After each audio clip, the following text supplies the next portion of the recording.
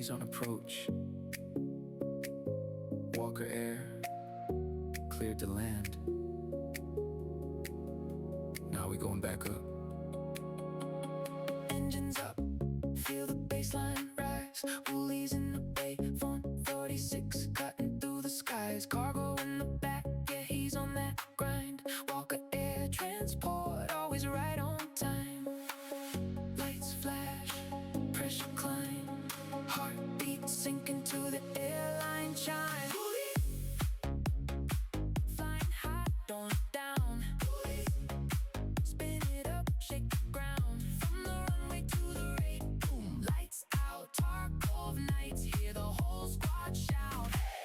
Pull the pin, wait too late. Respond, reload, yeah, we don't hesitate.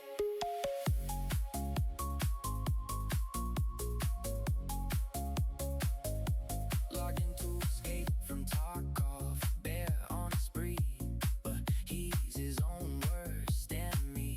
Cooking up grenades like it's part of the plan. Boom, back to stash, there goes the man. Laugh it off, cue again. Chaos mode is his best friend.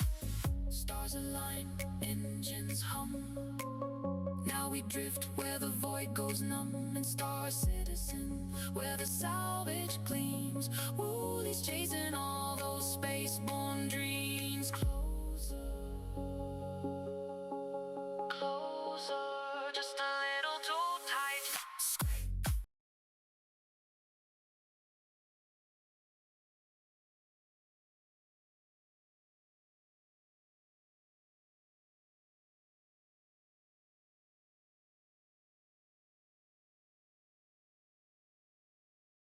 I'm sorry, Dave. I'm afraid I can't do that.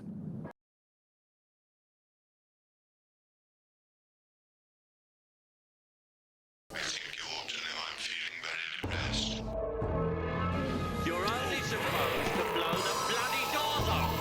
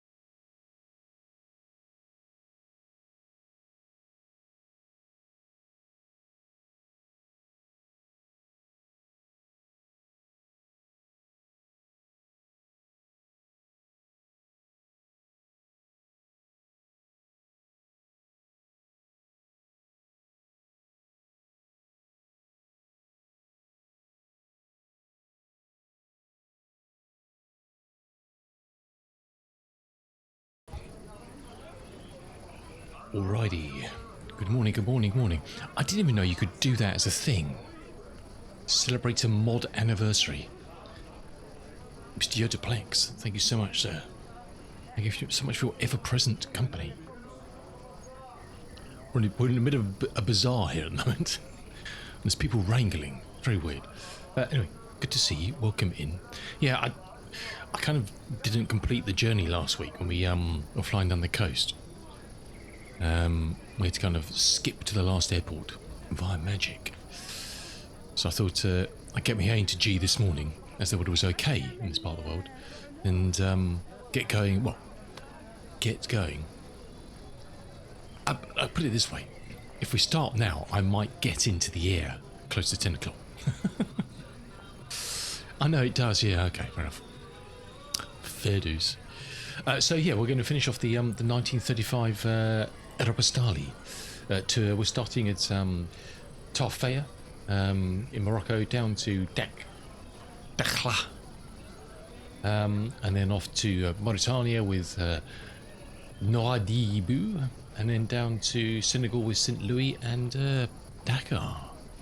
That's our kind of our flight plan, if you want to put it that way. Using these wonderful sceneries from Red Wing. So this is the scenery at Tarfaya 1935.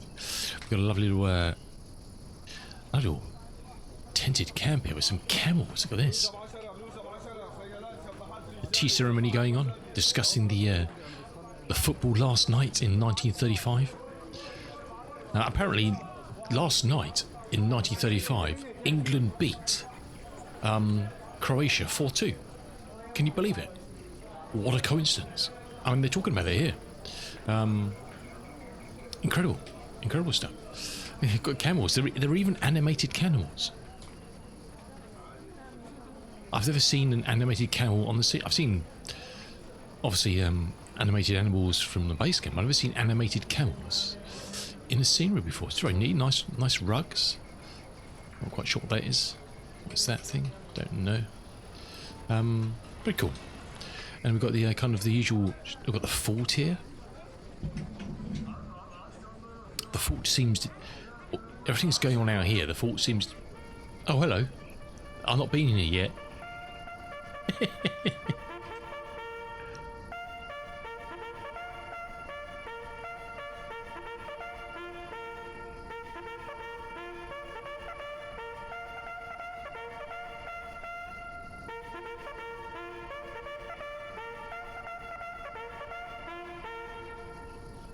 It's finished. Jolly good.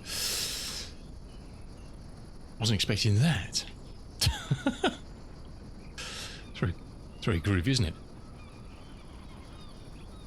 Very groovy. And then the actual, I guess, the airfield business down this way, with the usual deposit of vintage aircraft, including our beautiful Boeing 247D. Got a little Goliath, I think it's it back here. Some bits of maintenance going on. But thankfully, so far, no angry lady in a big hat. I think we left her. I think we saw her in. Trying to think. Probably the first stop in Africa. Yeah, I know Yota. I know. It finished in 1935, apparently. I enjoy the. I'm an England fan. I enjoy the. Oh, is that 1935's downtown Tarfaya down here? Looks like it could be. This is interesting. Now, I haven't. As with all these scenes we've looked at, I have no idea which parts are kind of. I presume this is part of the scenery. It's not. I've never seen anything like this with the default, so this must be part of the scenery as well. The village with its little port. That actually you see if you Google, you actually see that little. I don't know what it is. If you actually Google this town now, that thing's still there. That building out on the So whether this is part of default or I don't know. The ground's a very funny colour, I must say though.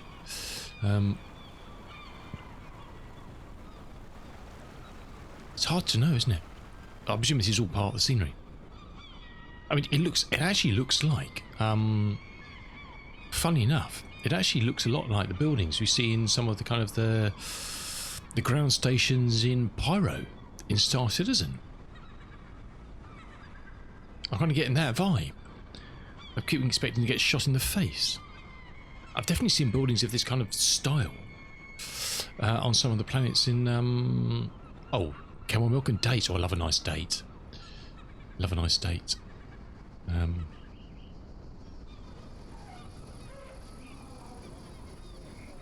There's all sorts of sounds hidden on these sceneries. You have to kind of reroute around. Call to prayer. You have to good old rummage. I mean, some of these larger sceneries, you really need to kind of stick your nose in all the doors just to kind of see what's going on. Not a lot, as it turns out.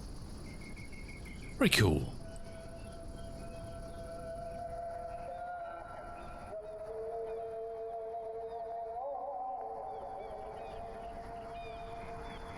Very atmospheric, isn't it?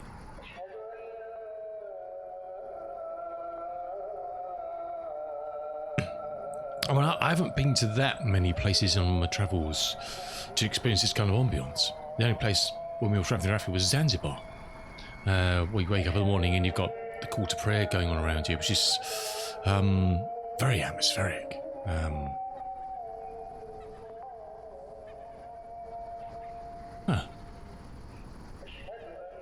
Again, nice work, Red Wing. Nice work, Red Wing.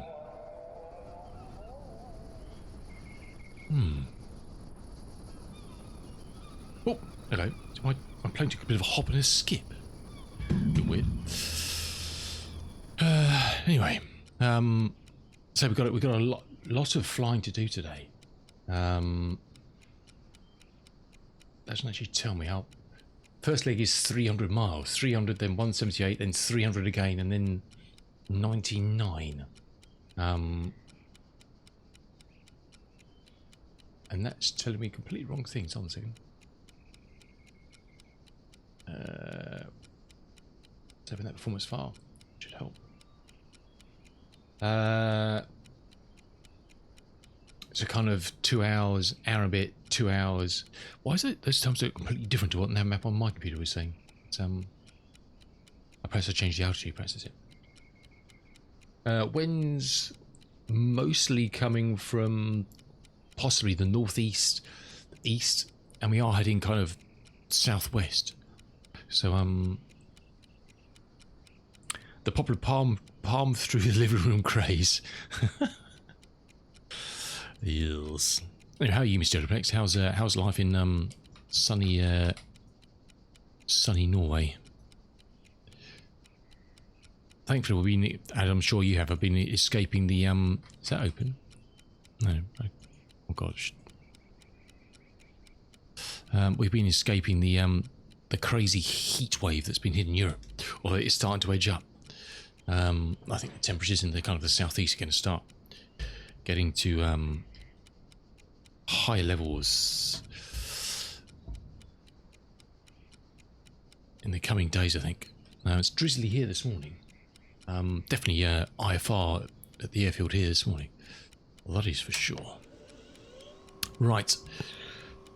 Let's see if we can get this old girl started up first time. Let's make sure everything, just trickle everything, make sure it settles down, because sometimes some of this stuff needs to be reset. It doesn't kind of remember.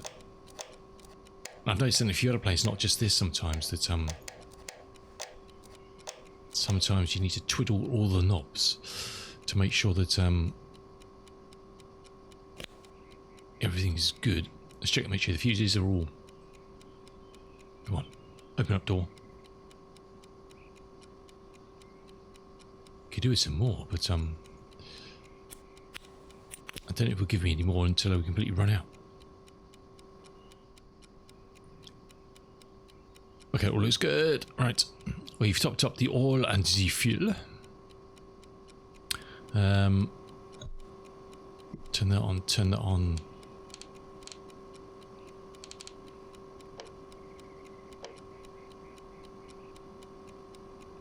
Alrighty, we're going to attempt start number 1.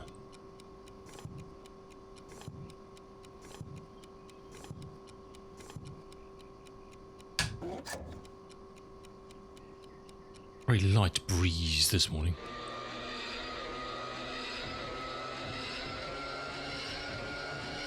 $25. Ooh.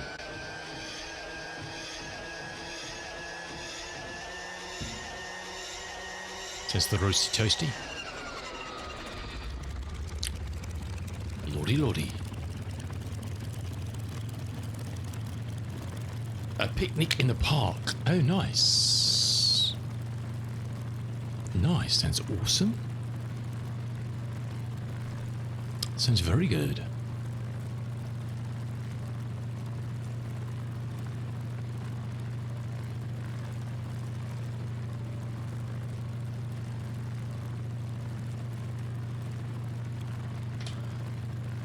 We should be. I mean, there is a cloud base, but it's pretty flat. We're going to be flying on the coast, so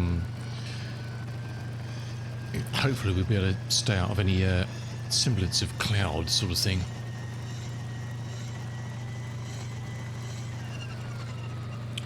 Oh, come on, really? It's always the left engine that never starts. Today it's going to be the bloody right one, isn't it?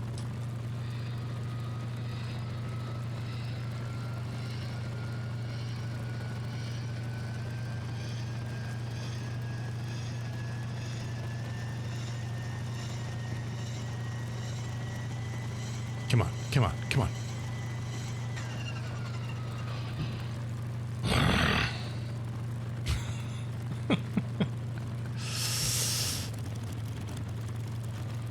Oh no, it started. Is it? No, it hasn't. I thought it started.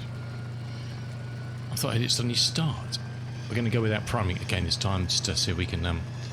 Oh, we're not getting any pressure. That's why. We're not getting any pressure on that side.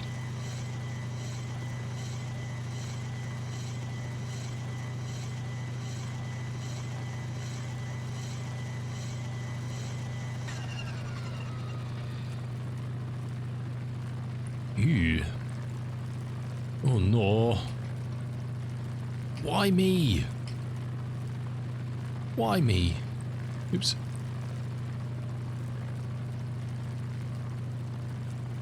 Yeah, we're not getting any pressure when we wobble the stick.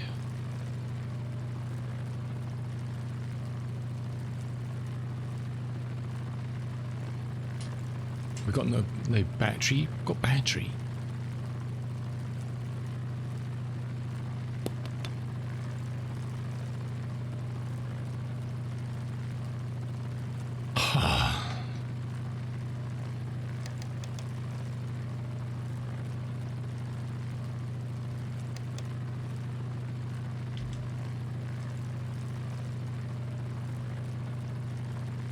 Yeah, we're not getting any pressure coming up.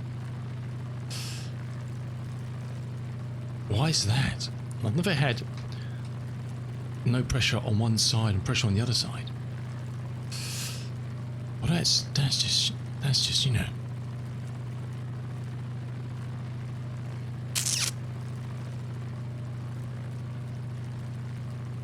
Oh shit. See, this is why I wanted to start early, so we don't spend 4 hours trying to sort this nonsense out.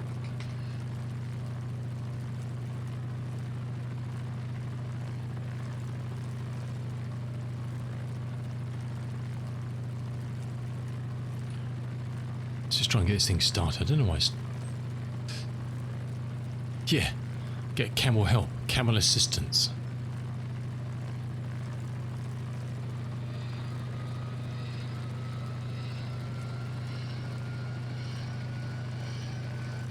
I just don't think it's going to work. I have just to restart the aircraft.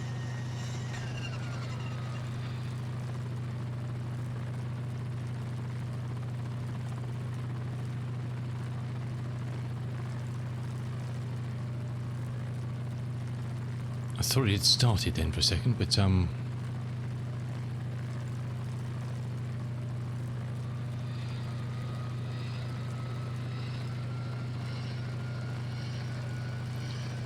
Unless that gauge just isn't working. Perhaps it's just the gauge isn't working or something.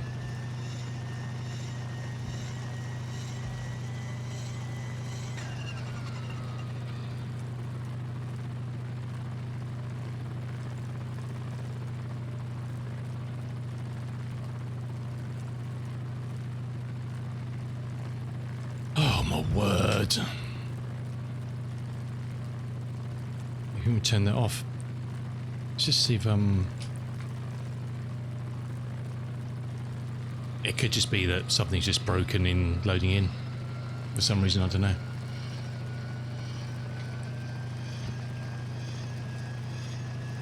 You really want to see this stuff close up?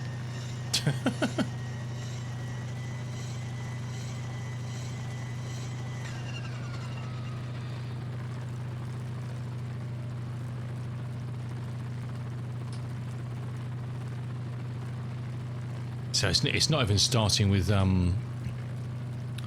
realistic engine.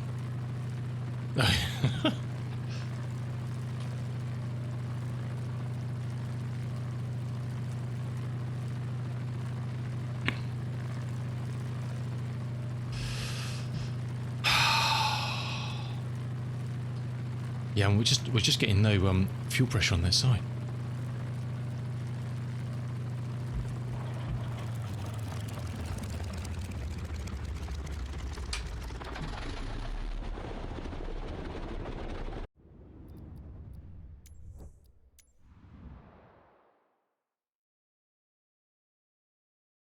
Never had that. I've never had no fuel pressure on one side before.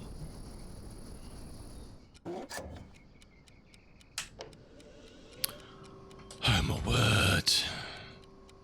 Come on, Jack. Sort it out, buddy.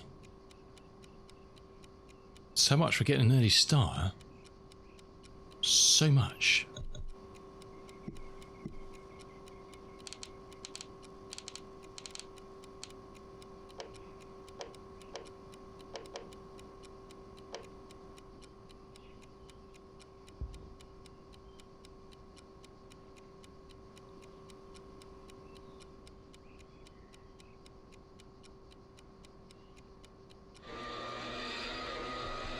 I'll try and start that one first.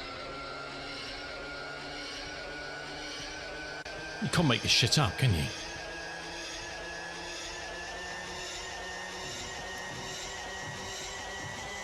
Now that's weird. Why are we getting...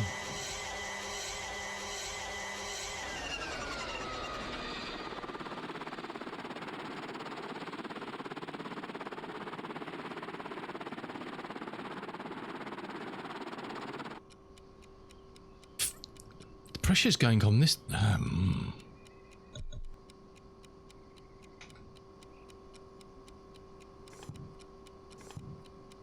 Sometimes I wonder why I bother, huh?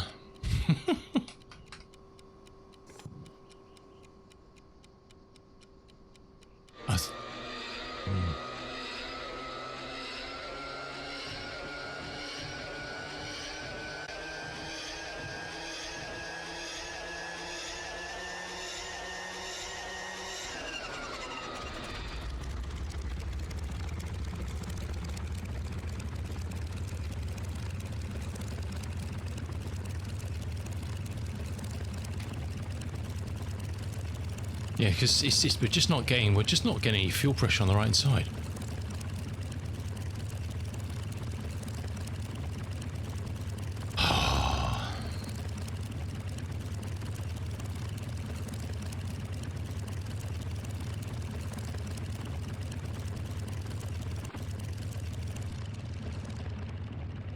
Is there a pigeon or something in there? What's going on? Tuck off.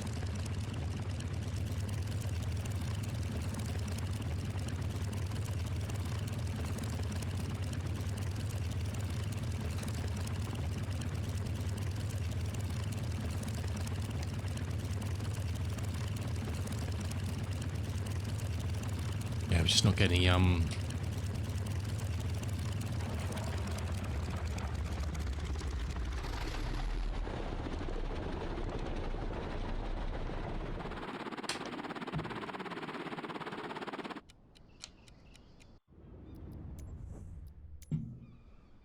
Well, that's half an hour of my early start gone.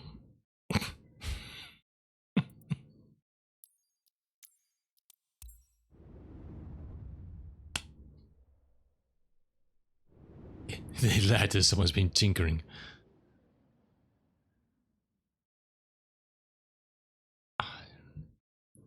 I despair.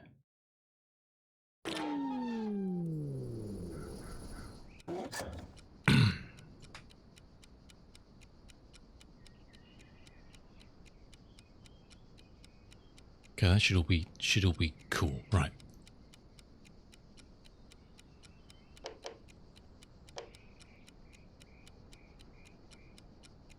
I think I just realised something. But we'll test the theory out.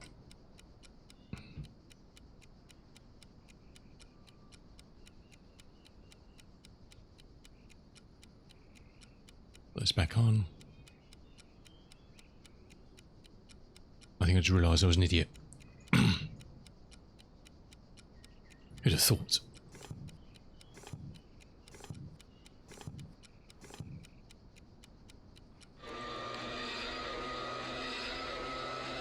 Hey, look, there we go. Because I'm an idiot. Don't worry. All good.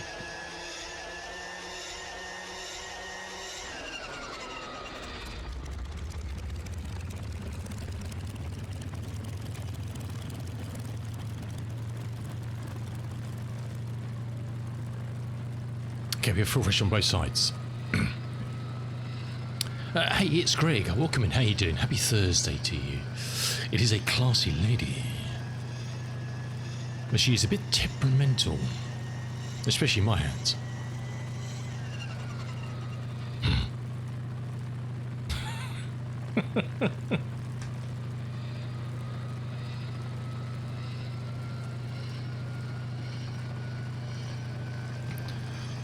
Well, please.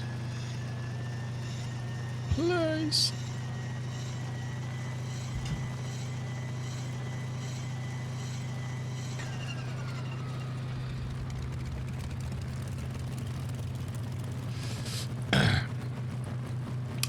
I'm taking off from Toffea, so I've been following the 1935's Aéropostale route from Toulouse down to Dakar. We started a couple of weeks ago, doing it on Thursdays. We did the Toulouse down to Malaga, then we've done Malaga down to where have we finished last week? Rabat? No. Where did we finish last week? Down to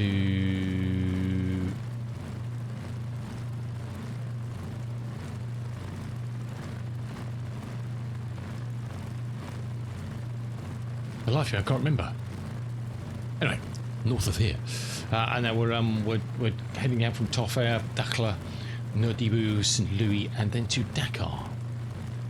Eventually, now we've got the engine started, and these are all lovely 1935 sceneries you can get from the marketplace. And you can do free trials. I've got them on free trials.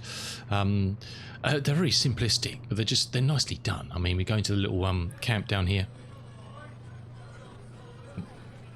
They're having a nice session of morning Moroccan coffee, talking about the football from last night, went into the fort, and we're doing we had the trumpets this morning. We had the trumpet playing to kind of welcome us in, and we gave them a good old salute. Weird. And if we quickly romp over to the village here, the town, I wonder if we still get the morning call. Let's have a listen. If you go into the marketplace and just type in 1935. I wonder if it's a time-based thing, Yota. We're not even getting the call to prayer anymore. I wonder if it's a time-based thing. that's even cleverer. If it's a time-based thing in the scenery. Huh.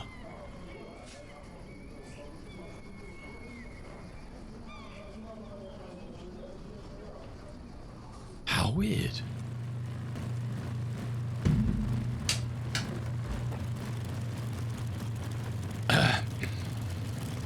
Well, it could just be broken, but you obviously got the hangar, and you got a few lovely old planes. But yeah, if you go into the marketplace and type in 1935 into the search, you'll see them all. There's other ones. There's some other airfields like Croydon and some in Germany and stuff. But you'll see. Let me share this with you. I think if you go into Red Wings simulations websites, do they list them all as well? I'm not sure if you can buy them externally. You probably can, but you can definitely free trial them in the marketplace in 24.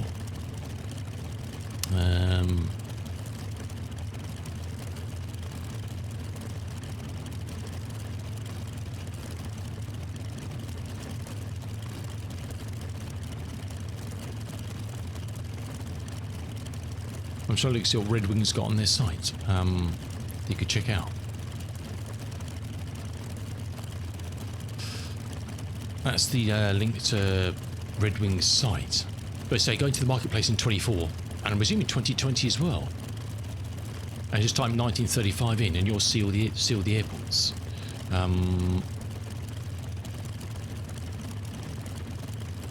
Because I don't think they list all of these on their websites.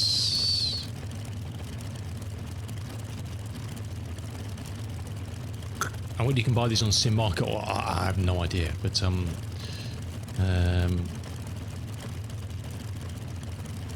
what I can share with you, so you get an idea of if I can find it. Can I find it? We need to get going.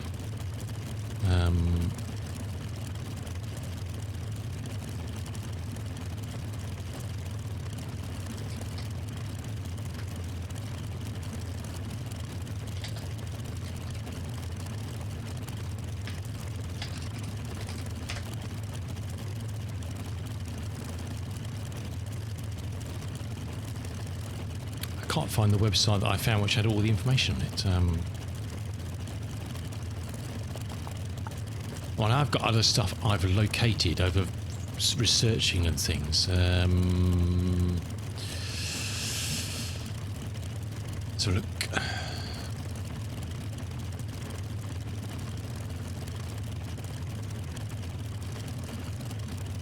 So this is the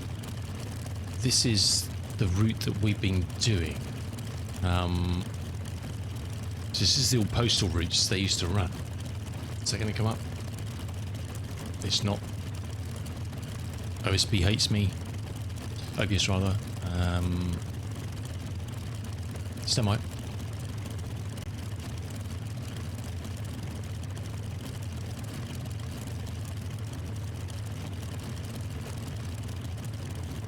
Always seems to forget your damn device. Yeah, so this is what we've been doing. So we've been flying the old route from Toulouse down the coast of Spain, and then Tangier, Rabat, Casablanca, Agadir. That's where we ended up last week. Agadir. And now we're heading all the way down to Dakar, and then the post would have gone across on a boat and continued down the other way. So yeah, Google Aéropostale.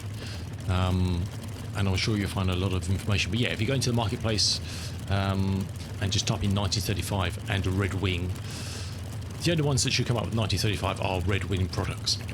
And I say all the ones going down from Toulouse do have a day's free trial, so you can try them out for a day, which is awesome.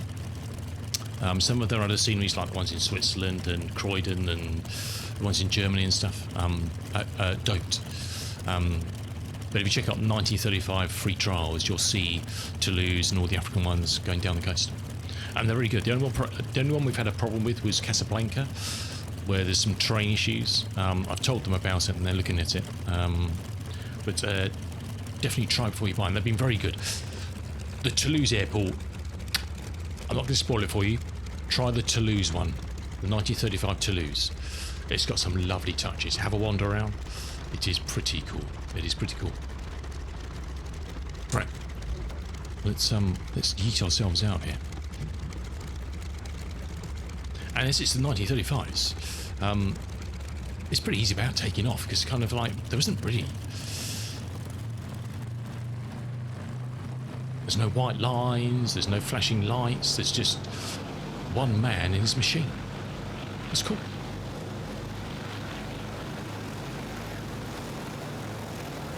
What the hell was that? There was an ox skull on the ground. Did you see that?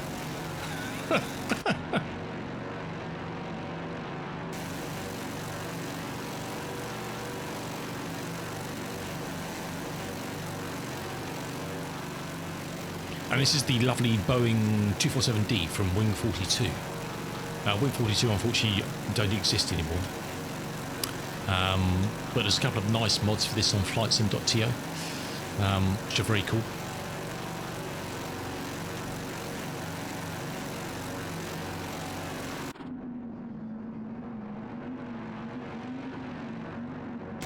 Is my gear actually up? No, it's not.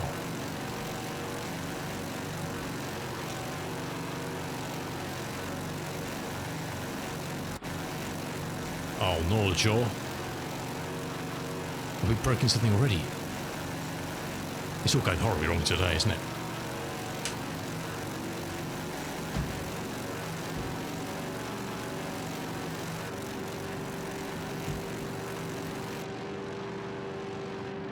Let's do that. Might be hear something now. I think I heard the gear come up that time. Let's check it out. Okay, cool. Right, let's get ourselves sorted out for some cruise. I'm not going to climb much harder than this, so we sort this temperamental old girl out.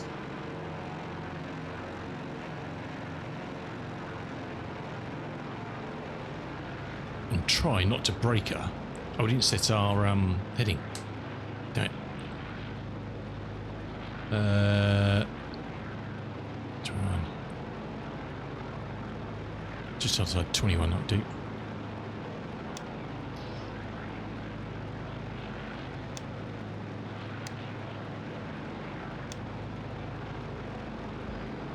Cool. We'll lean her out. She likes a good old leaning.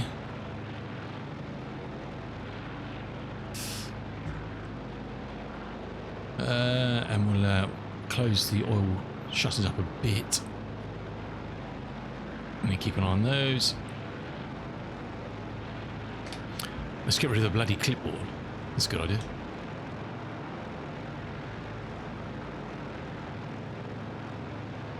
Alright, we're off. So this is about... I didn't actually stick the airports in. So that was Golf Mike Juliet Yankee. We just left. Let me update the thing in the chat bot in the background here and try not to crash the plane. So I've got to do that. We've rushed this morning. Route edit.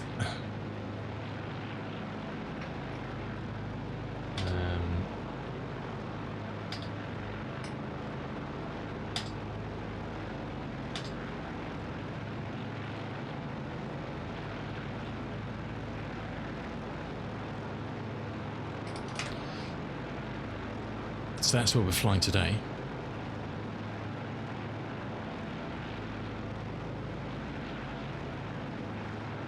And we'll just follow the coast down, really.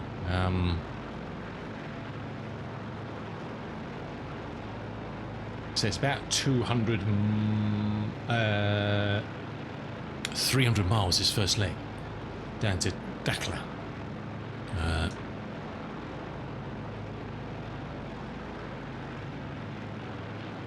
It's got quite cold up here, isn't it? So I was looking at the wrong thing. Oh, it's not too bad, actually.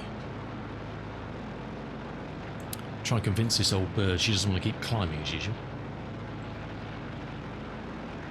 Oil temps are still a little bit low, aren't they? Let's drag those up a little bit.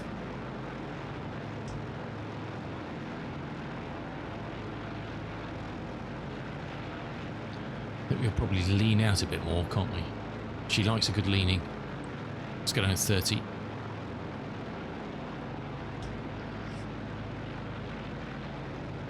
Awesome, we're on our way. Nice, nice, nice. Anyway, welcome. Good to see you on a Thursday. Bit of an early start. We don't normally start until, well, 15 minutes from now. But, so we've got a lot of flying to get down to Dakar today. I'm determined to get down. I mean, we've lost 40 minutes, as always, trying to get this thing started. If you want this aircraft, you can buy it from Sim Market still. Boeing 247D from Wing 42.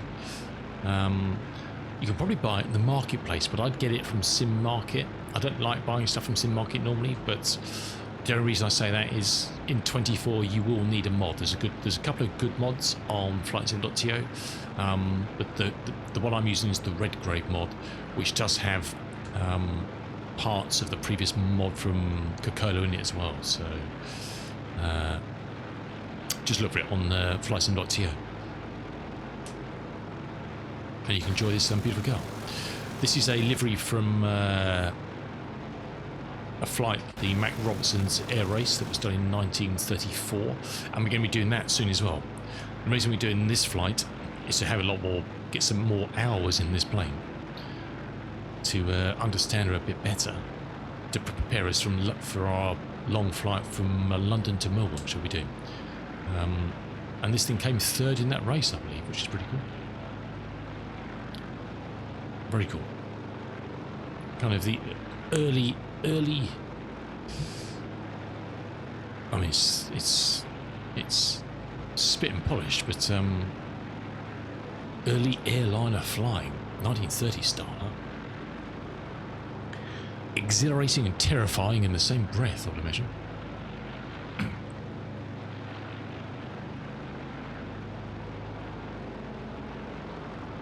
Alrighty, pressures about 70 marks, which is okay. Oil temps are still quite low. I'd like them to come up a little bit, really.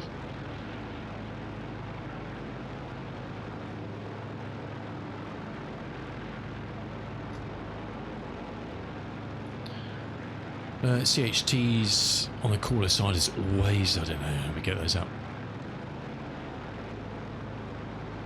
And we should be good. We should be good.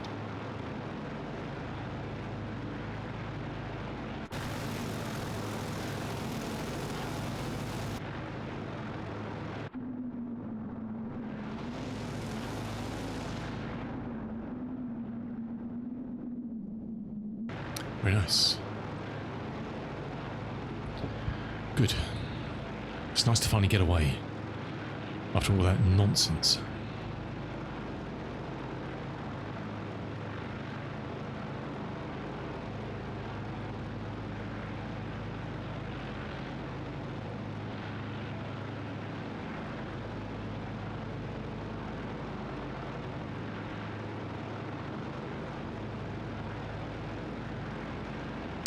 So cloud base is kind of around the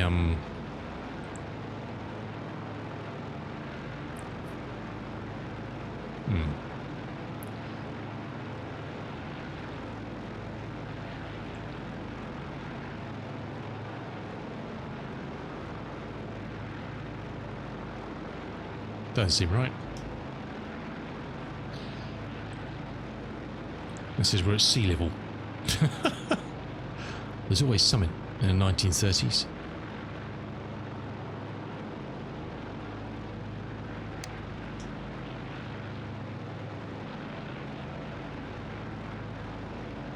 We're definitely not at sea level, I can tell that because I'm not in the sea.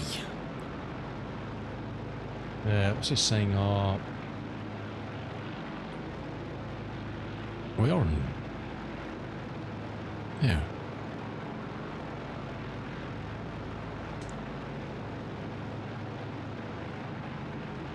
Uh, 3012.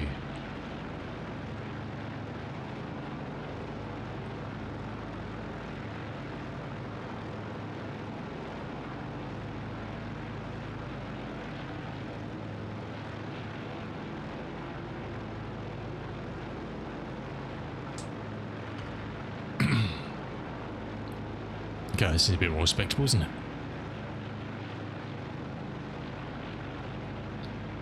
Respectable. Good, good. No, I don't know. It'd be nice to try these out again. Have a quick look to see if there's any. I don't think there are any radio range. There's none down this way, is there? The last ones were a bit further up, so we don't even have radio range. We could even try again for navigation. See if we get that work. There's none down this way, which is a bit of a shame. There's some going down Liberia. There's a couple down the Ivory Coast, but there's nothing here, unfortunately. So we got to try that out. Never mind. Never mind.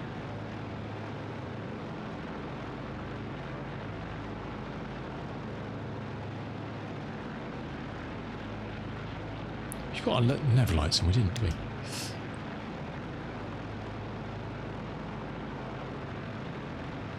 Now, hopefully, we won't have that weird problem we had last week, where we the engines were doing something very peculiar.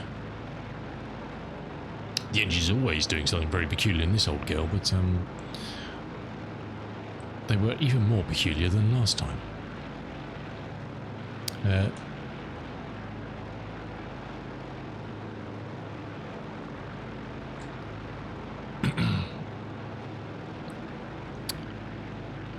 Righty. Is that shut, isn't it?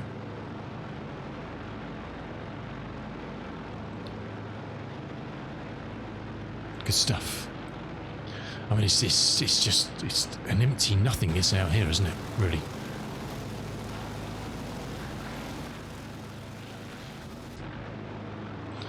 An empty nothingness.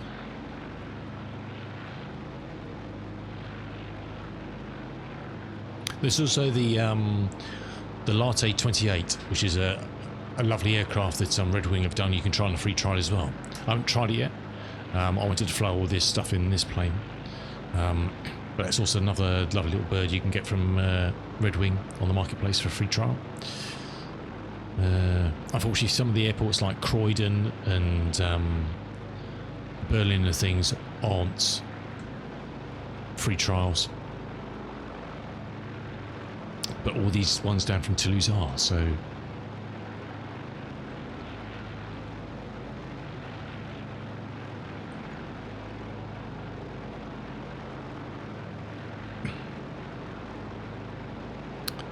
I'm trying to see if I've got a what's this one here?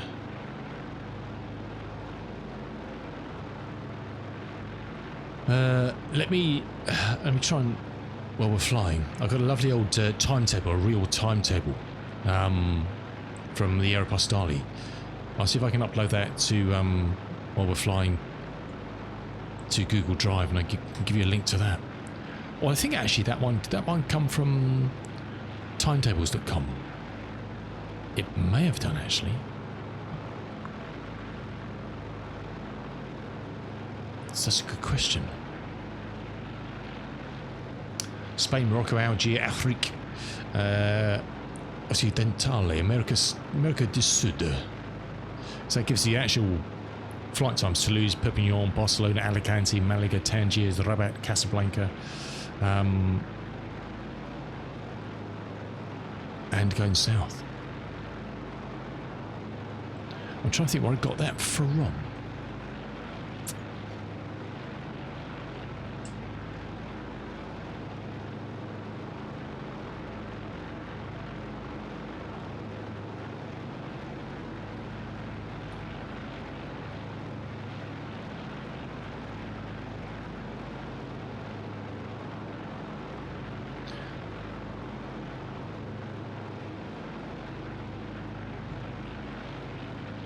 Okay, kind of we want between kind of 100 and 104 and 160, so that looks good at the moment.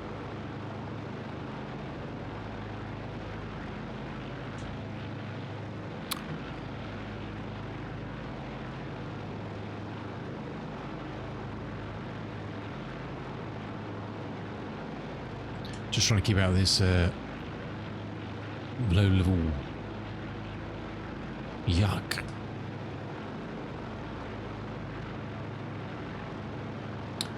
Low-level yuck.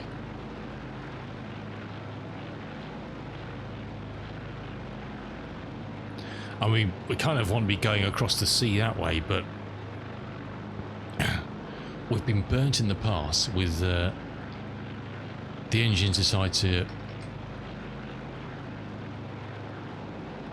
Oh, that doesn't bode well. Otto's tools telling me I've only got 22 pounds of oil left in both sides. What the hell? How? Oh shit, we're out of oil already. Oh my... the hell? How can we be out of oil already?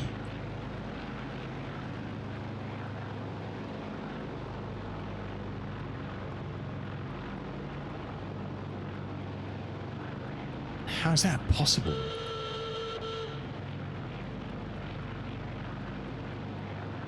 We're going to have to make an emergency landing here.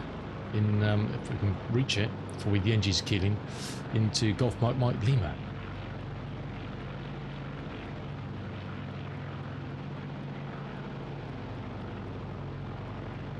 How far away is that possibly? There's a VRR there, which doesn't help as much.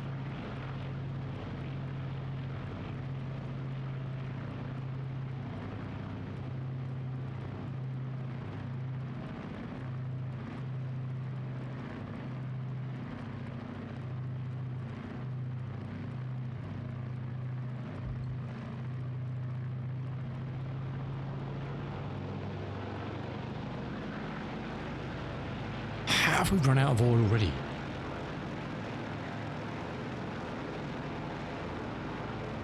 Everything's been by the book.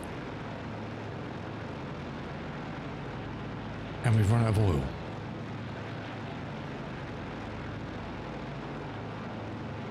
Go figure, huh?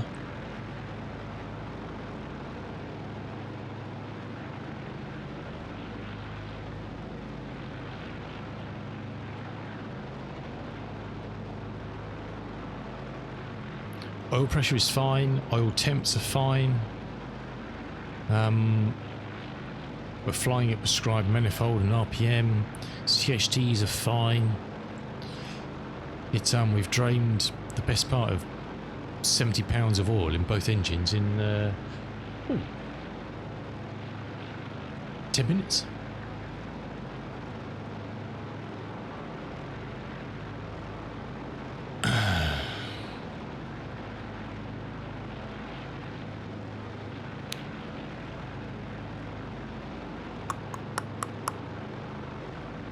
Marvellous.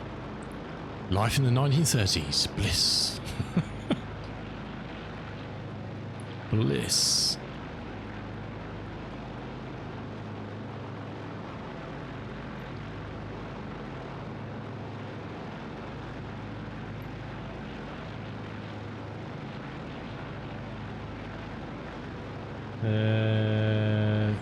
Okay. I'm going to try and find... It should be fairly obvious where this airport is because there's nothing else out here. There, Craig. In a grooming goose, is that right? That's what it says there, but I wouldn't necessarily trust that.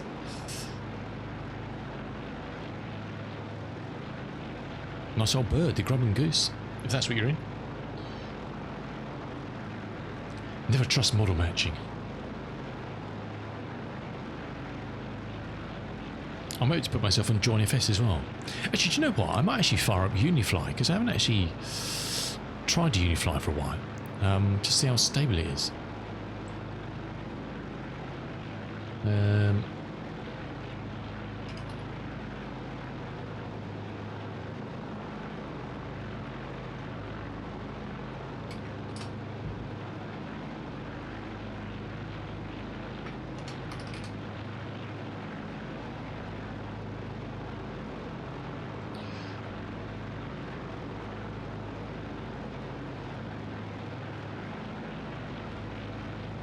Right, let's see if we can find this damn airport before the engines bail on us.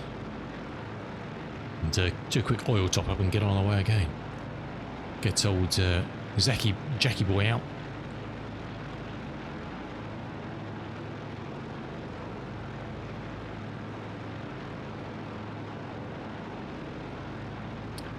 Are you in the Boeing? Are you in this? Why does it say...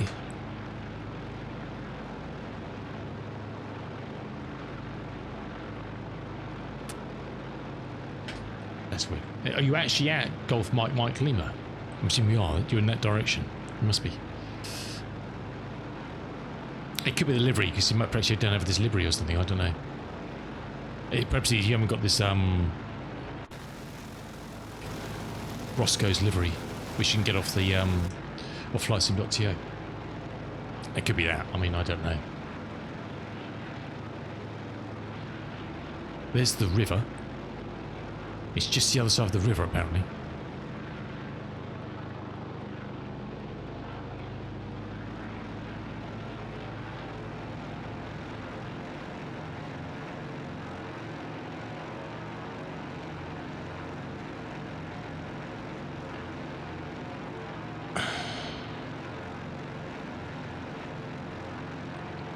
Could very well be it there. So this is just a default Sobo jobby, so non-1935.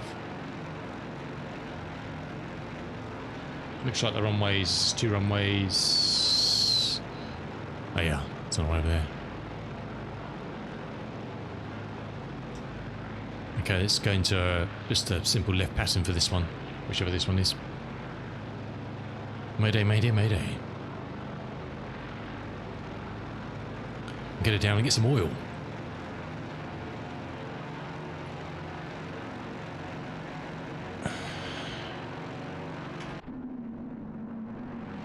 Well, the engines haven't bailed yet, so...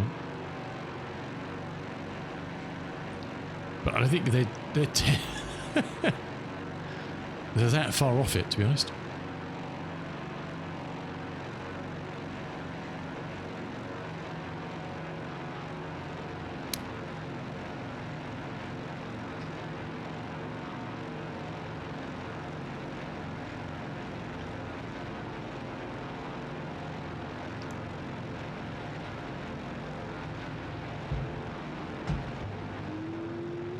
Gear coming down. Mixtures props.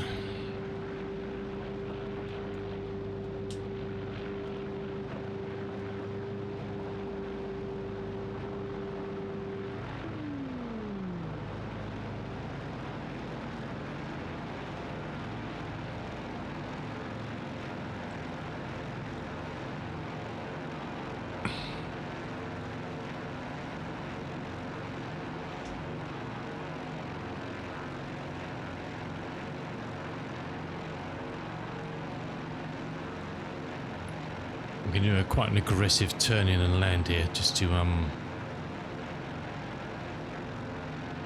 get us down before the engines fail, I think.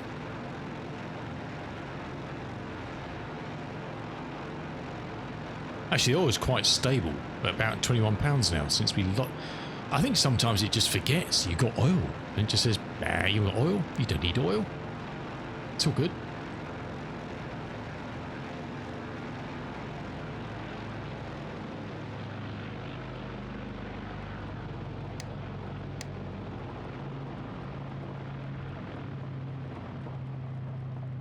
Righty, gear is down.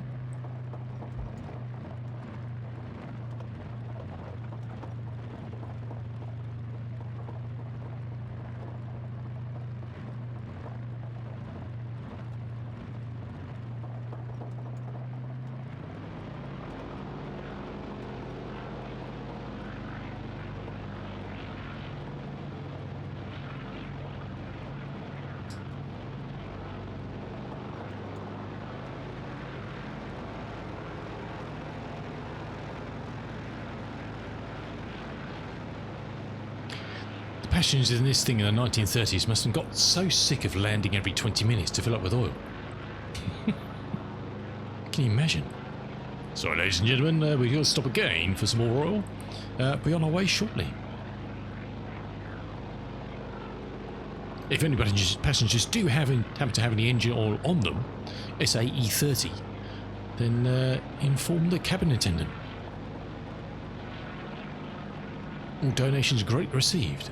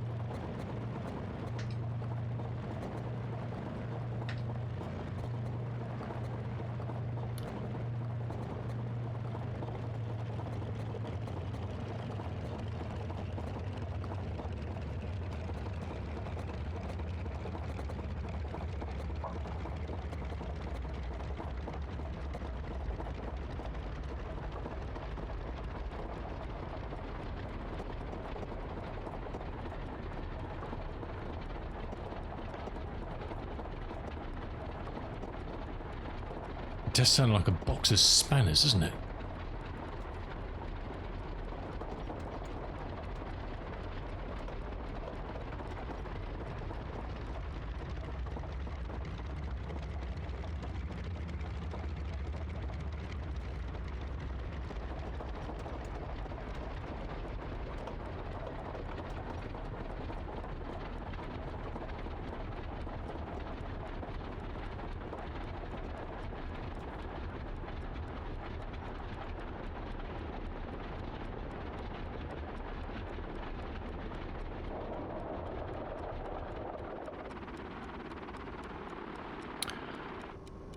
Oh, lordy, Jack.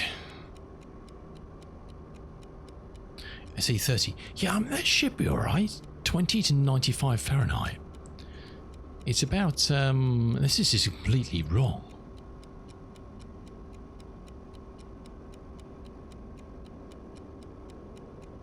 What's nav map saying temperature is here? 72 Fahrenheit. Yeah, so that's right. And we're going to lose a little bit, so we're still going to be in this range. So, yeah, I don't know.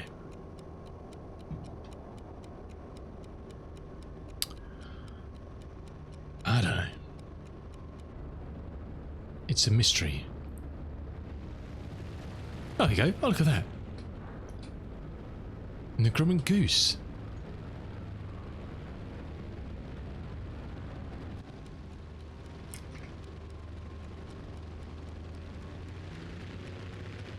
Lovely, look at that. Is that just the, is that, I'm confused, is that what you're actually in? Or is it just the game creating an illusion of a... You never know. It's so hard to know. You're actually in that, okay, cool. I assumed you were, but you just never know with model matching in the game. Lovely old bird. The Albatross is awesome as well. Have you tried the Albatross? The default Albatross is very, very good. Look at that thing. Nice, lovely work, Greg. Yes, oil, please, Jack. Plenty of it, son.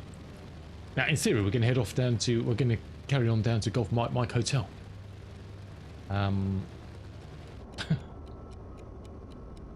That's the plan, anyway. Uh-oh. Oh no, Greg. Oh no, Greg.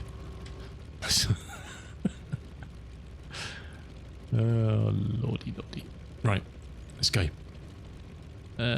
Yes. Now, do we need to prime these? I don't know. Let's give them 3.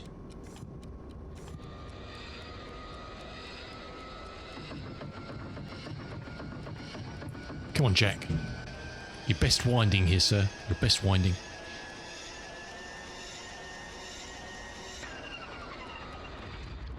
Nicely wound, sir. Nicely wound.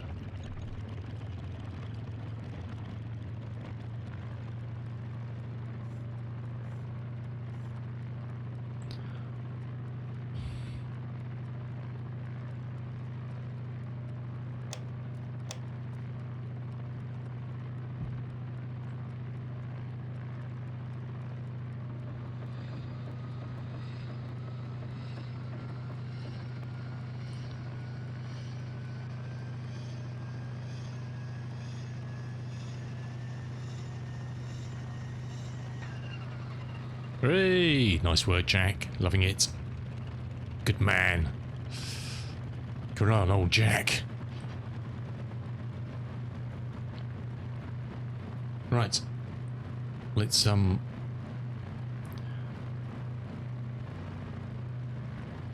let these warm up a little bit.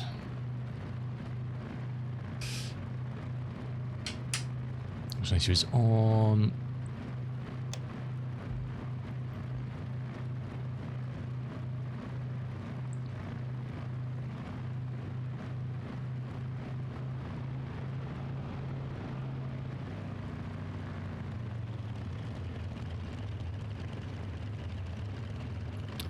Okay, the Otto app is saying we have £86 in each side.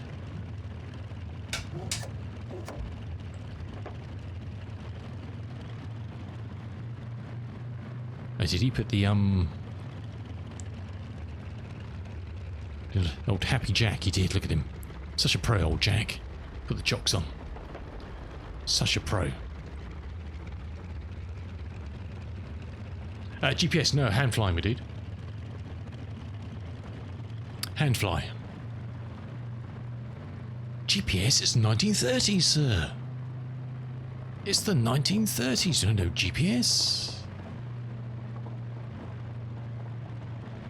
We've got nothing. We don't even have any radio range beacons down there we can use.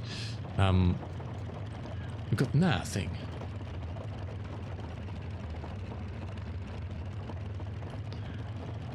Our wits and abilities. So that's why we're stuck here, basically. It's because we have no abilities and not a lot of wit either. We're going to pretend this is a 1930s airfield and we're just going to go because this airfield doesn't exist in the 1930s. So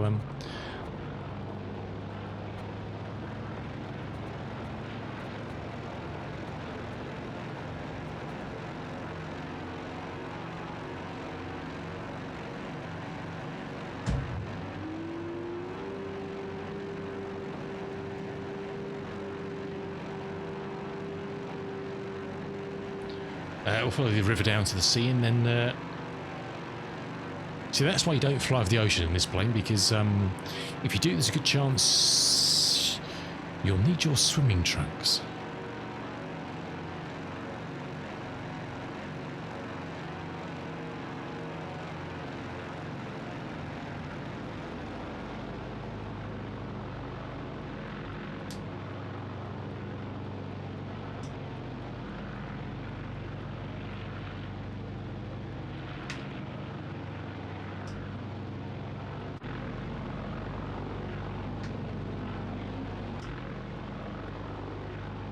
Looks like the cloud's getting a bit more desperate, isn't it?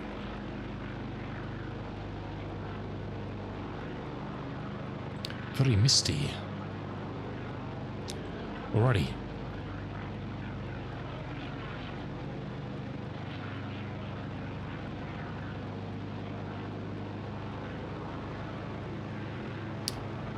It's typical old misty mornings in Africa. And we had some shit weather when we were flying down through Spain. It was like this coming down through Spain when we did the first leg. Toulouse down to Alicante, Malaga. It was very closed in with broken skies. So I remain hopeful.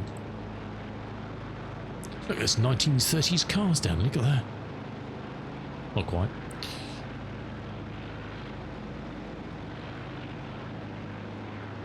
It is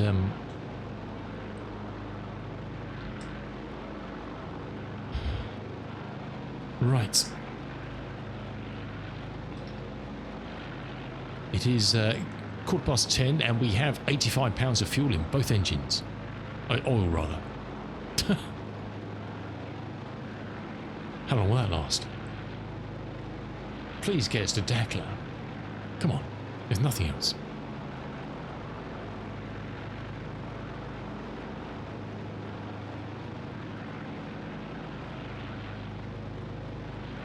How much further have we got to go?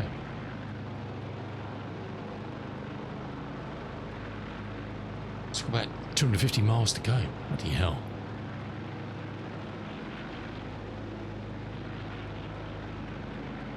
Pressure and temps. We're going to keep the temps lower this time rather than pushing them a bit. And just see where it settles us down. We'll shut this up a little bit.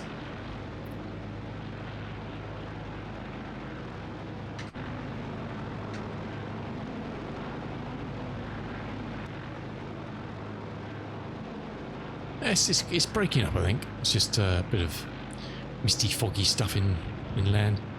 I'm sure it'll be fine.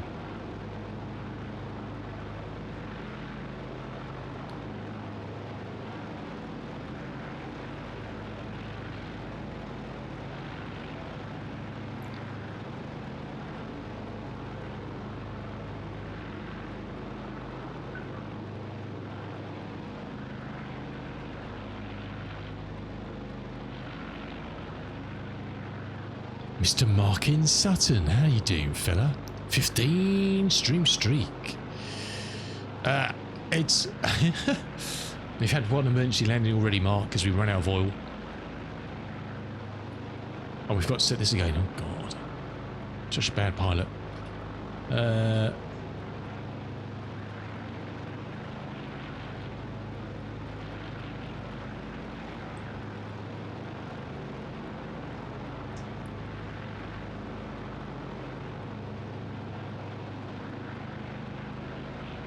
Hey, it was careless by the engines, not by me. They're the ones who are burning and leaking it.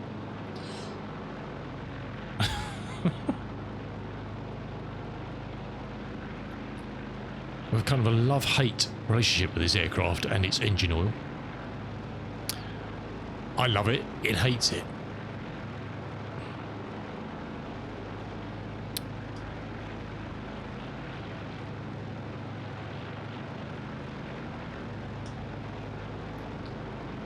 No, it was definitely in. There was oil. Trust me. I'm pretty sure there was oil.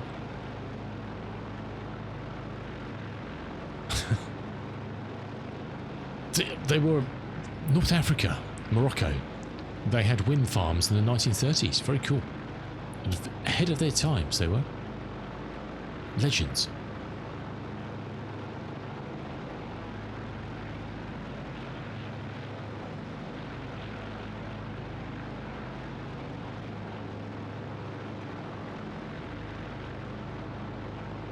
Righty.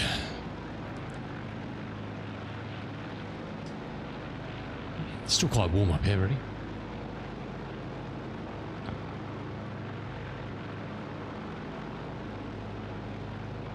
Look, quite.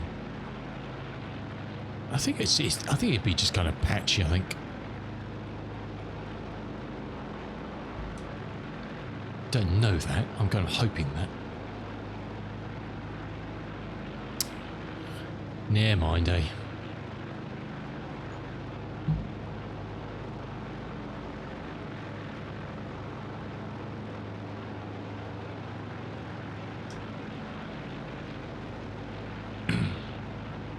Did we put the gear to the neutral? We didn't. Oh God.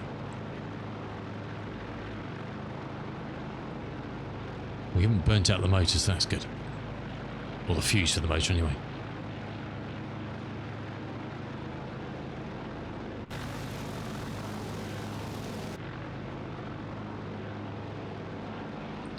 There you go, it's a beautiful sunny day now. Lovely. Very nice. There's Greg in the goose, look at that. Thundering along. I'm not so sure about all the black smoke coming out of the Boeing though. That's not good. That's when we're all burning up.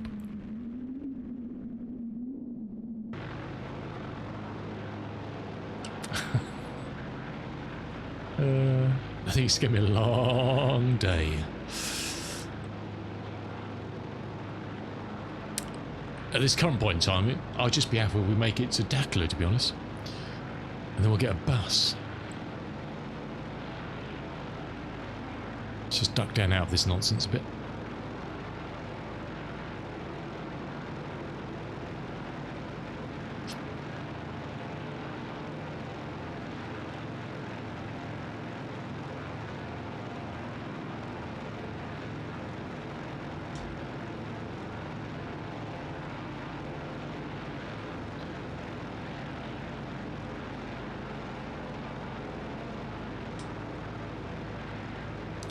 still haven't finished my tea from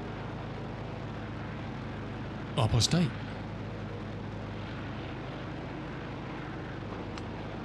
Which is decidedly cold by now. Yum.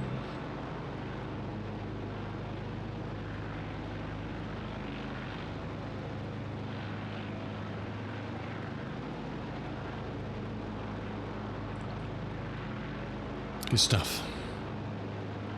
Right, fingers crossed, huh? Fingers crossed. Yeah, well, I was hoping to be our first destination by kind of 11 o'clock. We get some coffee, Mark, but well, we have actually been to our first destination. It just wasn't the right place. It was an unofficial stop to get some oil, which at the time seemed a lot more important than coffee, to be honest. So we'll see.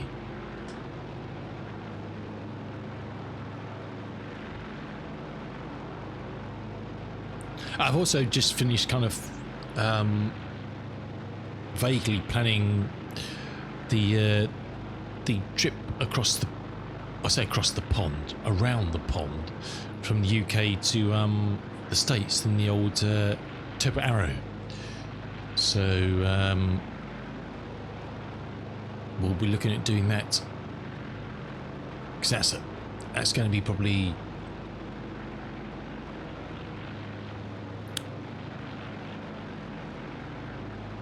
five longish flights,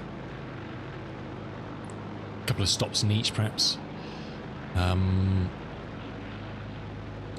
Look, the big one is to do this from London down to Melbourne. And at this point in time, I just don't know how, apart from turning off the realistic engine stuff, going to do that. It just seems too fragile. But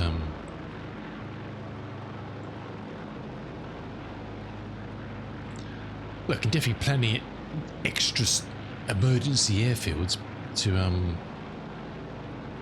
get oil if we need it. But it's kind of not really the idea or the ideal.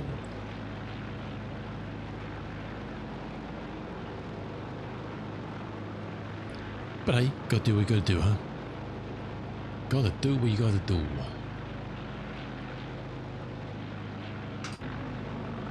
There's the old Grim and Goose holding station. I guess the good news is if we do have to ditch in the sea, Greg can land next to us and carry us to safety. There's a plan. Always take a backup goose with you when you're flying in the Boeing. Take a backup goose.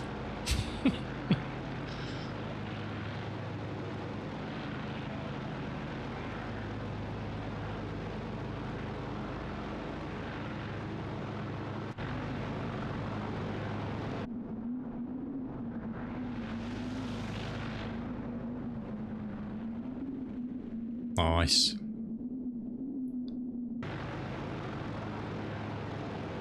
Just trying to duck out of this stuff again.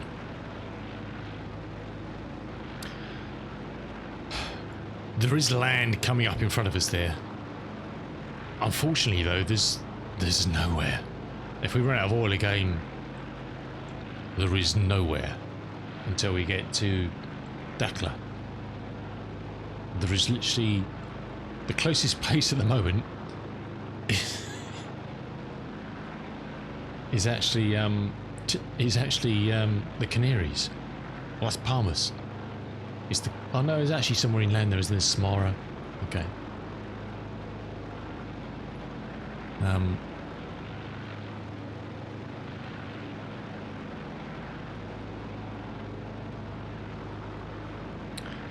Not in an area where there's a lot of airfields, to be honest.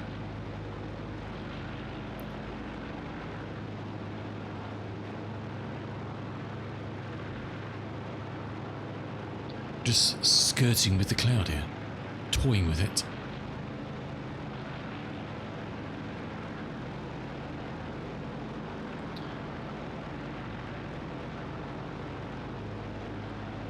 There's got to be a good happy medium of oil temperature.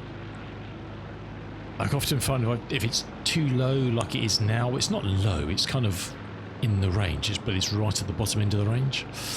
I run out of oil. If it's too hot, definitely run out of oil. But we seem to be okay at the moment. So yeah, I don't know. I think it just decides when it's going to run out of oil. It just run out of oil. Or it's at all kind of based on any sort of logic or anything. I don't know. Look at that, lovely. Nice. We'll just pluff through these clouds at the moment, I think. This thing just wants to climb all the time. It's crazy. Always trimming it out, but it just wants to climb.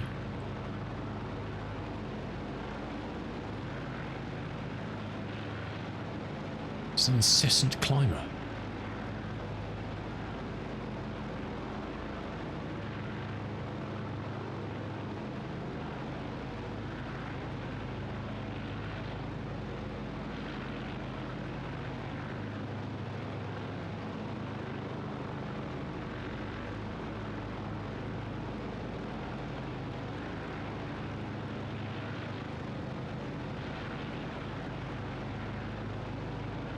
Until it doesn't want to climb.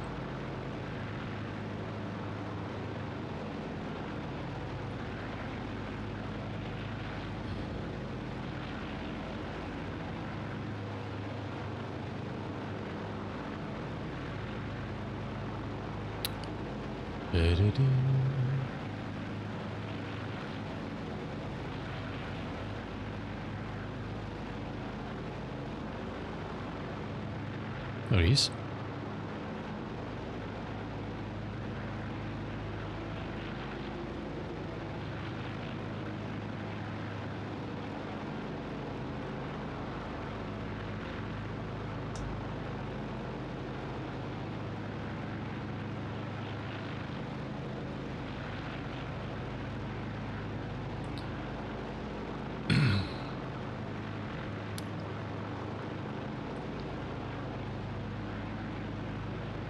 Kaput, welcome in.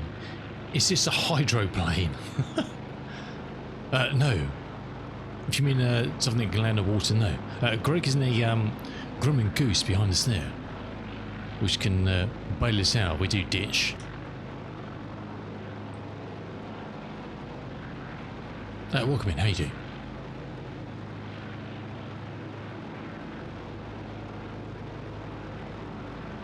Lovely coastline, isn't it? Crikey. Deserted. Deserted. Stunning. Beautiful colours. We'll try and straight line it across a bit of this land, just to, rather than following the coast around, just to take the shortest line.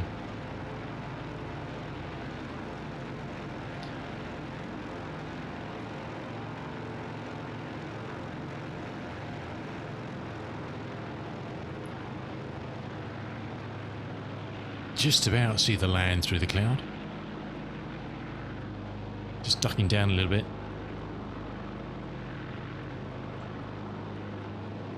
That's better. Oh, it's actually disappeared, isn't it? It's actually gone completely.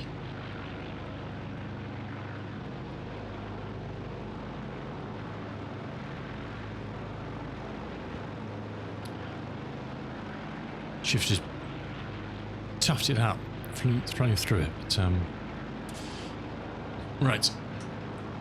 Yeah, so we kind of head. I kind of want to be heading 215, 216.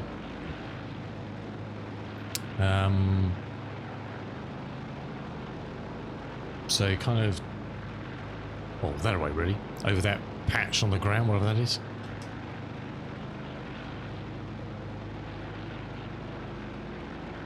Probably still patch between that and what's that patch? The bigger patch. What's that take us to?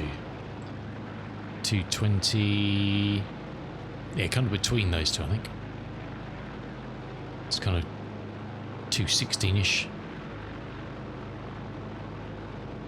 Cool. RMB Chiang Kai-shek, the leader of the Chinese Republic, make a quote about it.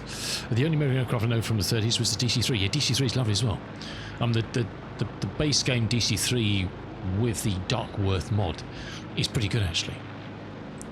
Yeah, this is the Boeing 247D from Wing 42,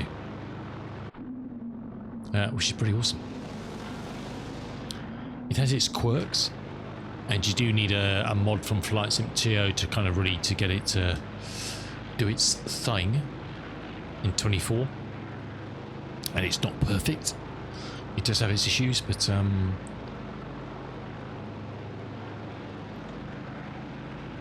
it's a lot. I just love it since I bought this plane a few weeks ago. It's probably one of my most flown planes now, apart from obviously time I'm spending in the Connie.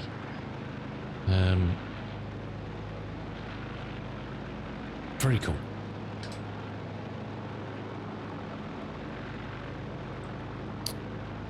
Very cool indeed.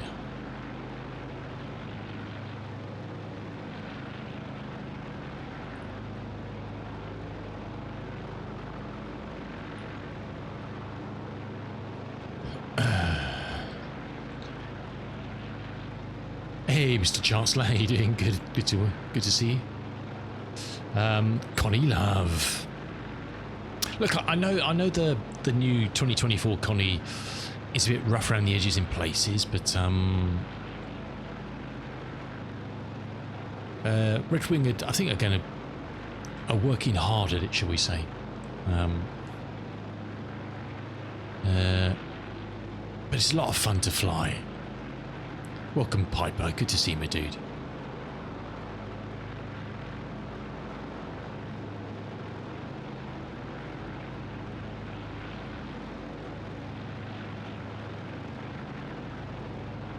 Developing these things is not an easy life, that's for sure.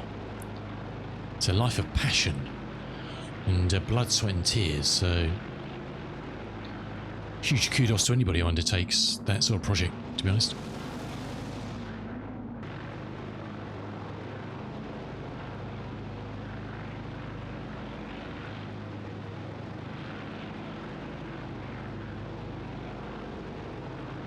Interesting little spots. Now, one of these are kind of, well, they don't look like, well, they could be salt pans, but we are kind of in the middle of nowhere, to be honest. What project is this? What, this plane? Or what I was talking about? This is the Wing 42 Boeing 247D. I was talking about the Connie, the Red Wing Connie, the new 2024 Connie.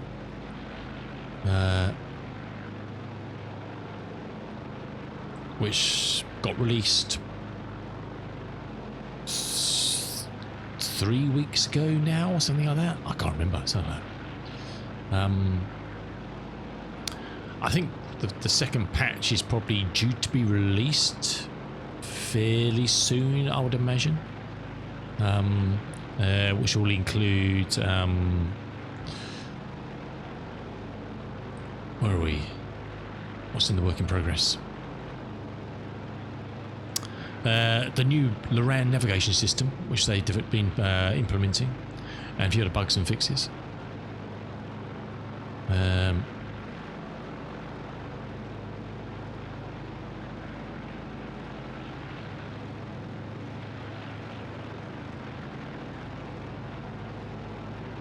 So we're veering off course again. There is a C47. It's one of the. I think it was one of the famous flyers or local legends. I think. So you can buy that in 2020. I don't know the state of it, although I believe it's on the list for AAU5. No, I think. Oh, me too. Yeah, I love GA. I do a lot of GA flying, Chancellor.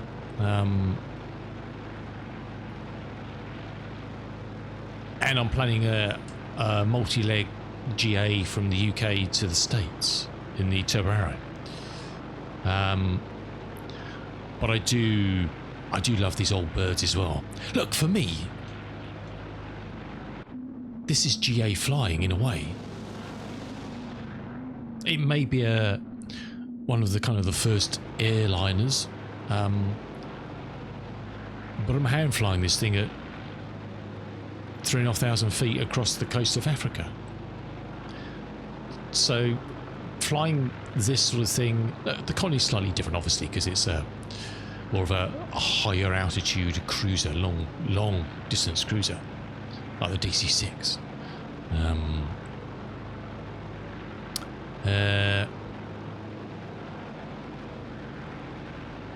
But even when I fly things like the 146 or the Fokker F-28, I very rarely use them other than doing VOR to VOR.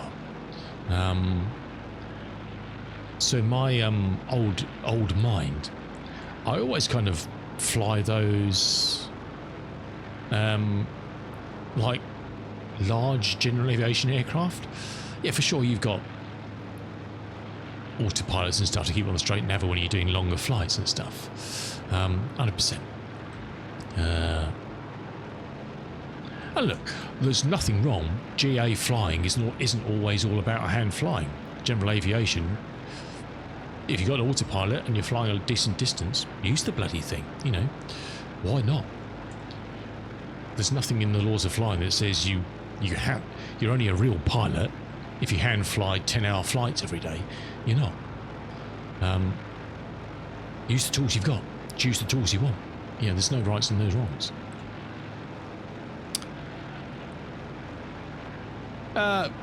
Instruments and visual. It depends what I'm doing. But look, I have done longer flights in the Arrows, which we've hand flown, and others we've just done basic VOR to VOR navigation. You know, and Zim and I have flown the whole length and breadth of South America to North America, from Ushuaia all the way up to the north coast of Alaska in the Arrows 3, doing VOR to VOR. So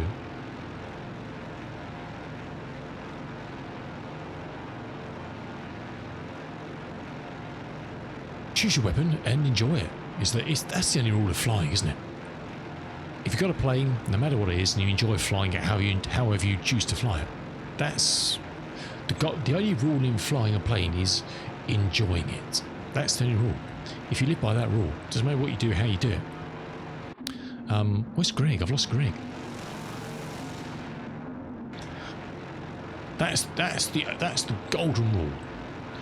Enjoy what you're doing. And if someone says you're doing it wrong, tell them to go and tell them they're doing it wrong. Doesn't matter.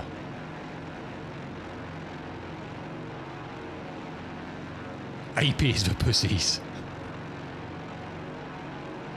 You got a Moser. Oh, lovely dude. Very nice. Very nice. Very jealous. Oh, we're choosing to hand fly this at the moment is because we don't have any navigation and this doesn't have an autopilot. Have we managed to oops, I've been leaning on the manifold, that's why. I've been chatting and leaning on the manifold.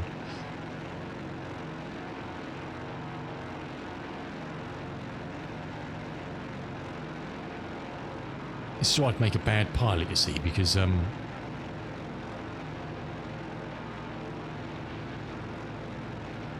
we forgot what we're supposed to be doing.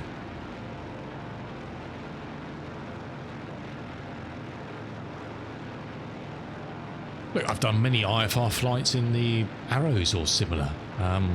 You know, using the tools I've got there, the TDS GTN 750, the GTN XI, and it's a lot of fun. Depends what you're doing.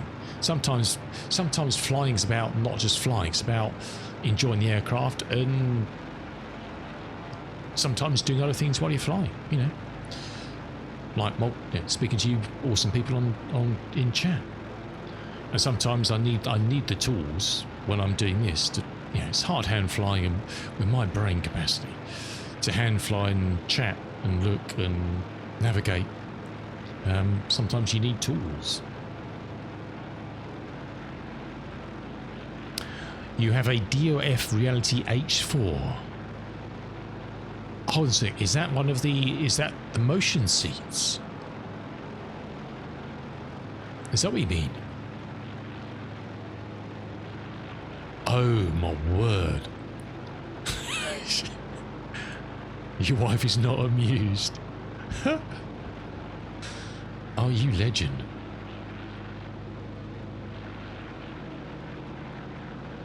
Stand by caller.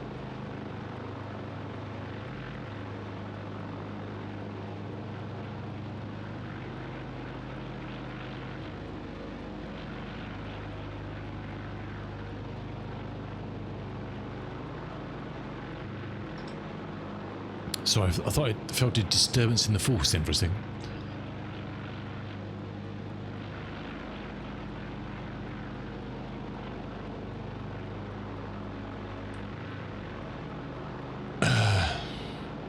I think we're all right.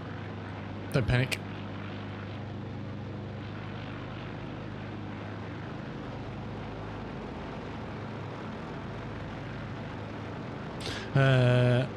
Not sure if this is a common aircraft, but it's the FI-156 Storch. The name rings a bell.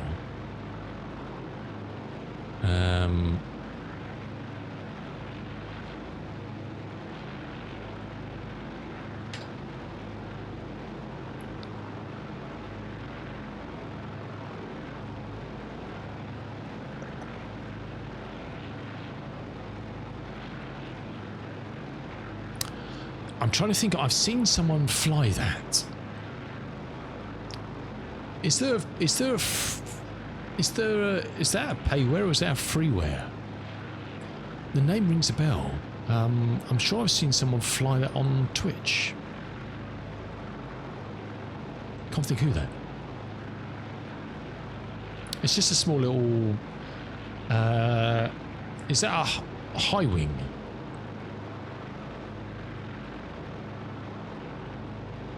It's beautiful. Look at this.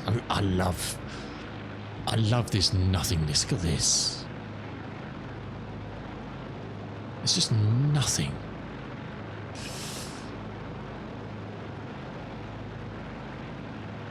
I don't drink, don't smoke, flights your passion. Yeah, hey.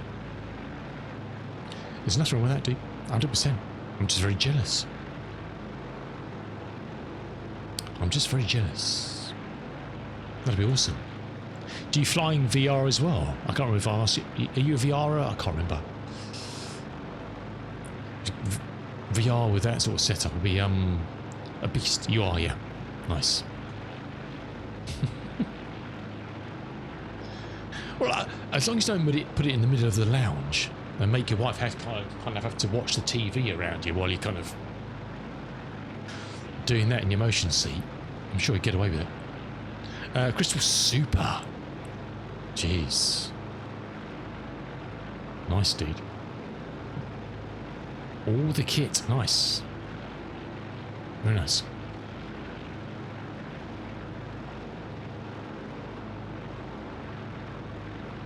Very cool. And perfect for doing GA stuff. Jeez, yeah. Look, I know Cool Dog flies a lot of only does VR in Flight Sim. Our friend of the stream, Cool Dog, will probably be in later. And flies all sorts, you know, in career mode, airliners, whatever.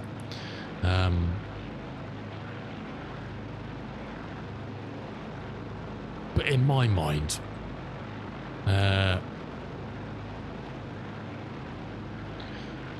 the one place where you really need VR is flying this sort of thing, or general aviation, because you need to be looking around all the time. You know, I don't have a head tracker. I've got a VR headset, But you know, you look at this stuff a tiny percent of the time compared to, you know, checking around. I know it's not quite real life and there's nothing to crash into in the air.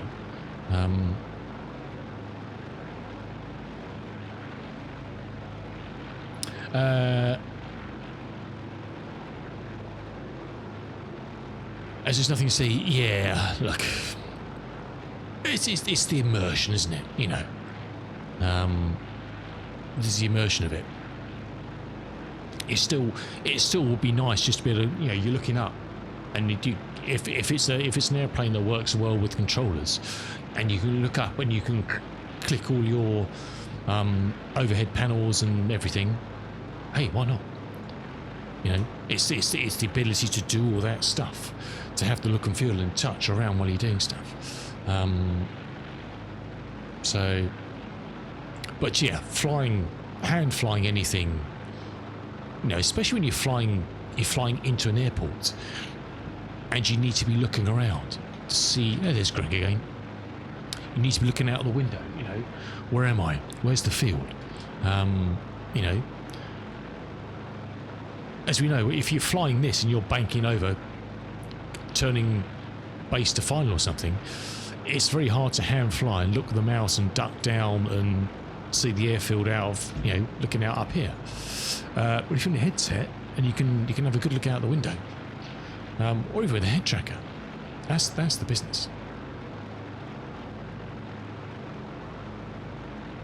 I've got a Quest 3.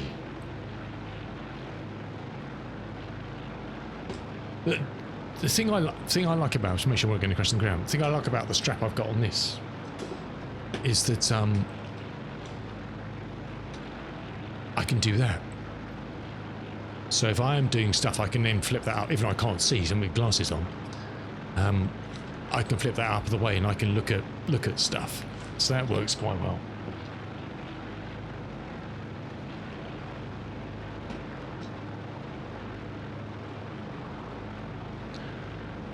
Quest 2, yeah, I mean, anything, whatever you've got.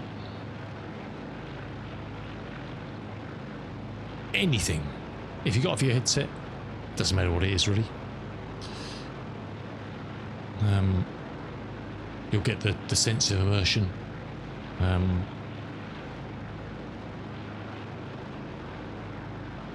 Getting fed up with the internet, getting constantly going, trying to log into my camera software, it keeps failing, connect VPN to SA. It's all to protect kids. Oh, really? Sounds a bit crazy, Mark.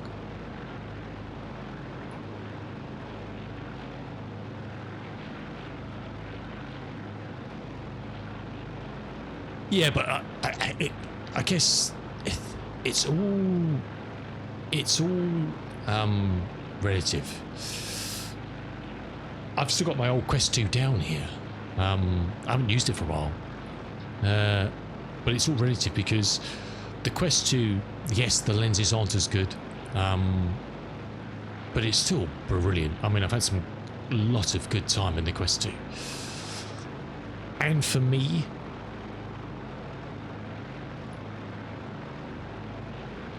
yes, the quality of the lenses obviously does make a difference, but once you've got that thing strapped to your face, no matter what the headset is, after a while you don't really notice whether your graphic settings have to be turned down really low so you can use it because you're playing PC, you're doing Microsoft Flight Sim, because your brain just gets in tune with what it's seeing, and you're never going to, unless you've got a lovely super like Mr. Chancellor's got with the resolution on their thing, high resolution headsets, you know, the average consumer stuff is good, but you're not up to that quality of a 4K screen, etc. I'm never going to see in my headset what I see on my shitty little 1440p monitor. I'm never going to see this quality, even in the Quest 3, really, because I can't turn the settings up to the level I'm running it now. But that's never mattered to me. Once you're in the headset and you experience what you experience, and the immersion, that good old word we like to use, you're away and running. You're away and running. For sure, when you get the Quest 3, there's a huge difference in visual quality to the Quest 2.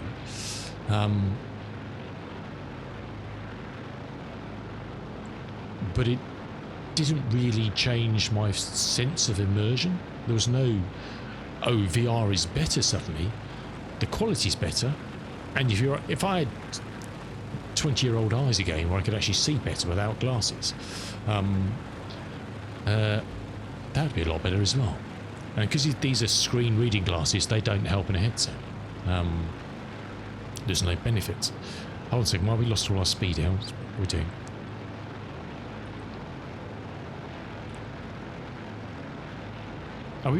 How have I managed to climb up to 8,000 feet?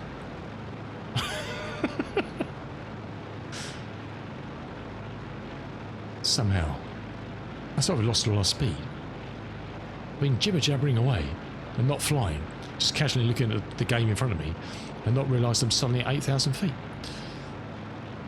Yeah, Greg, I'm coming down, dude. I'm coming down. Sorry, fella. I don't know how that happened. Apart from I'm just not paying attention to what I'm doing.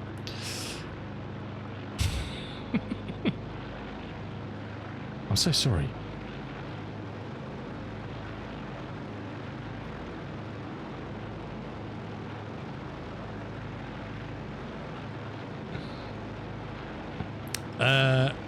Well, okay.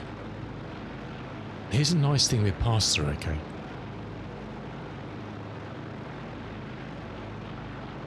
Yeah, awesome, Greg. So I'm sorry, dude.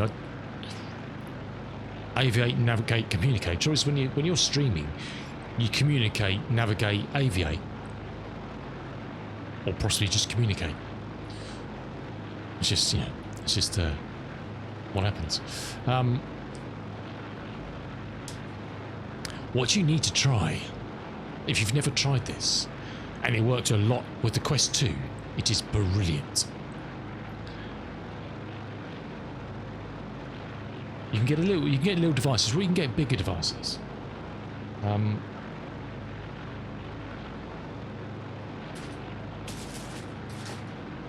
can't find mine.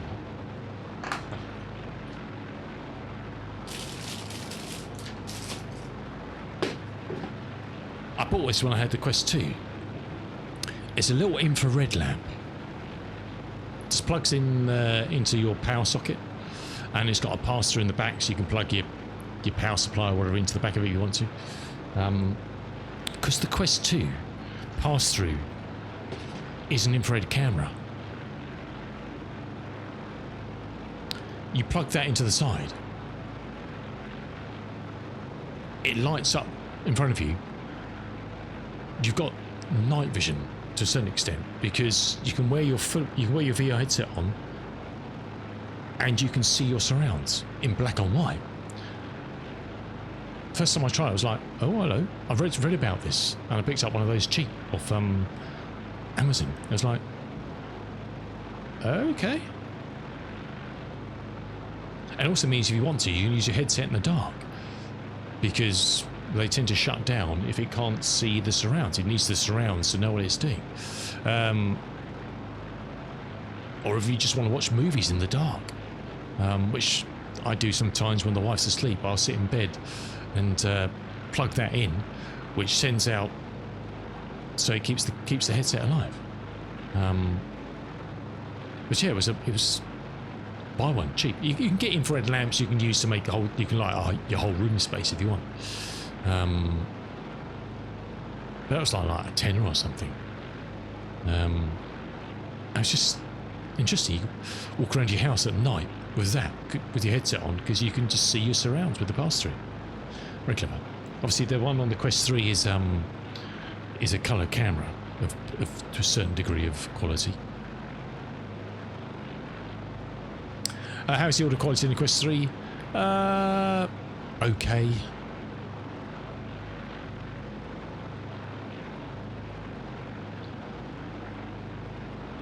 You know, it's only ever going to be okay because of just, you know, how it's relaying the... I've floated up again, Greg. One day I'll learn to fly.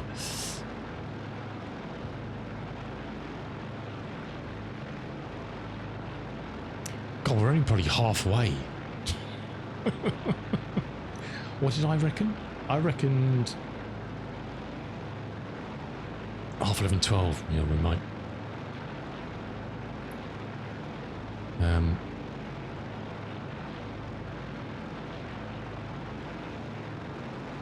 Okay.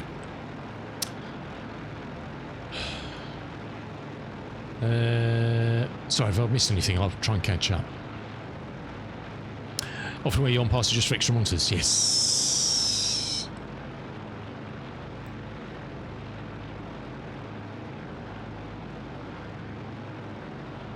Oh, you got it, IR and the city. Oh, nice, dude. Yeah, yeah.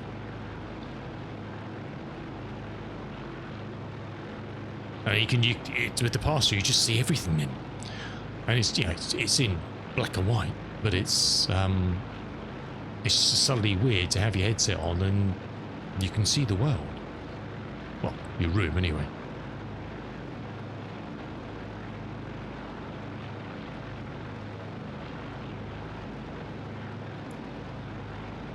It's climbing. Stop climbing, plane. Come on. Stop this nonsense. This thing just wants to climb all the time. Shedding oil as it goes. I've still got 80 pounds of oil. So we haven't just suddenly ducked down to 30 like we did before.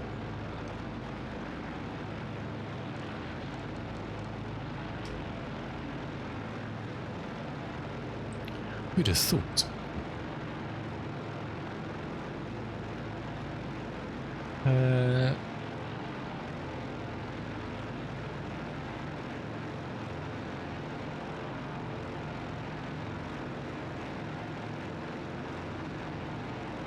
Let's try and do some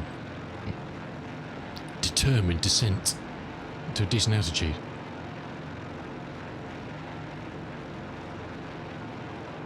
It still says a bit wrong.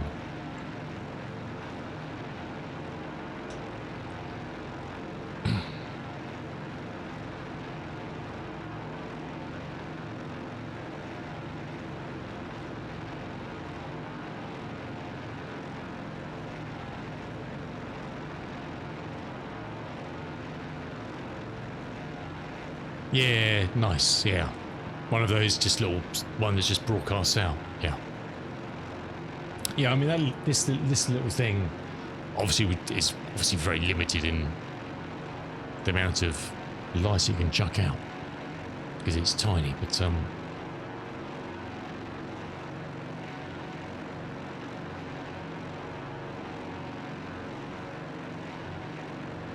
no, it would be kind of nice to cut across this bay here, just to cut the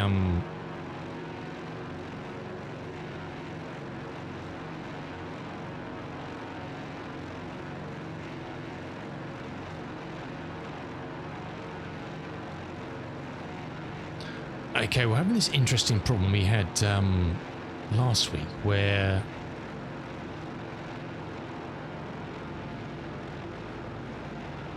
if we lean out too much, it just runs away with itself. And we struggle to control what it's doing.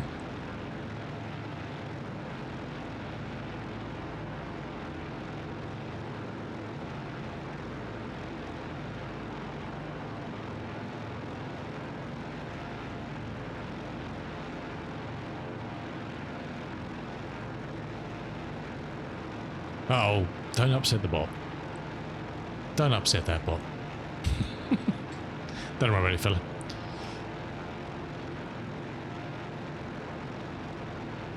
I'll grab that. Thanks, dude. Okay. Nice. Yeah. There's some cool kit out there now, isn't there? Some very cool kit.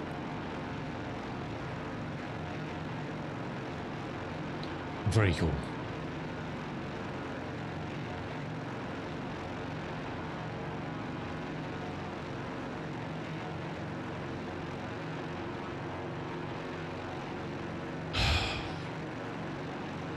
We're going to be lucky if we get there by, we've got quite a, I think we've got quite a headwind coming off the right hand side, which isn't helping at all. I'm not sure if we duck down back to the 2,000 feet we should be flying at, whether that will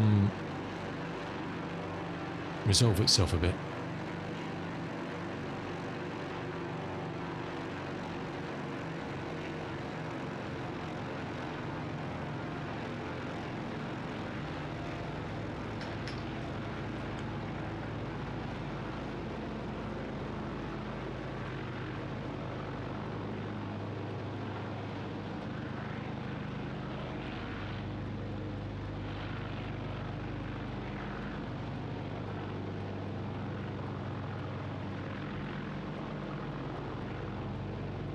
God, if we make it all the way to Dakar today, we're doing bloody well, I think.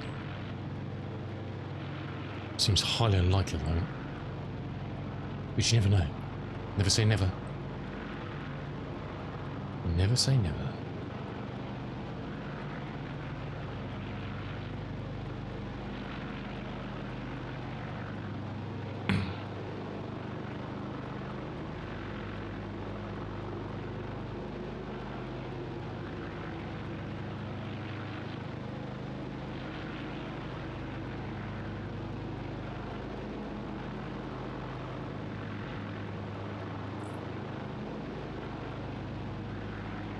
Beautiful ground, isn't it? Stunning.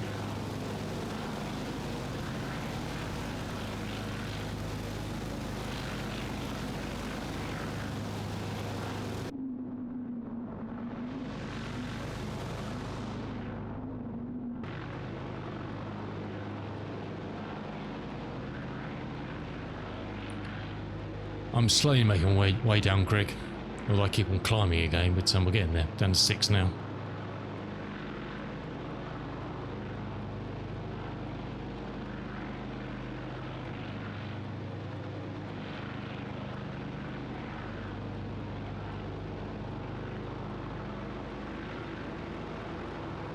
Okay.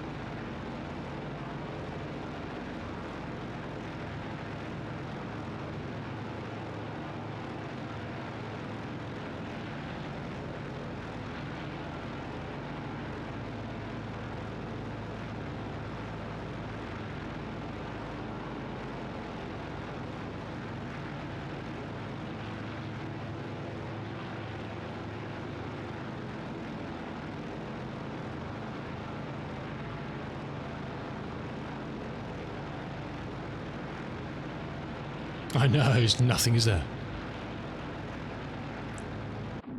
There is nothing.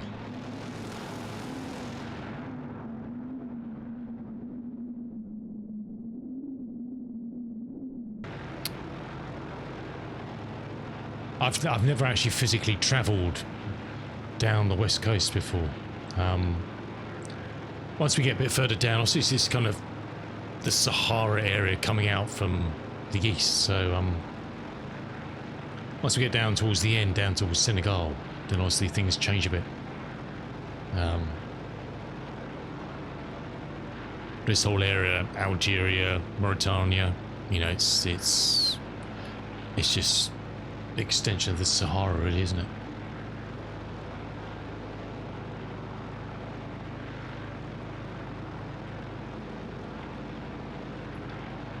Yes, it is no man's land.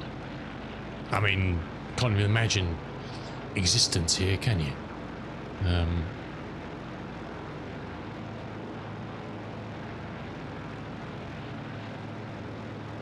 Crazy, huh?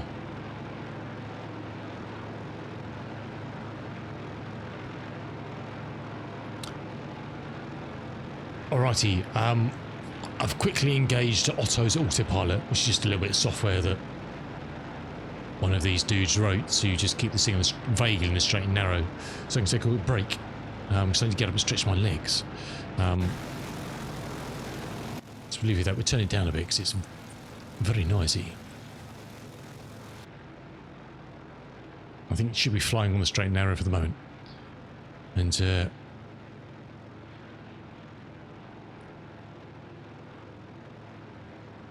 what's a quick break?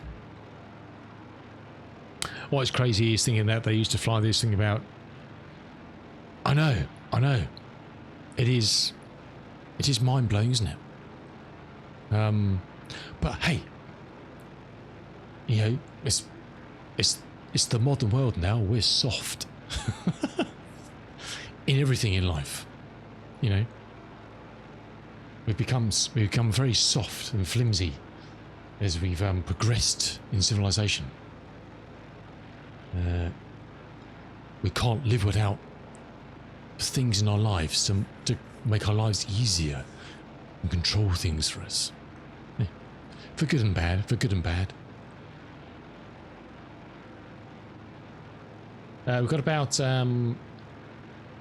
120 miles.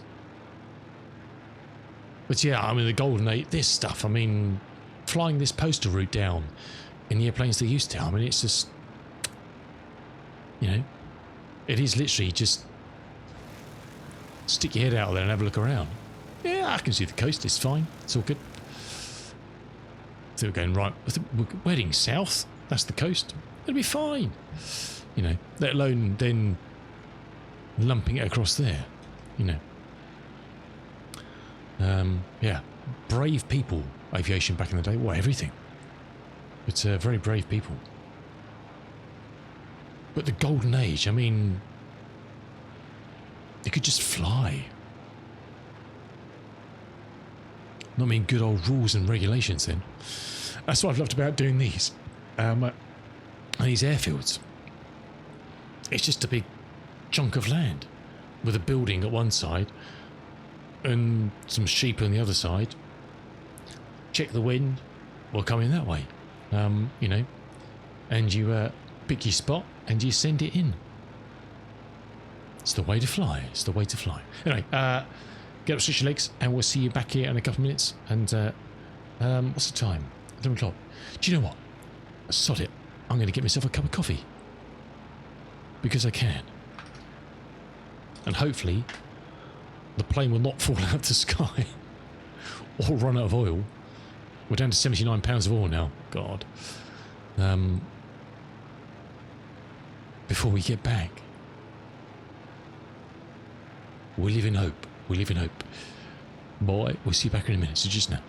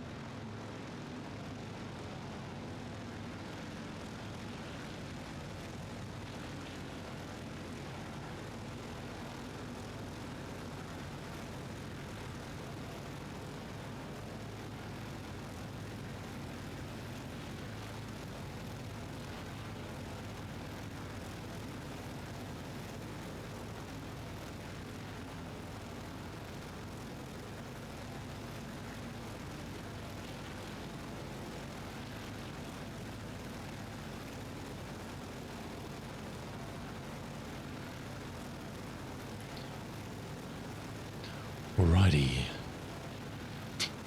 Nice work, Greg. Nice work.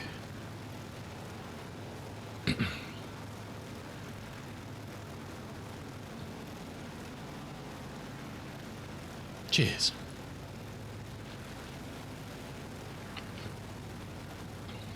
Nice long Americano with a bit of milk. Pull up. And we're still in the air. Excellent. Do we have oil? I have no idea. Oh shit, no. We're down to 24 pounds of oil again. How can it just suddenly disappear?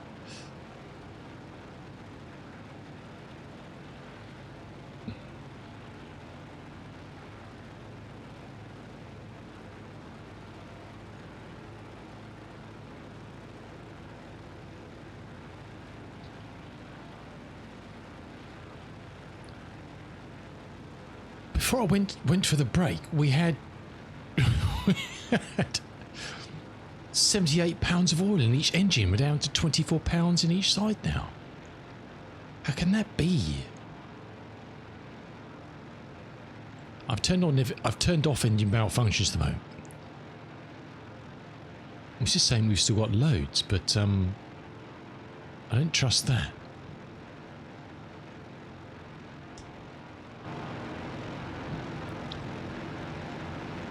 Well, let's hope, eh?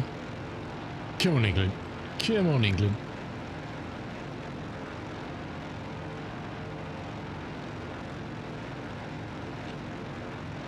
Yeah, if in doubt, blame Hawk.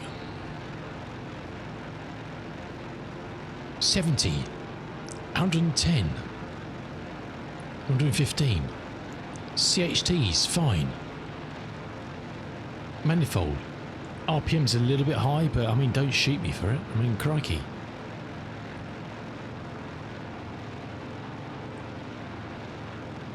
I don't know, I give up. Let's go, Hawk, can see a fella. I give up, I despair.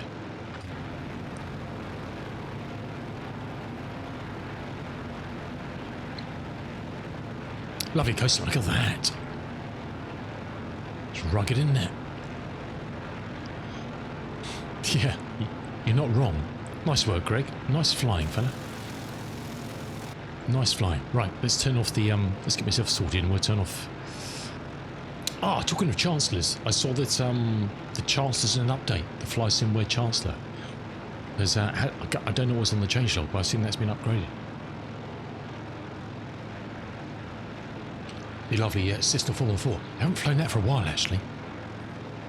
Lovely aircraft. I haven't actually decided what to do tomorrow yet, to be honest.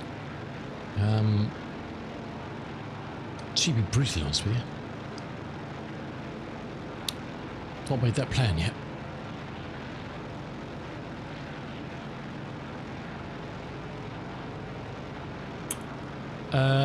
Event on for a blueprint, is there?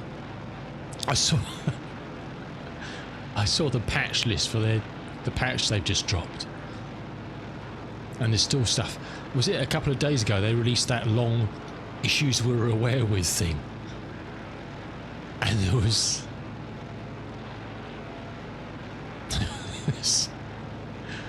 was so many things on the list, weren't there? Most of them to do with the ironclad, but lordy lordy. Known issues. Part 1 and Part 2. Blimey.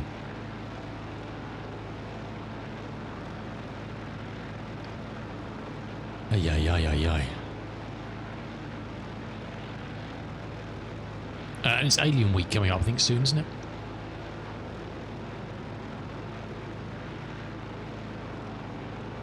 Yeah. Yeah, unfortunately, if only that was the case. Oh, has it started already? I thought it was next week. Oh, okay. Because I know Cool Dog was waiting for the old Ryken, is it? The big old cargo thing.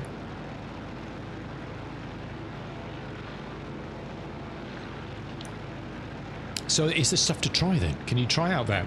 Is it the Ryken Perhaps we'll have to head into their Friday night or something.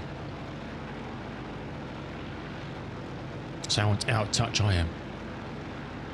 It's the Gatek T. Don't know what that is.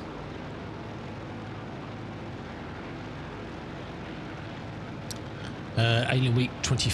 Doesn't actually say dates on it.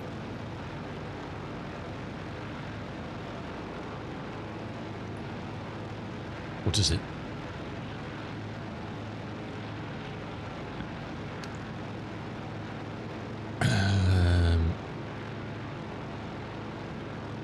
Paints.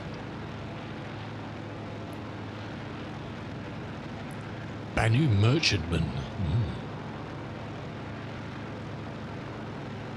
$650.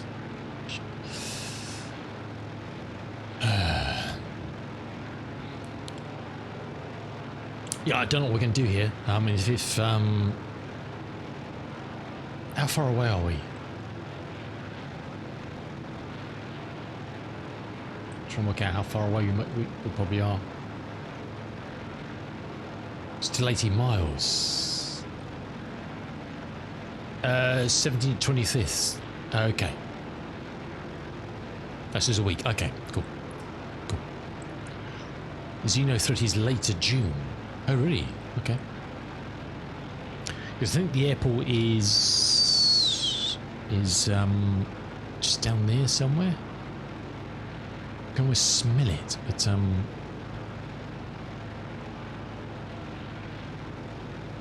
Ian, pop on later. Awesome, dude. I haven't been into SC for a while, to be honest. Been too busy enjoying this stuff.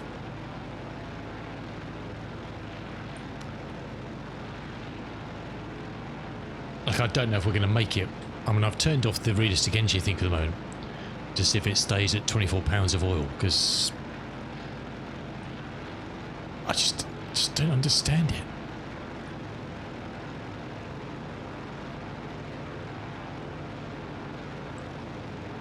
I don't know what I'm doing wrong. Or if it's just completely broken, I don't know.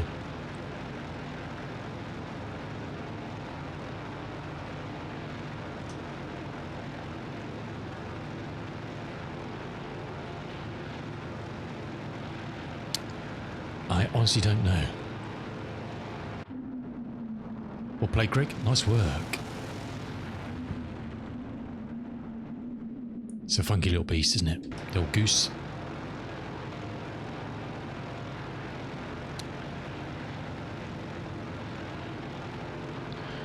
Yes, it's rugged, isn't it? I mean, there's obviously some extraordinarily rugged bits of South Africa I know, but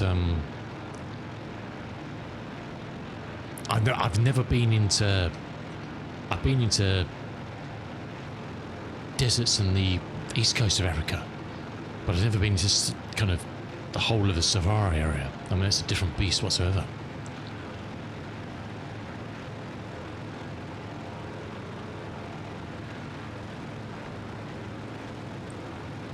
But it is quite something where you just stop and you see nothing. Horizon all around you. Flat. Nothing. Clear. Visibility. Nothing. It's a strange concept to get your head around. And beautiful. Nothing is beautiful sometimes. You know, just the complete vastness of absolutely nothing is stunningly beautiful. This is the worst we've had with oil in this thing. I mean, the air temperatures, I mean, the range of the oil we got is 20 to 90.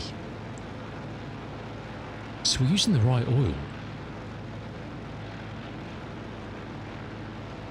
Oil temps are a bit low, but you know, they were fine before we started losing oil. So I don't know.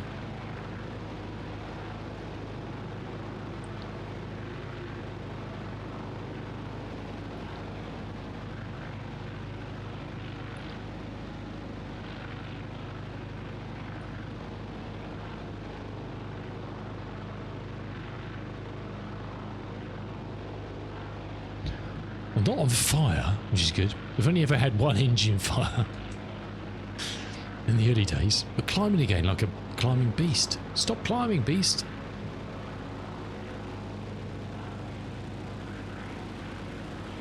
I keep hearing strange murmurations from the aircraft.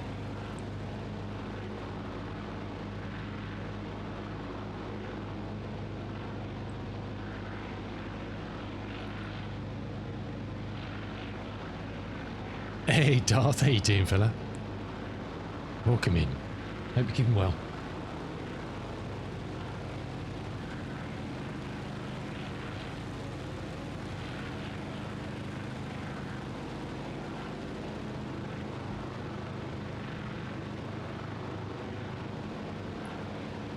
I wouldn't exactly say the engines sound, they're not singing at the moment. Let's put it that way. They're definitely not singing.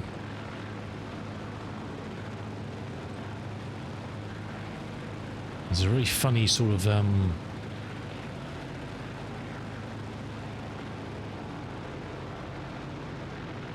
this isn't registering saying I've got no oil left, but I don't know when that updates itself.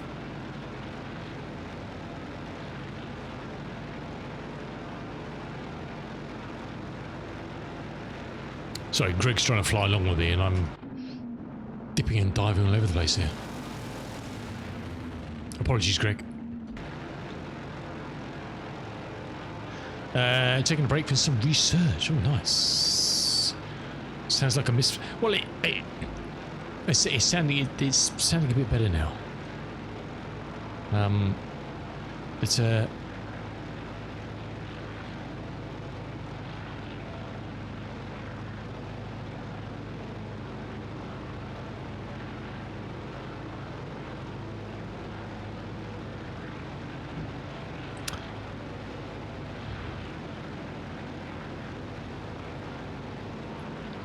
It's got a certain something about the sound at the moment, that's for sure. Oh, hello.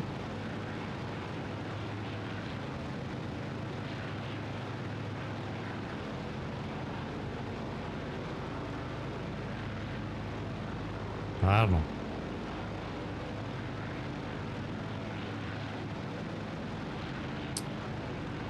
Right, where is this airfield?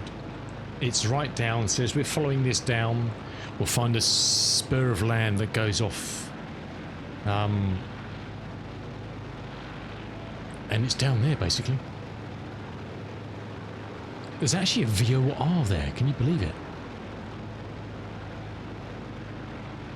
That must be the only VOR for absolute bloody miles around here.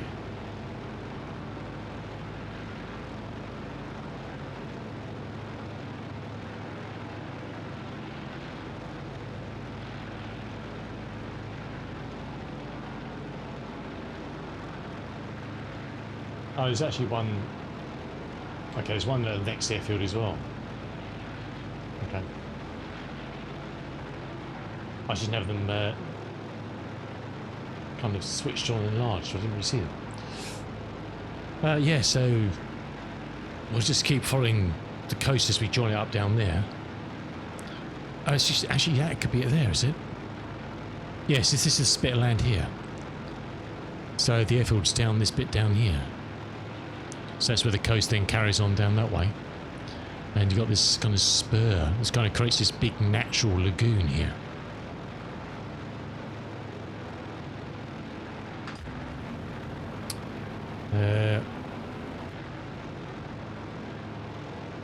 You're starting to design your office, which me and the wife are both doing themed offices. Oh, nice.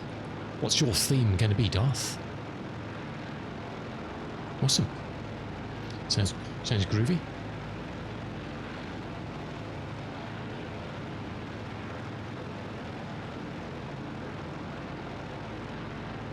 Yeah, functional. Functional's good. I like functional. The next leg is in 178 miles. Crikey.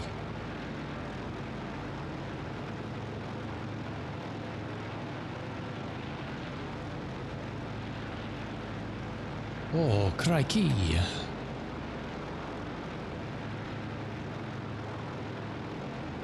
Anyway, good to see you all on a still Thursday morning in the UK. It feels like it's afternoon. It feels like we've been going for hours. Well, we have been going for hours. We've been going for 2.5 hours already. And we haven't even done the first leg. Not all my fault. Mostly my fault, but not all my fault.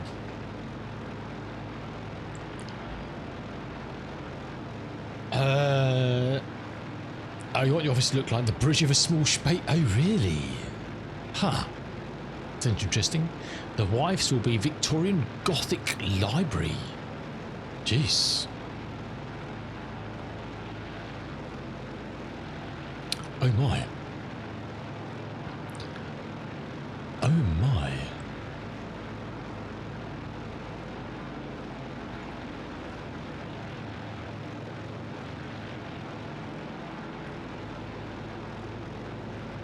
Come on, plane, stay nice and settled. Come on. It's fairly settled for a bit there. And I touched the controls, and now it's got a mind of its own again. Yeah, so we're heading down there.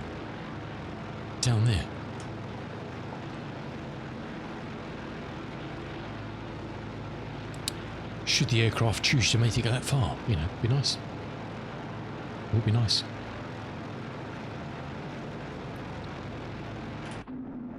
Uh-oh. We've dispatched Greg into the ether grain. I don't know where he's gone. Oh, he's over there. Okay, cool. Nice. That Goose is such a cool looking aircraft, isn't it?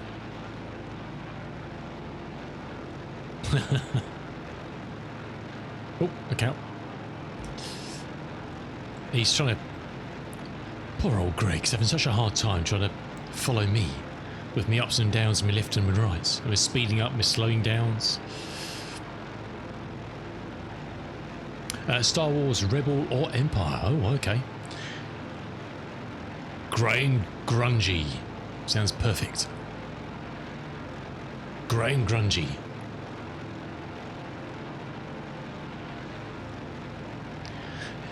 Yeah, Darth. Go with grey and grungy, and if you want something stark and white, just invite Princess Leia down for an afternoon's I don't know, discussion on the weather. Hey Dazra, how you doing, dude? Thanks for the follow, Grady. I appreciate it, my dude. Welcome. Yeah, grey and grungy. And if you want stark and white, just get old Princess Leia down with her buns.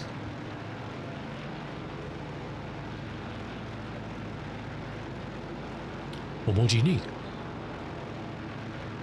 What more do you need?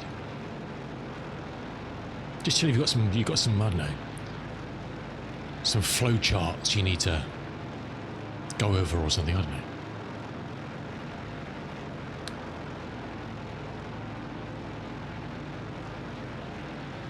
Righty.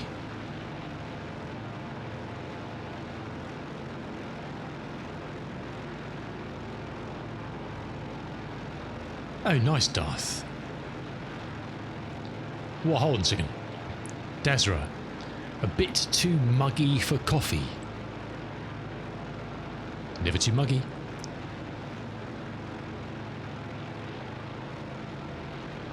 Never too muggy for a cuppa.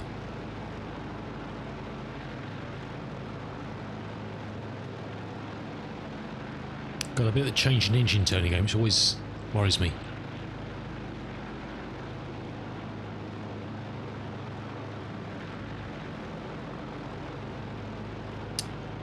Righty. Golf Mike Hotel. We are inbound. Sort of a slow, sort of meandering up and downy descent, I think.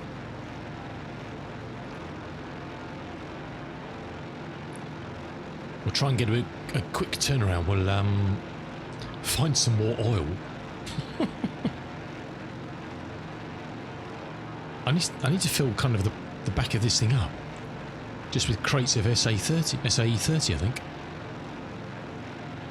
Just filled the toilet with oil.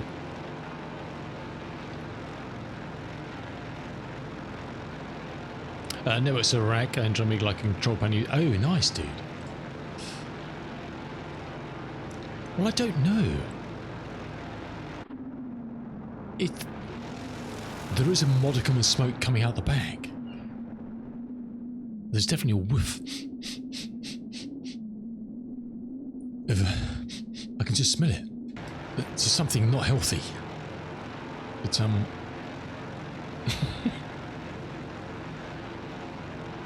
it's the 1930s. It's what it smelled like.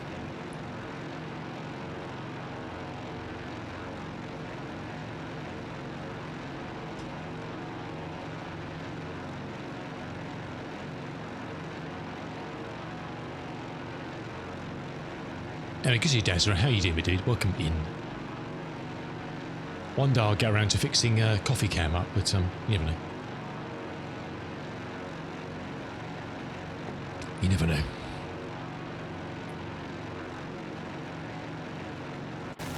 Beautiful, look at that. Oh, look, some... Oh, God, bloody hell.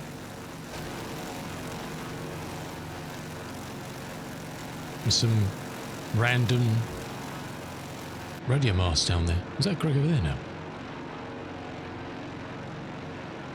He's staying... Greg's staying clear now. Wise move. Wise move.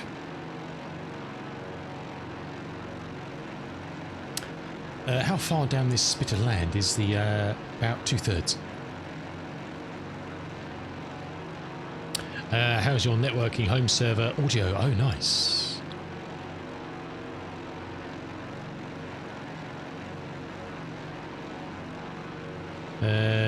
The wife's PC. So if you just put the rack and running. Oh, nice, nice, dude. You are a considerate husband, aren't you? Very considerate.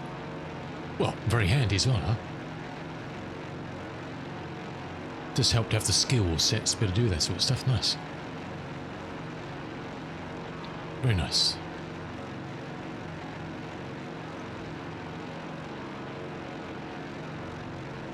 All right. Again, no idea what this airfield looks like, apart from what I was going to say.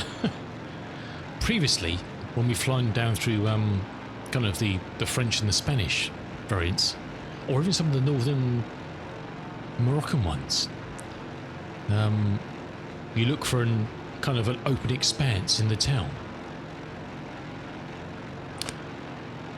I'm not quite sure there's much of a town here, so it's all kind of open expanse. So we'll have to try and find some clues in the surrounds of what we're looking for.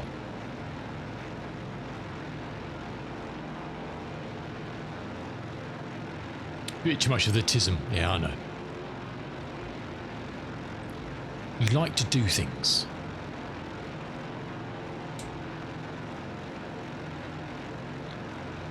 It's been like all of us, really, but I would never say I'm a handyman, but I'll give things a go.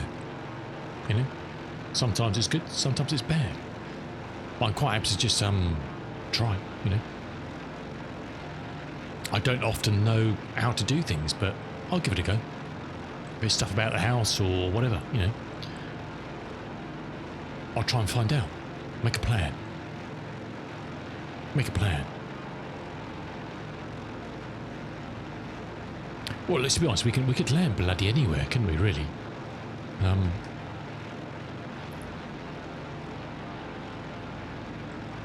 What interesting, yeah, okay. There is that as well, I'll give you that much. You need to be inspired, that's for sure.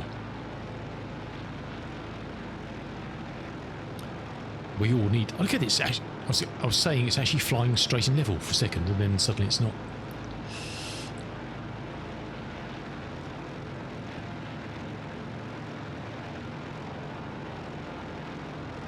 Yeah, we'll try and get a quick turnaround and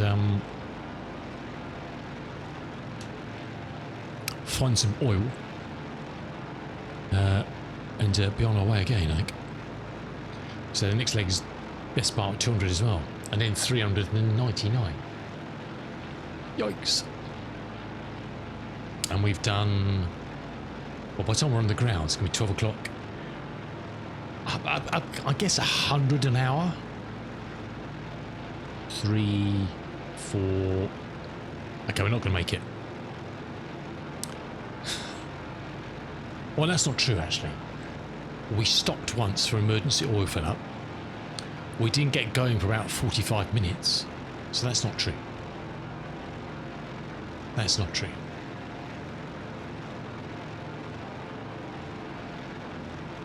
It's probably about 105 an hour. Don't know. Oh, we'll try. If we don't make it to Dakar, we don't make it to Dakar. You know, the post will live on for another day.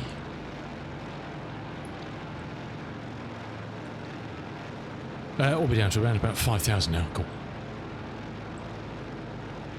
Yes, it must be around here somewhere, I guess. I'm guessing.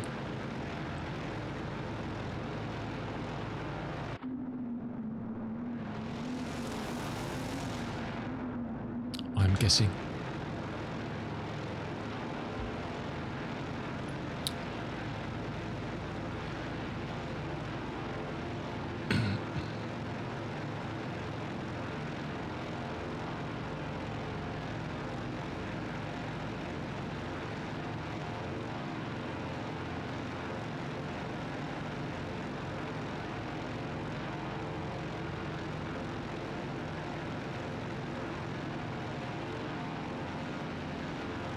Okay, let's go mixtures rich, props all in.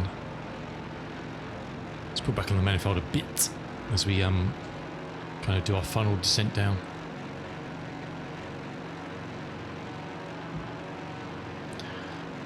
I'm not going to close those up anymore for the moment. I want to see what the oil temperature does.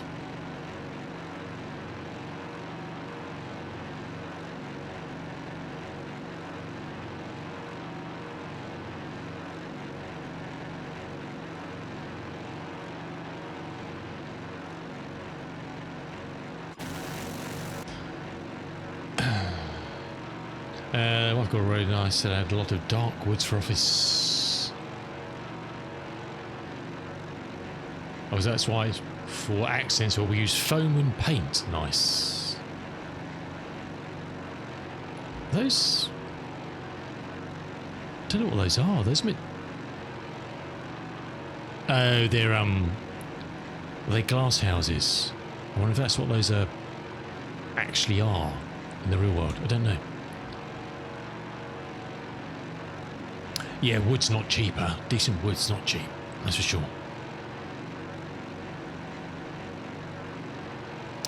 That is for sure.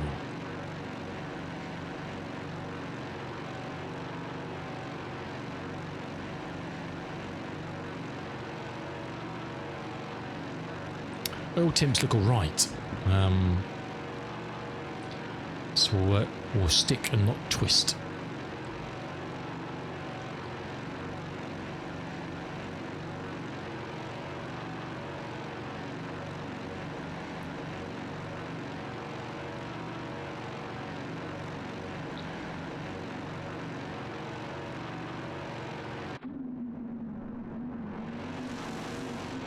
What's that?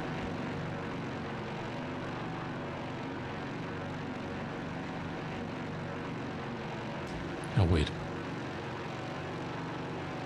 Yeah, I don't think this airfield is going to stand out down here because there's just nothing anyway.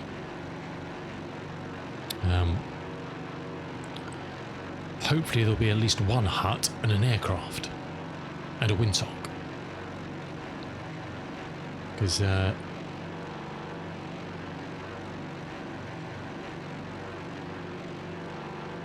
there is nothing. Where's that? Does that road go right through? I mean, there is a town down here, but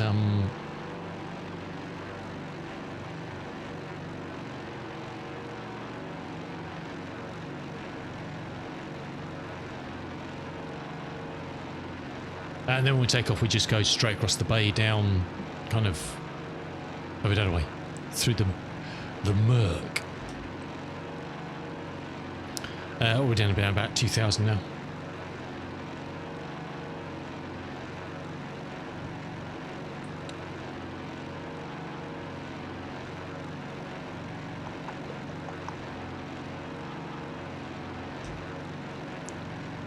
Not a lot, nothing.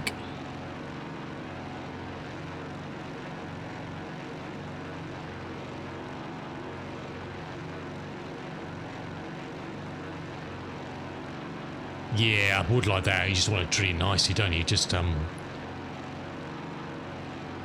preserve it some whatever, some lacquer or some varnish or something, so you can see the beauty of it. 100%.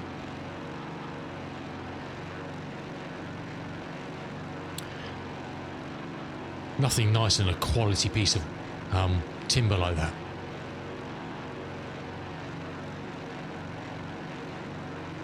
And you can see all the life in it. Righty.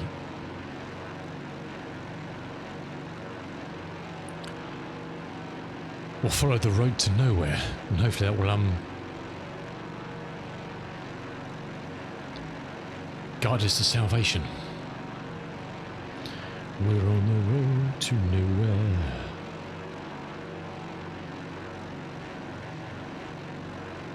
Yeah, perhaps we should take the 414 out for a flight tomorrow. I do have some flights planned for that. And check out, I don't know what was in the latest update. It's not an update for ages. It's not a 2024 plane. It's a 2020 plane that just flies very well in 2024. So, yeah. That is definitely an option.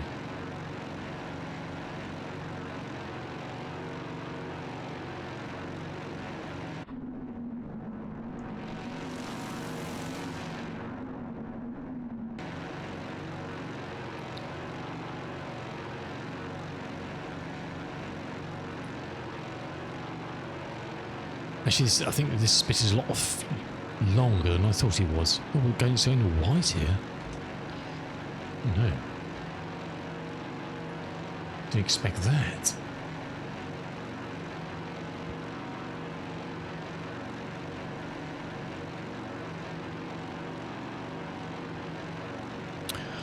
Let's try and stick around the 1500 if we can, for the moment.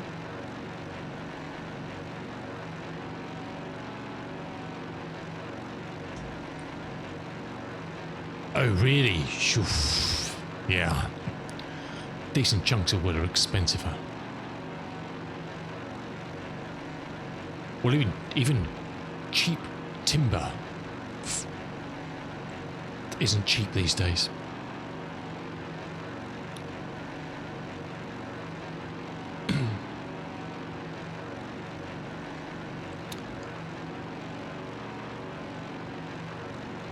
Yeah, when I looked at this bit of land on the map, I thought, oh, that's not very long. Apparently it is. We can't even see the other side. We can't even see that. We can just barely make it out. The land over there. There's trees. Blimey. I've seen a tree for the last 3 hours.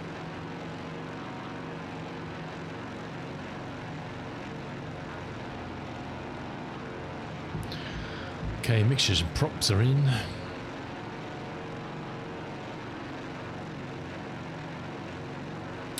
Blimey.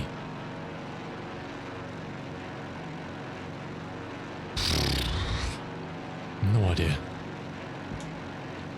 I could just land anywhere and say, oh, that's the airfield. But there will be a shack or something.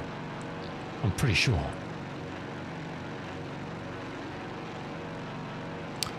Let's roll down to 1,000.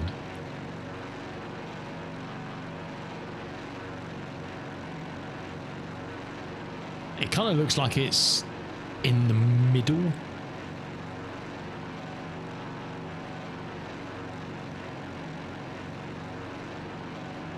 Of wherever it is.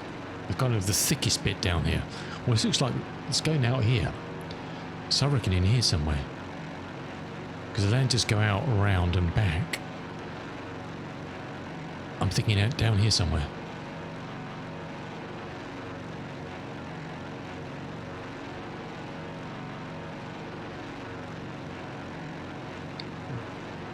And there's buildings there.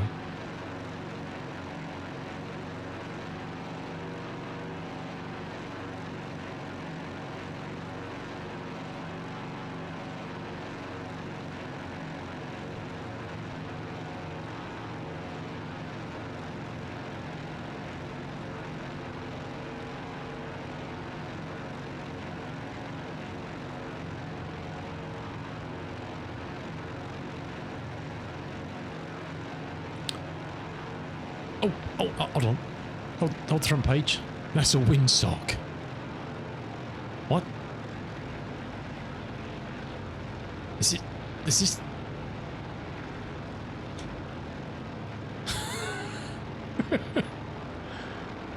Is that it? Bump and high.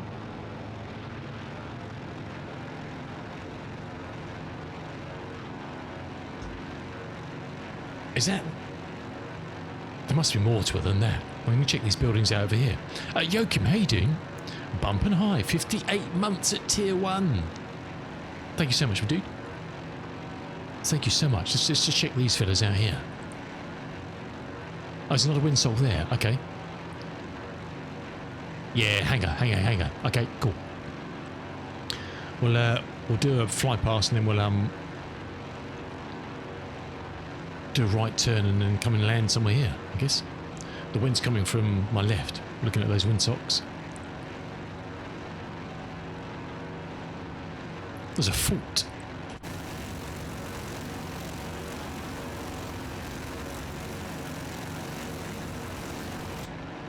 Nice.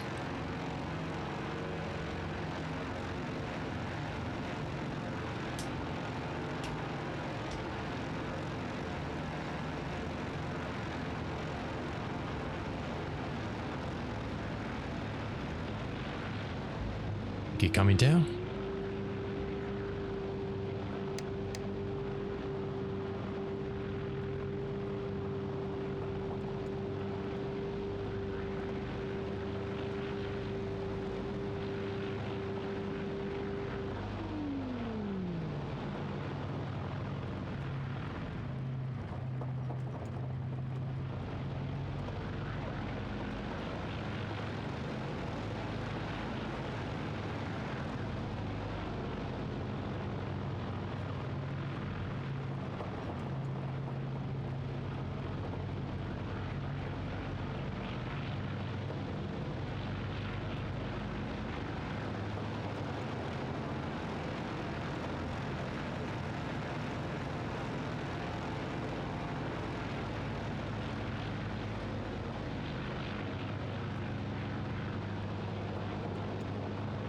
We'll just clear whatever these are.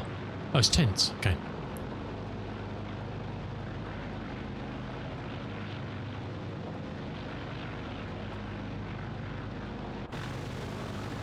Nice.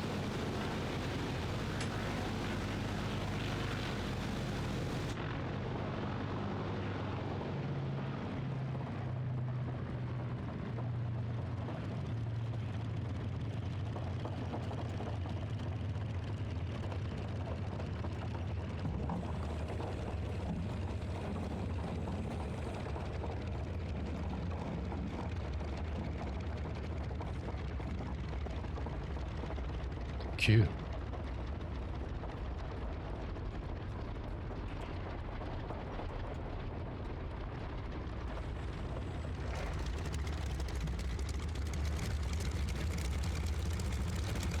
God, you didn't realise how much these windows are tinted until you look out to the left hand there.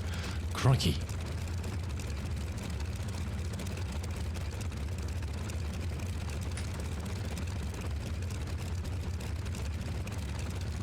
Bright, isn't it? Crikey.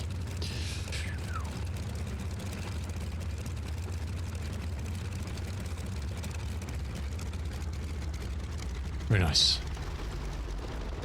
So they got some oil.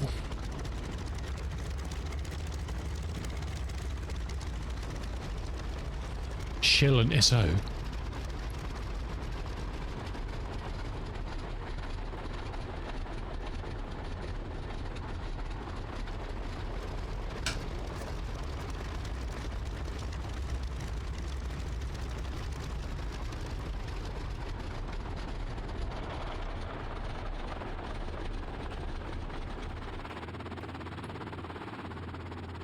Oh, I thought...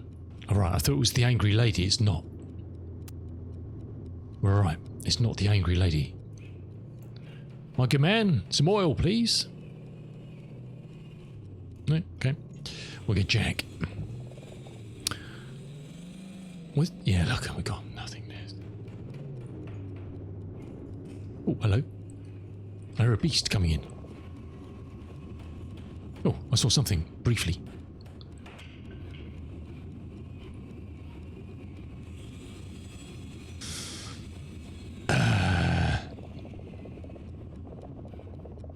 Oh, shame, dude. You can catch it on the VOD. We're getting some oil from our man here.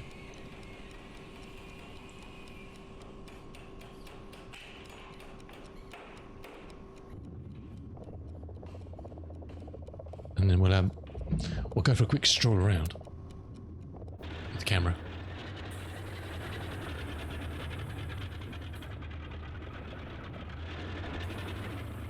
I can hear a plane, I just can't see a plane. How weird is that? Oh, do you know what? I deleted all my config stuff to try and solve a problem today. I wonder if it's put on the where are we? There we go.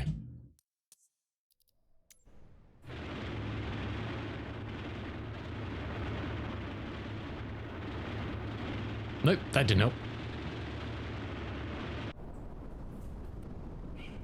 Not a lot going on there.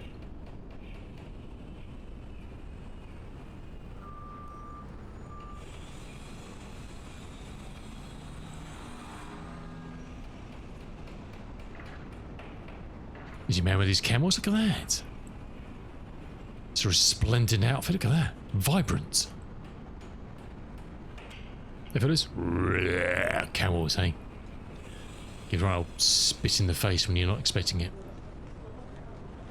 It's very groovy, isn't it?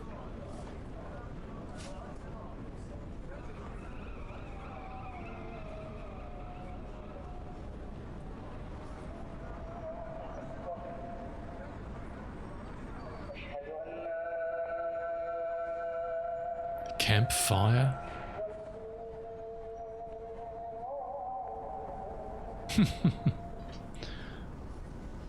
Very cool.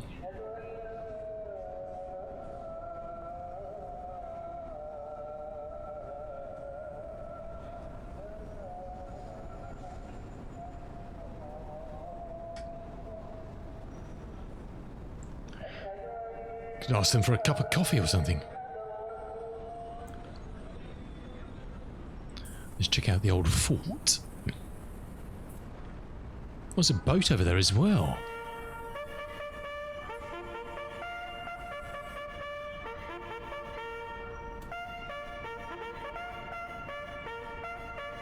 So it's not time-based. It must perhaps it's just your first visit. You get the old the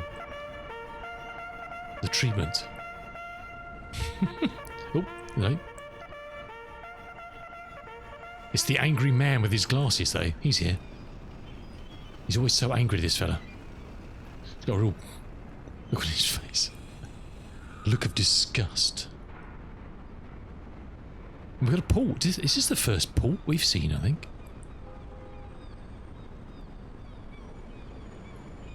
Or the, oh, oil. Oil and fuel. We'll nab a couple of them and stick them in the back of the aircraft. This is very neat, isn't it? Simple but effective, huh?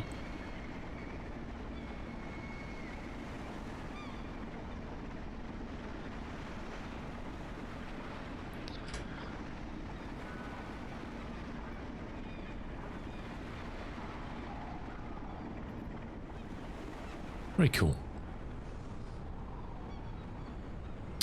As to whether this is what it looked like in the 1930s, I have no idea, but it's definitely a bit of ambience.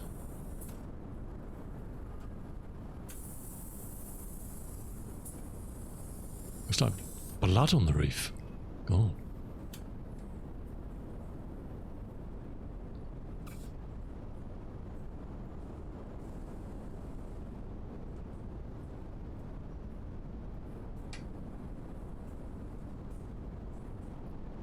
Very good.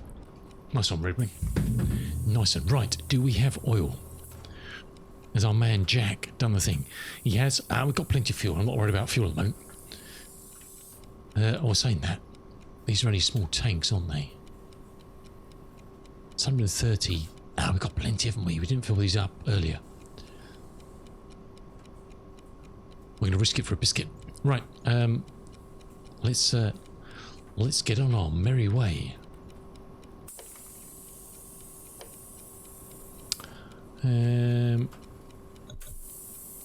Make sure to come up. Props. Get some throttle.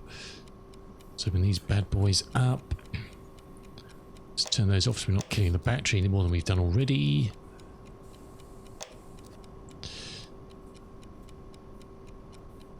Right. Let's give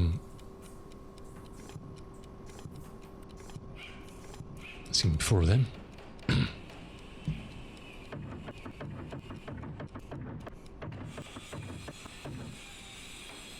Good old Jack. He's always here.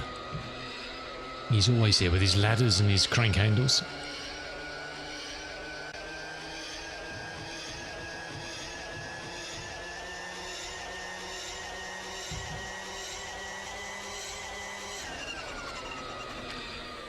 Oh no.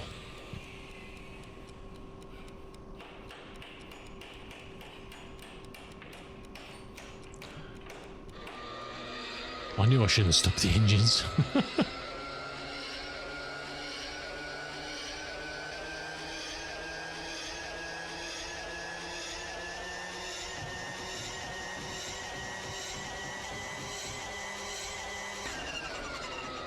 Just want to spin that just to make sure we will clear.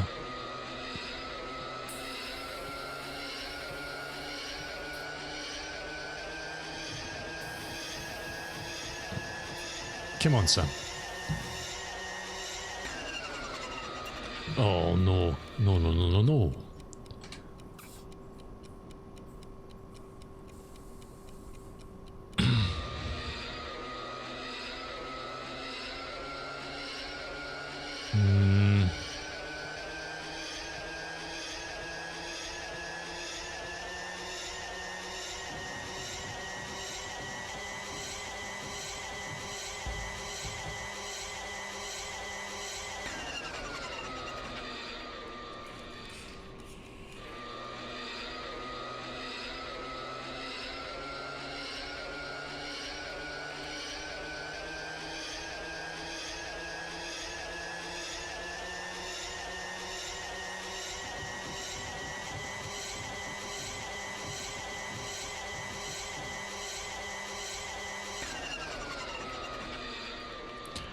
Right, let's forgive that one for the second, and so we can get it on started.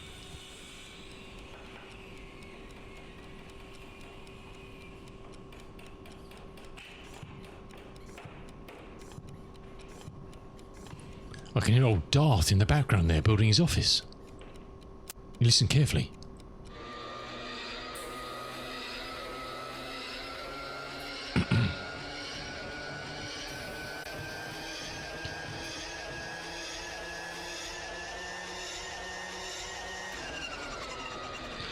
Oh no.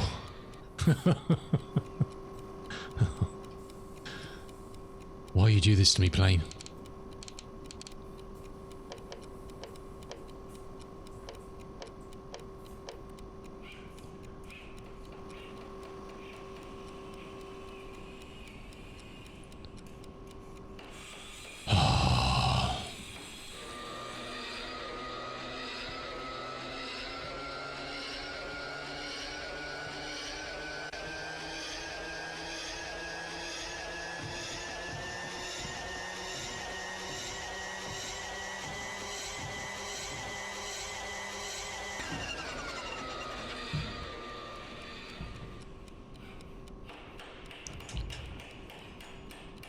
Okay.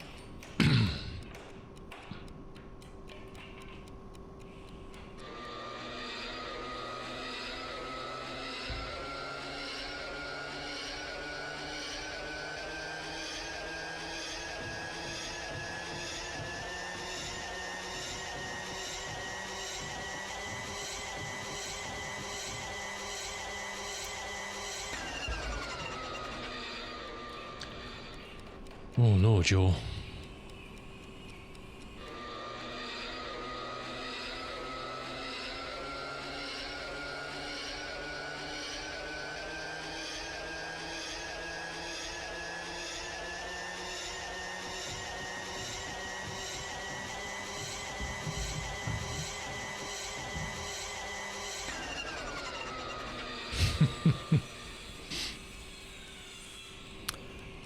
You can't make this shit up, can you?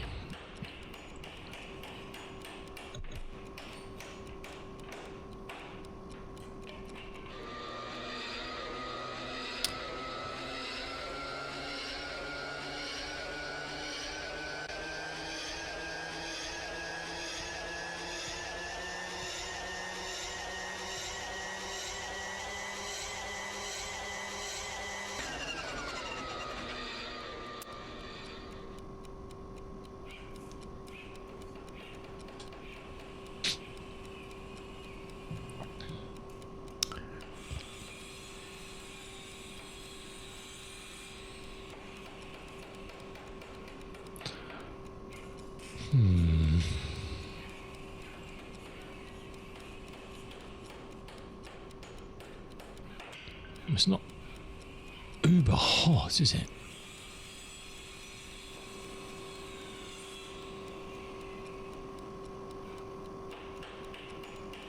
Let's set the compass, that'll help.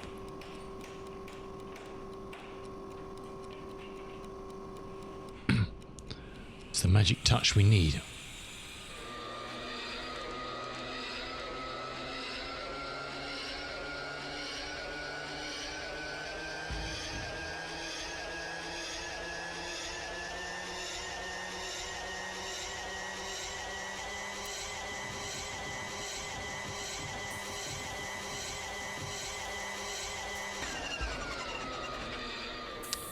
Trying to make sure we haven't flooded it.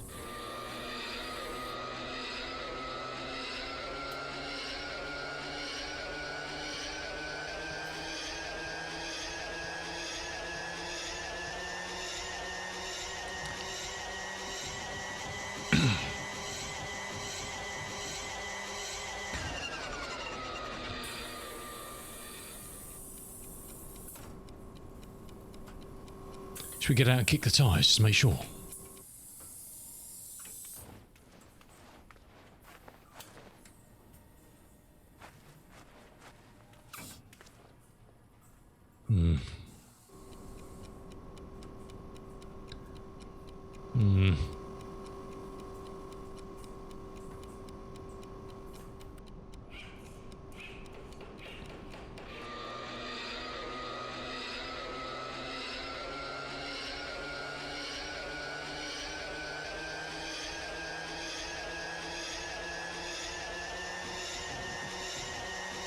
We're getting fuel pressure.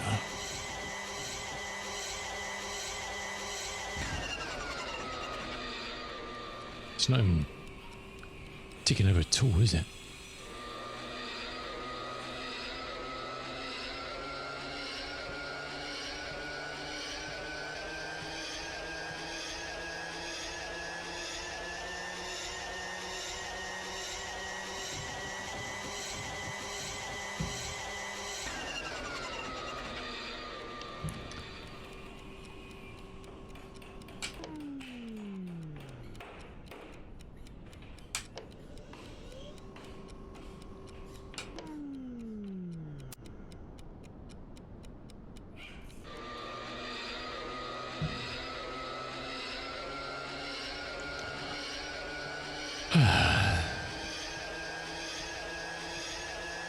It's not even kind of pulling all the way out, is it?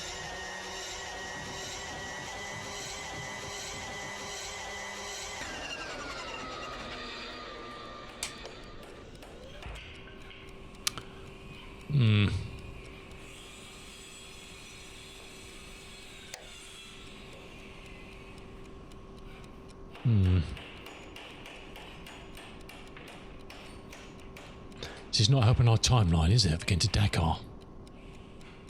One little bit. One little bit.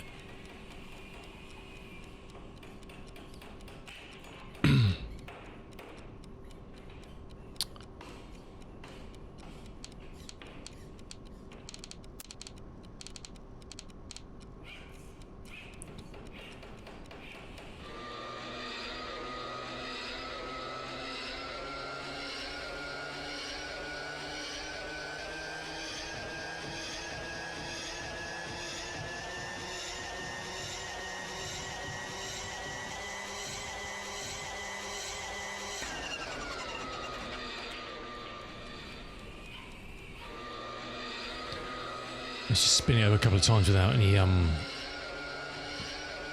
priming or anything, just to see if it's...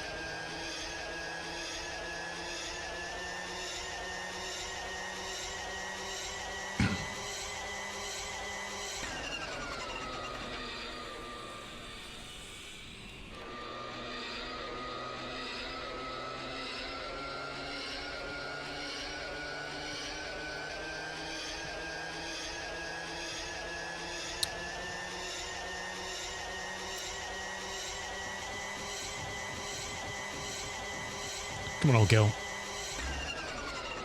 Come on, old girl. I've had this before where you stop the engine somewhere, you just can't get things started again.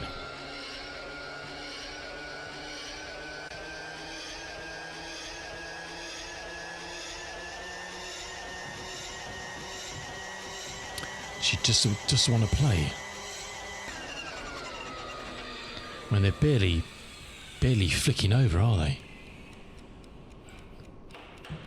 Not with even any sort of exuberance whatsoever. When I told him to top up with the oil, do you think he actually put anything in or he drained it all out?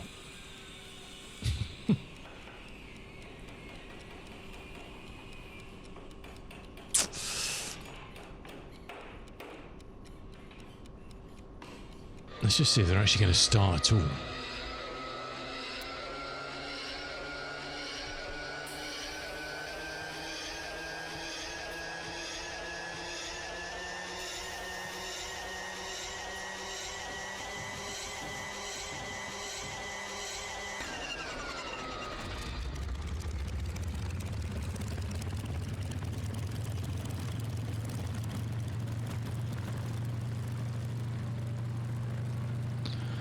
So they're not completely dead, but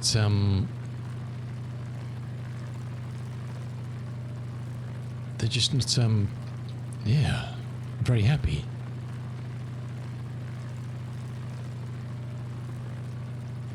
And for the life of me, I don't know why.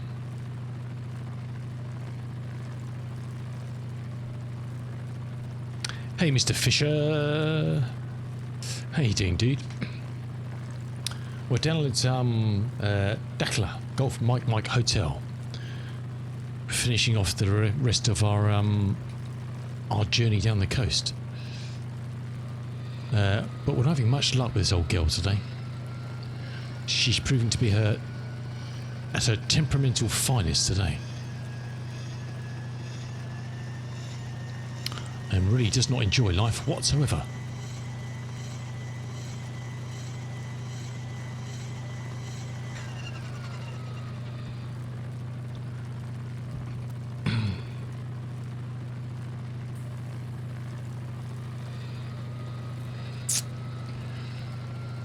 It's almost like sometimes you just need to end the flight and come back into it because she just doesn't even want to play ball.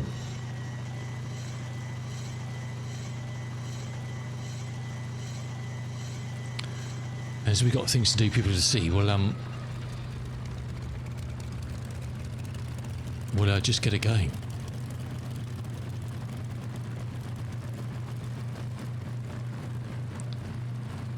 Because she ain't happy today. She's not enjoying Africa whatsoever. But it's all good. Oh, hello. What the hell? There's a bit of a plane. Oh, it's a Connie. Huh? Why is there a Connie? Oh, it's Greg and the Connie.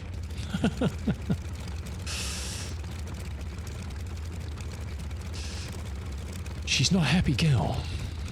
Right, let's get on our way. Because we've got a long way to go. This next leg's, let's say, another 170 odd miles. So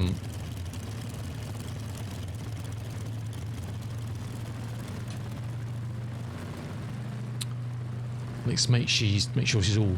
I've had a couple of times in where she's been perfectly happy, all within tolerances of temperatures and everything, and suddenly it goes down from like 70 pounds of fuel in both engines to 20, just like that. So we've made one emergency stop already for oil, and then I just turned off the engine malfunctions to get us here because she just suddenly ate 50 pounds of fuel in both engines instantaneously, as she does.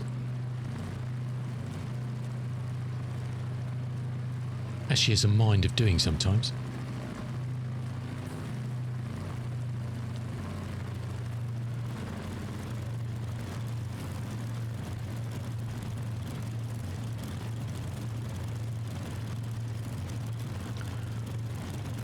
Okay, we have 86 pounds in both sides at the moment. Let's get the old alternator on.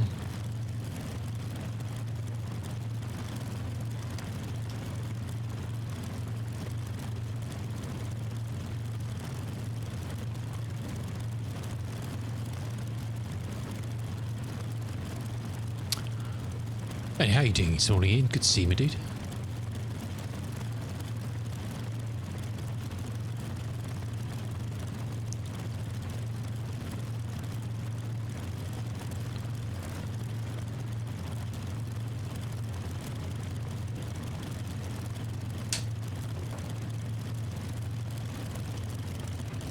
But yeah, these Red Wings are very, very cool.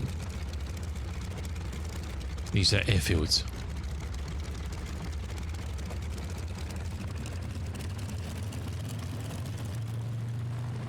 And there is literally nothing here. So we're down at Dakla, Golf Mike Hotel, and there is nothing. Zippo.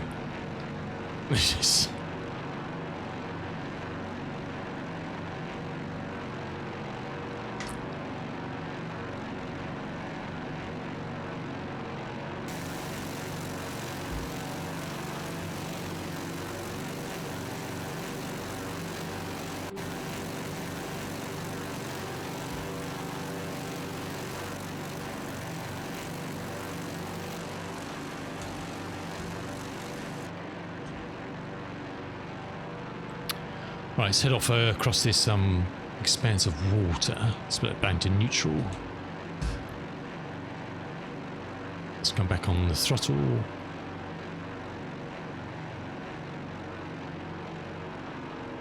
We're looking for about 204, I think, headings.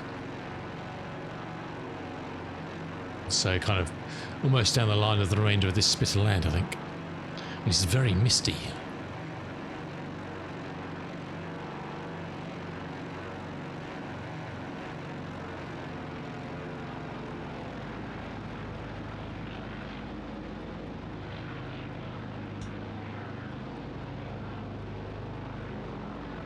Yeah, so that's the airfield here. There's nothing. I was saying some of these you kind of look for the open spot. I don't know what these are. In the middle of the town, where you're going to find this large expanse of dust or grass or whatever. And there's nothing here. But there was a little old boat there as well. There's a little port with a boat. Very nice. Very nice. Right.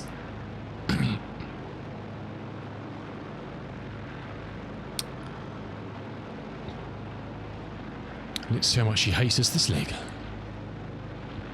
We've got 85 pounds of fuel in both sides. Pounds of oil in both sides. So we're all good.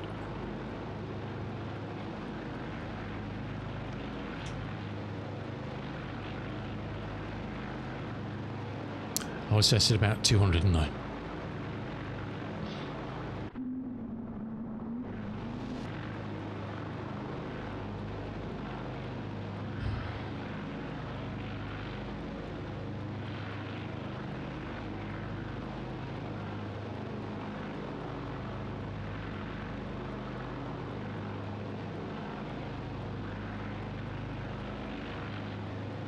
We should catch up with the coast over that way in a wee bit.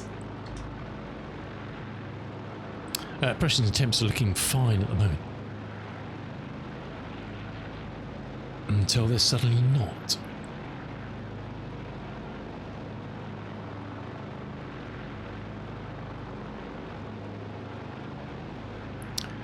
It's all good fun and games, isn't it? Life in the 1930s. We've got a tube flying behind us.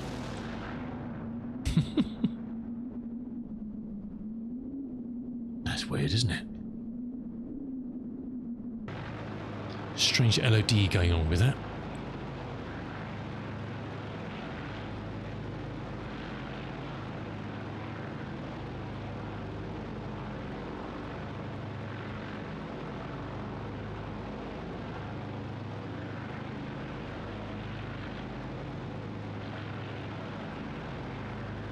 I think probably aim for kind of that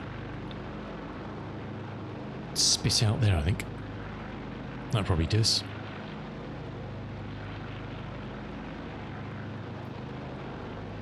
It's about 200, isn't it? Yeah.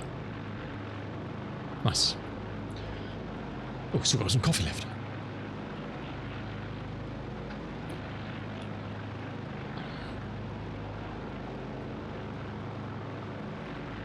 What are you going to fly today, Ian? Do you know? You back in the old DC-6 again?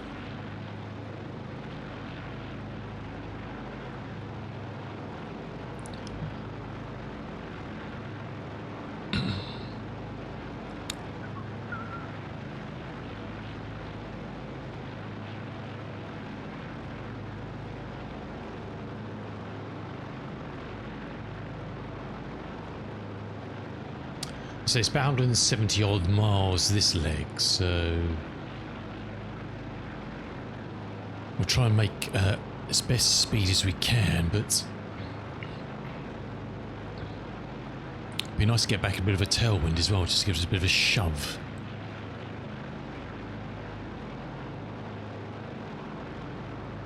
We'll try and hover around the 2,000 feet, I think.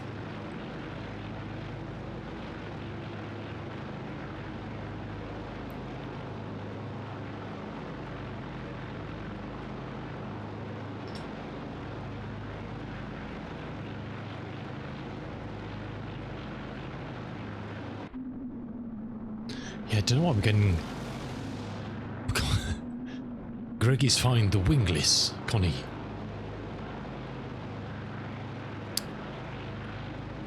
Some of the LODs in 24 can be a bit peculiar, let's say. Oh, Ian, you know you were saying there's no reflection in the instruments. There is glass in those instruments, and there is reflections. I think just like with all these, it depends on how the developer is and I see this in quite a few aircraft where, and I've seen comments about it on some of the bug reports on the forums, where there's issues with reflections and stuff, and some of them are either way too aggressive, like canopy reflections, and some of them are completely non-existent. But there is glass and reflections on the instruments in the Connie, because I was looking last night, but it's just not exaggerated as some, and it's probably just a parameter somewhere that needs to be updated to perhaps increase more of the surface texture. I don't know, it depends how they've defined the surfaces and all sorts. There's all sorts of nonsense, I think. Awesome, Joachim. Have a nice snooze, my dude. Have a nice snooze.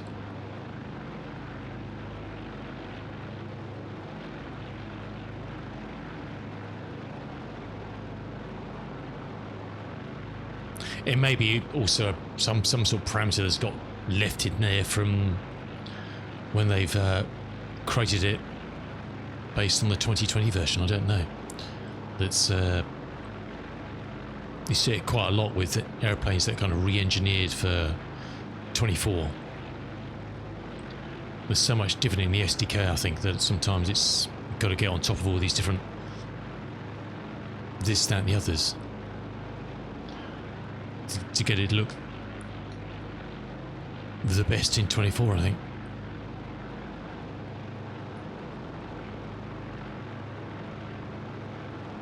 Oh, have you? Nice. We started at Golf Mike Juliet Yankee Tough Fire, and that was really nice. Very, very simple as always, but a pretty one. And that was just our first official stop. at Mike Hotel. So very cool. I mean, there's nothing there. Was nothing there at all. All I could see from the distance was a couple of windsogs, and I eventually saw some buildings on the left. But there was nothing.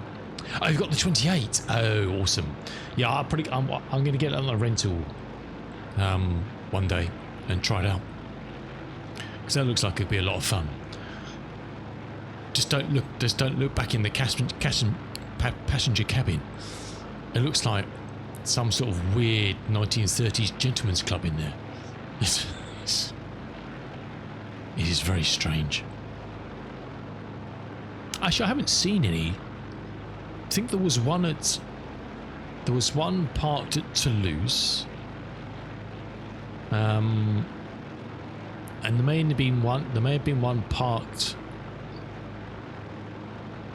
in one of the Spanish airfields, Perpignan or Barcelona, but I haven't seen one on the ground since those. There was definitely one at Toulouse, a static one. Otherwise, it's been Goliaths and things. But yeah, that 28 does look fun.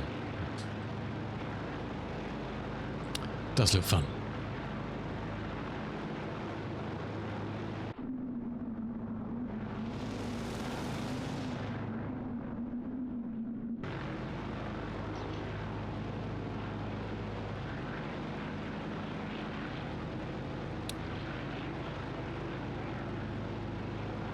Cool.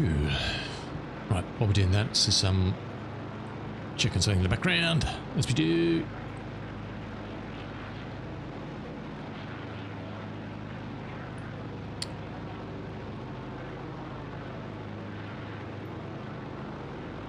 Okay, everything's looking kind of like it should at the moment, so we'll see. Awesome. For the picnic, nice, dude. We'll enjoy that. Make sure you use suitable sun cream in the sunshine. And cheers, Mr. Plex. Thanks to your 5 years of moderation, sir. How? I don't know, but appreciate it, dude. Mr. Yodaplex, the mod of all mods. Oh yeah. The biggest and the baddest of mod hammers. Look, it's greenery. There's actually shades of greenery down here. Haven't seen any greenery so far today.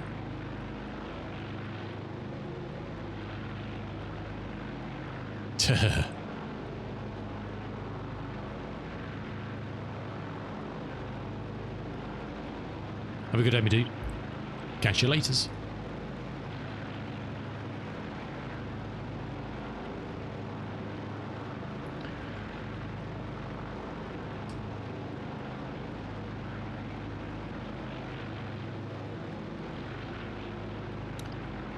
Nice to get the colour in the sea in that little bay there. Beautiful.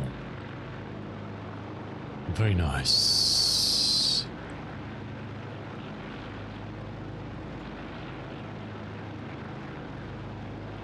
Set down to about 70, I think.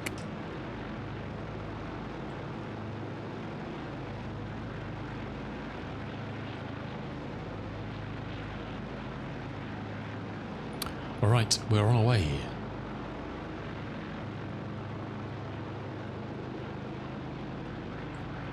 Down to, I do apologise,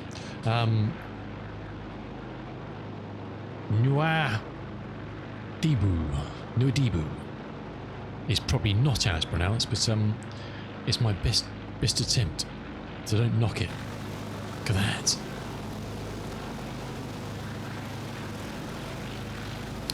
It is bright down here, isn't it? Crikey. You can see the old tint on the windows.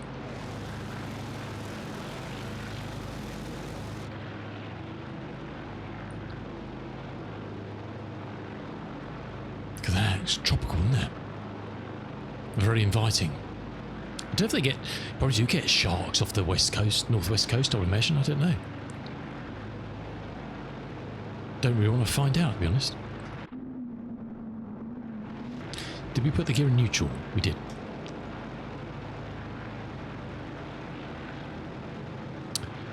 We have a full complement of fuses. Nothing's blown. Good.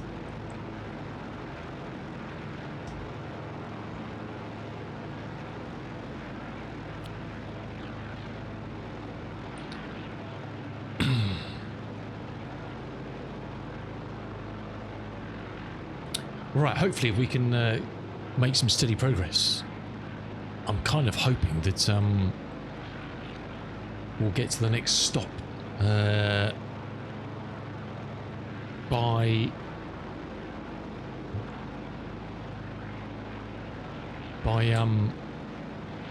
oh yeah, 12:30, 1:15 BST. It's 12:15 UTC. Hoping.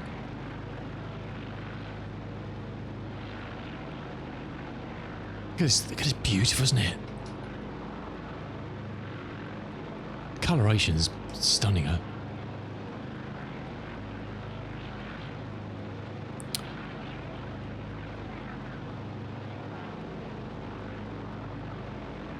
Let's give those a quick nudge.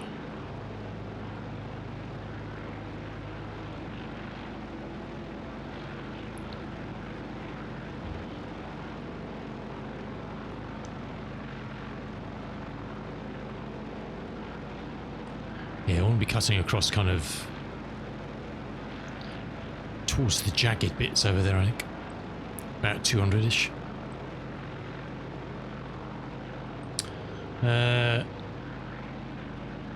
Funny enough, it's the same sort of thing when we get to Quebec Papa.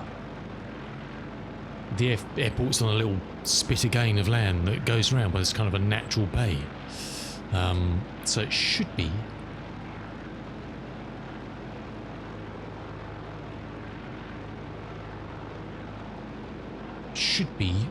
fairly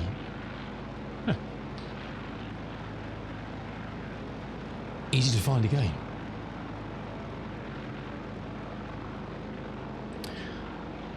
Look at that. Lovely colours. Africa, Australia, beautiful. You can't beat the ground colouring, can you? All the lovely sands and deserted beaches.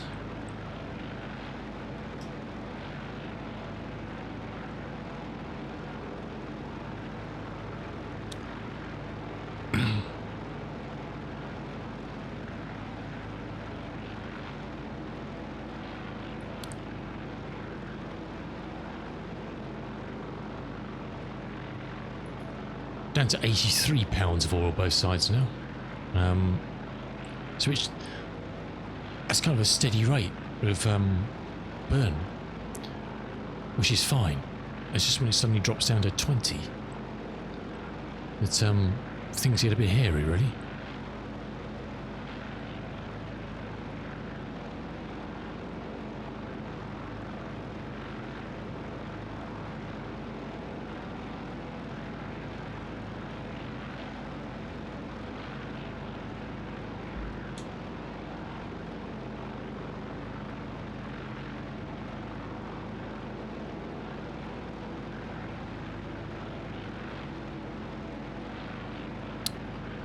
Good stuff.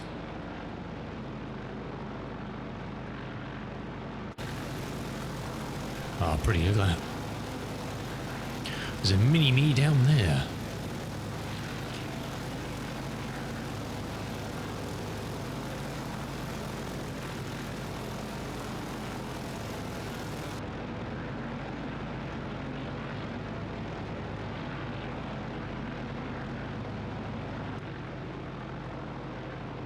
Okay, we're actually quite fairly nice and stable at the moment.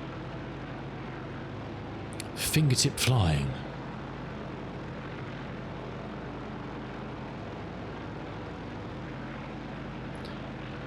He says, and then we start to climb up again.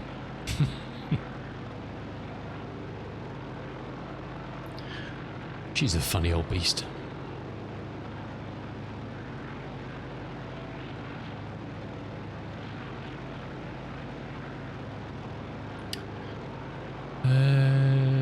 So this is this bay here, around to that lip there,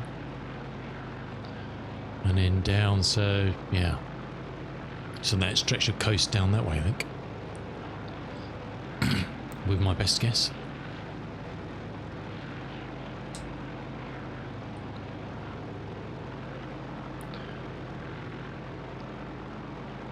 I mean, it's an alien landscape, isn't it?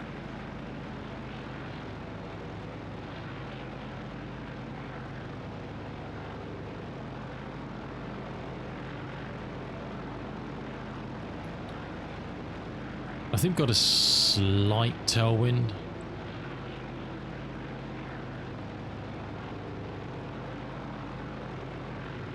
Just a breath. Actually, the temps are actually because this oil's only rated up to 90. And it's definitely getting hotter as we go down, isn't it?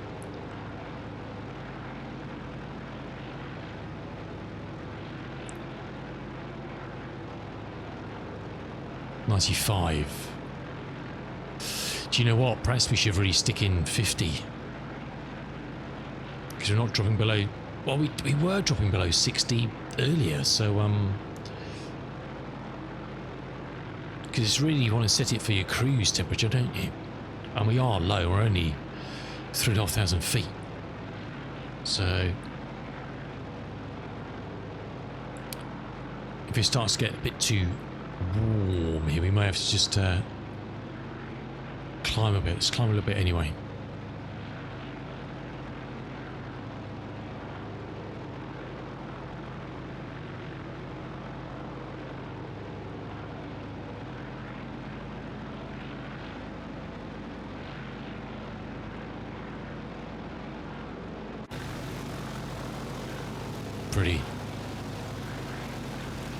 Pretty nothing, huh?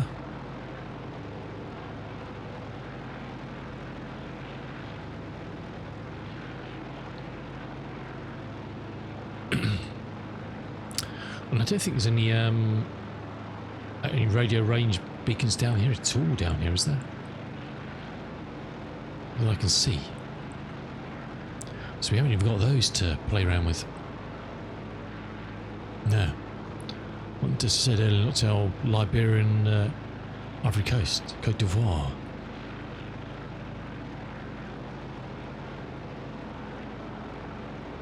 This will good.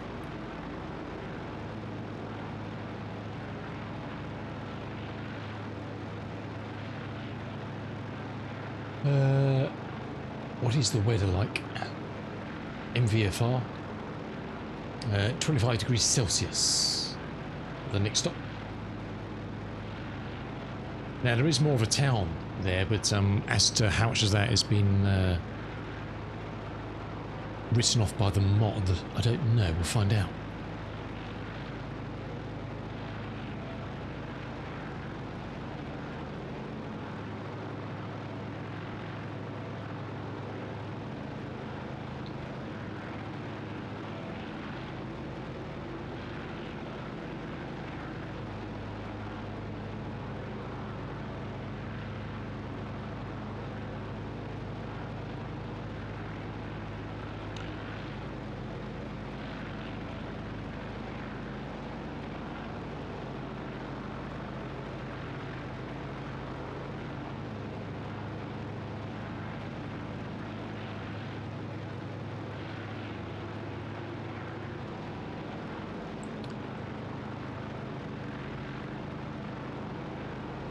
Yeah, they're saying 5 knots.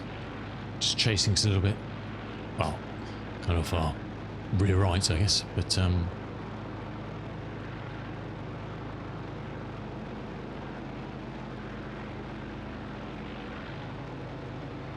hot, hot, hot.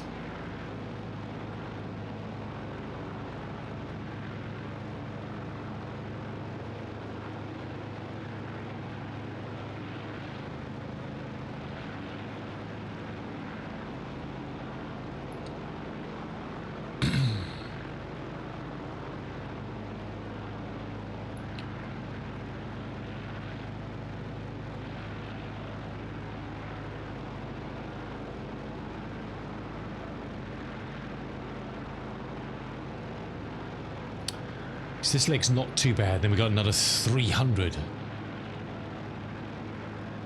down to St. Louis, and then 90 something for the final kick to Dakar. This time it's 1:45.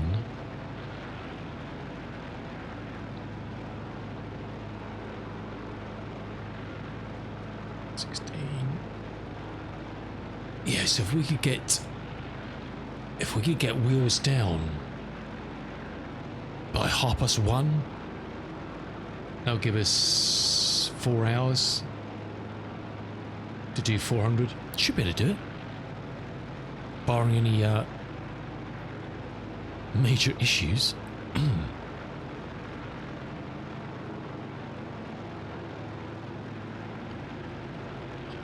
It's a shame it took us 40 odd minutes to get off the ground this morning. Good job I started early at 9, otherwise we'd be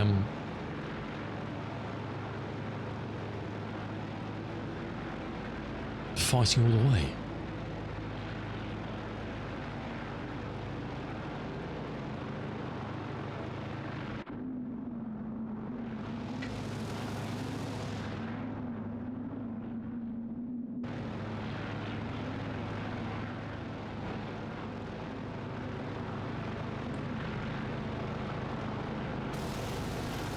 Beautiful, huh?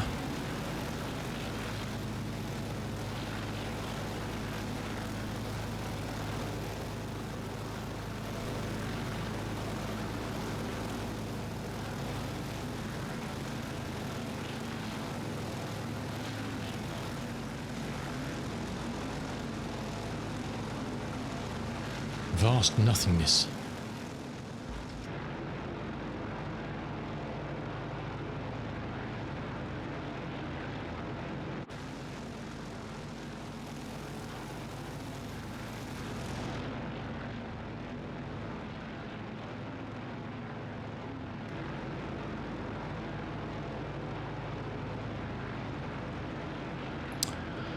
So that's that little poke there. That's that next one there. Okay, so there's a long run down the coast here, down to our next destination, which is Gulf Quebec Papa Papa Noatibu.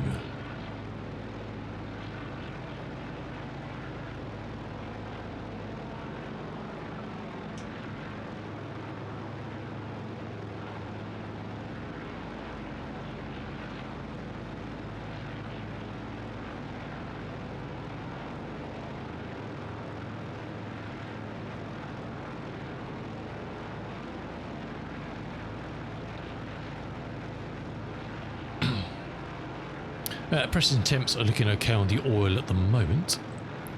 Famous last words.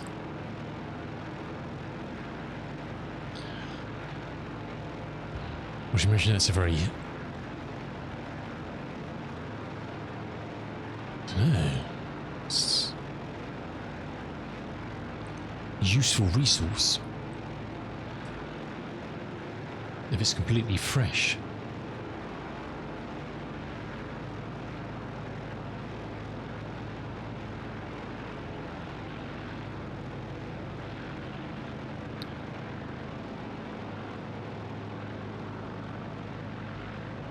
We get one of those tone changes in the engines again, which always worries me.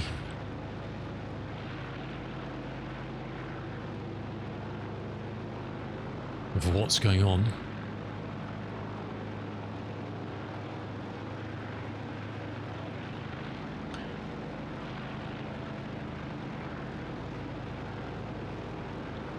Yes, perhaps we could do something in the Chancellor tomorrow. I do have some kind of GA stuff sitting around in the locker.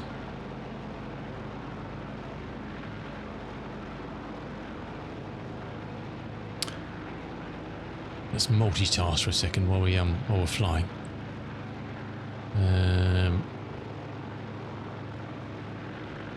What could we do?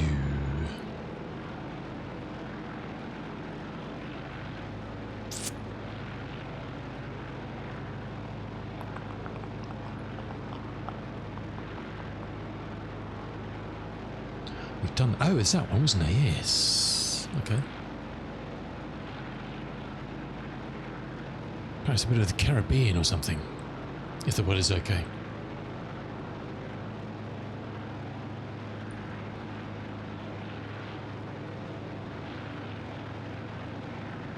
That's a possibility. That'd be fun. Look at that. Looks a bit brown, but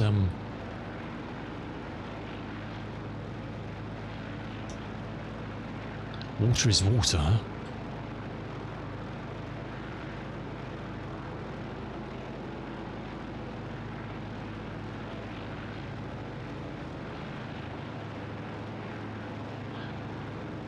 The Sipkit Affairs, whatever that means.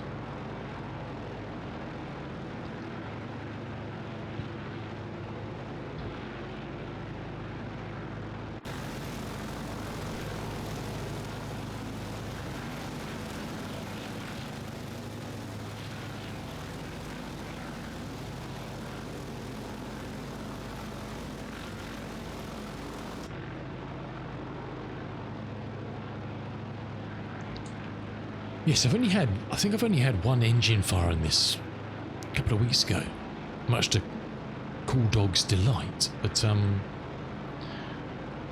we've kept ourselves out of that little bargain basement window.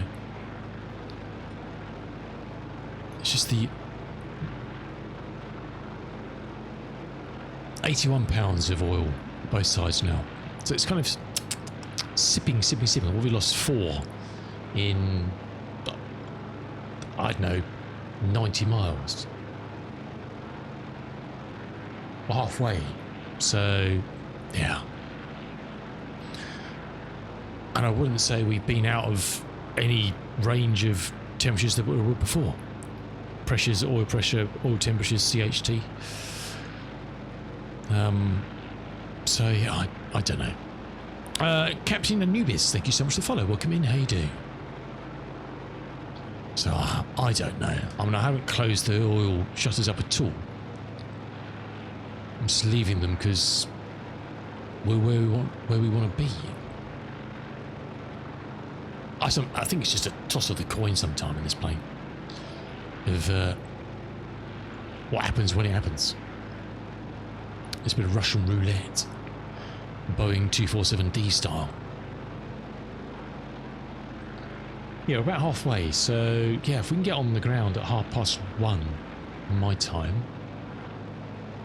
let's say then we've got 300 to do down to St. Louis, so we've got 400 to do after that. Still seems a long bloody way, isn't it? But we'll do our best. We'll do our best. And if we can stop inadvertently climbing all the time, we won't keep losing speed.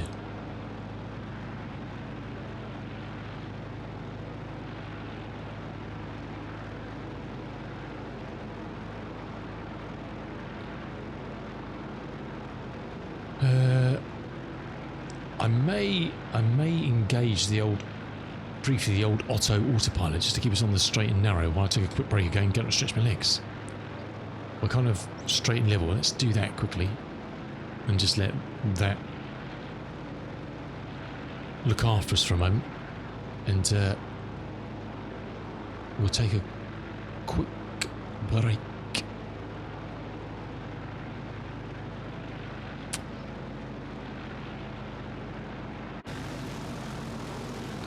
Alrighty, what we've got left on... Okay.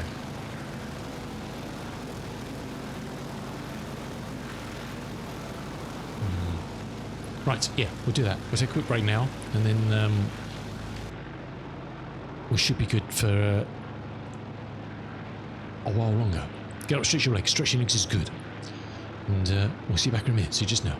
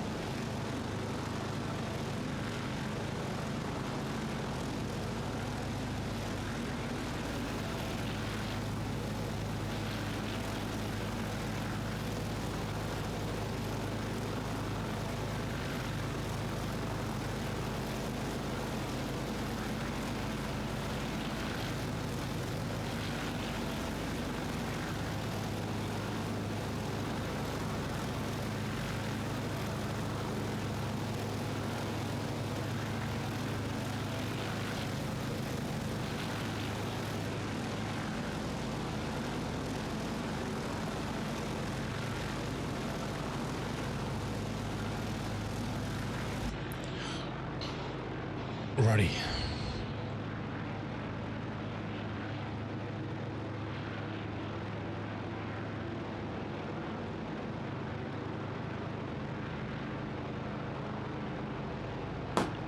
We're letting Uncle Otto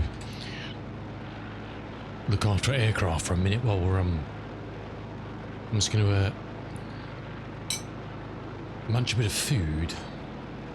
Got to eat, huh? You got to eat. Yes, I've got a few different flights, kind of multi-leg things, just deciding which one to spin up, really.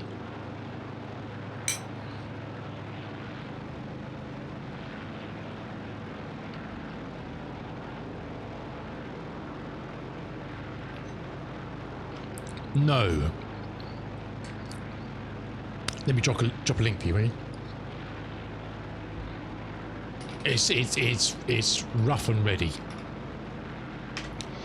It's not very stable or whatever, but if you get the aircraft kind of, it's a useful tool to have when you're streaming, because sometimes you just want to look at stuff and show stuff and whatever, and you can't hand fly for 7 hours when you want to take breaks and, you know, all that bits and pieces. Let me find a link for you, my dude.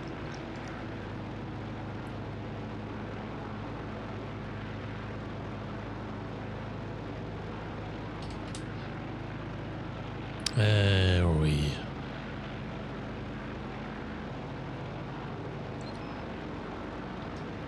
It's called the Boeing 247D Co-Pilot.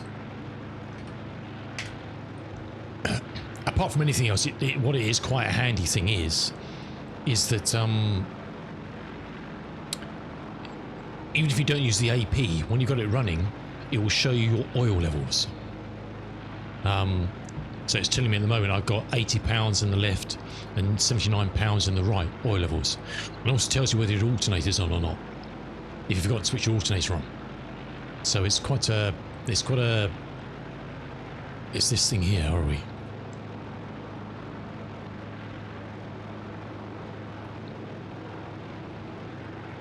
It's this thing here. So it's very simple. And you can either engage or take back control. It tells you your oil levels and whether your alternator's on at a time. Quite often when I'm flying this, I just have it on so I can just see the oil levels. Just to keep an eye on them, so they don't do their usual vanishing trick, which they tend to do. And this aircraft that we love, as we know. It's just quite handy when you're kind of flying long legs, because kind of before the engine suddenly decides to go poof, and you look into that like I did earlier twice today, and it says you've got 20 pounds of oil left. Really?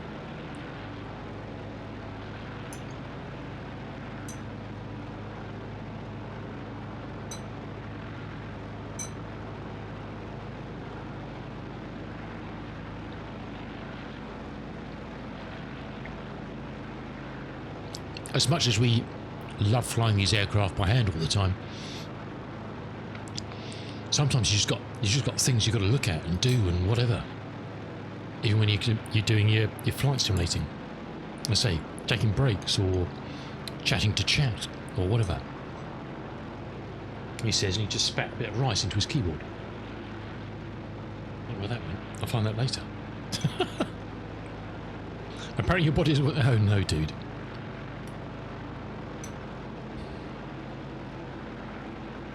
That's not good.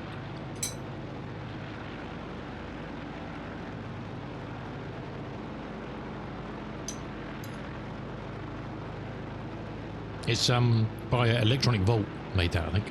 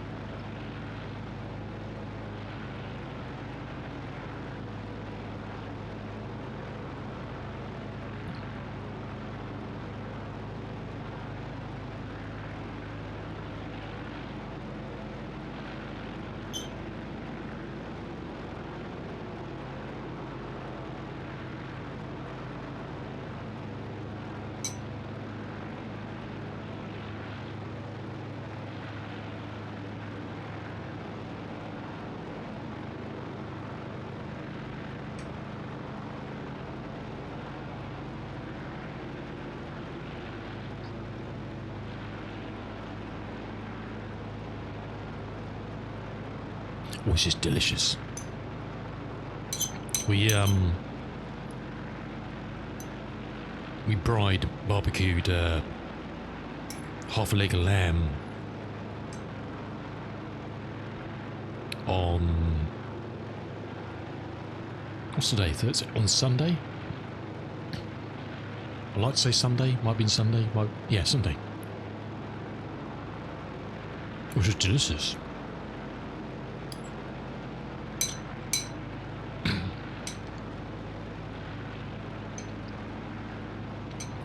And what we usually do when we got leftover lamb like that, the wife's got a lovely recipe for like a lamb pilau, which is amazing.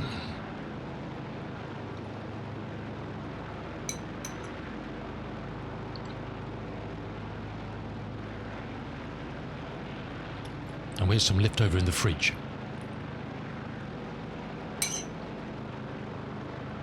which I heated up, and I'm now stuffing down my face because it's so good.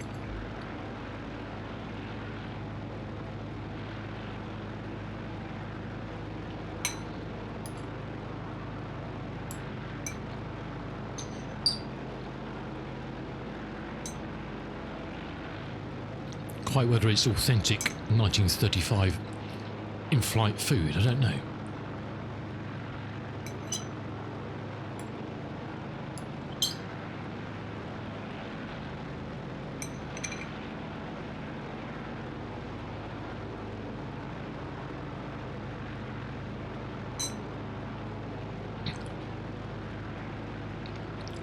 Oh, okay. Yes, you probably do. I have that installed because I have MobiFlight installed anyway. But I've got some other things that use. It's just like it uses that for connect. I think I've got what other stuff I've got anyway. I think you can get that from.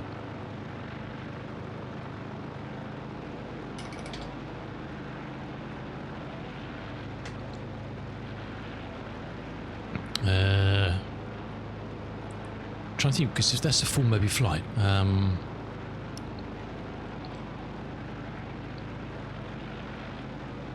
I don't know where you get just the plugin.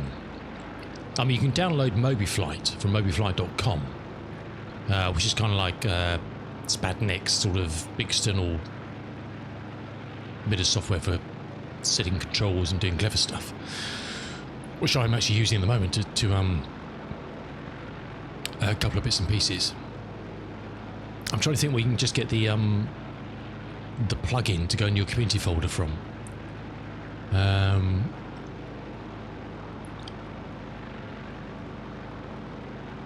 Leave it with Ian. I'll work it out for you and I'll send you something.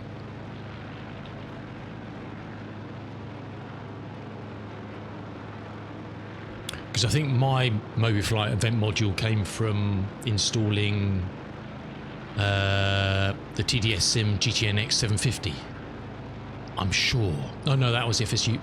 No, it wasn't actually. I'm telling you a lie. Where did mine come from? Doesn't Join FS use that? Something we've got uses that. It's called MobiFlight-event-module in your community folder. And I'm sure I've got it because one of my add-ons that starts in the XEDocs XML uses it. Which would either be the GTN... do you have the TDS GTNX 750? I don't know. Perhaps it comes with that. Or they install it as part of that. I'll drop you something later in when I work it out. All right. It's just so it can commute. You do. I thought it was that. Perhaps that's just the FSU IP7 free that does.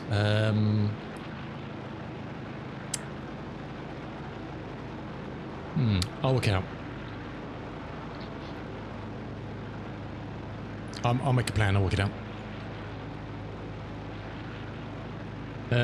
AP comes with a premium PMS GTN.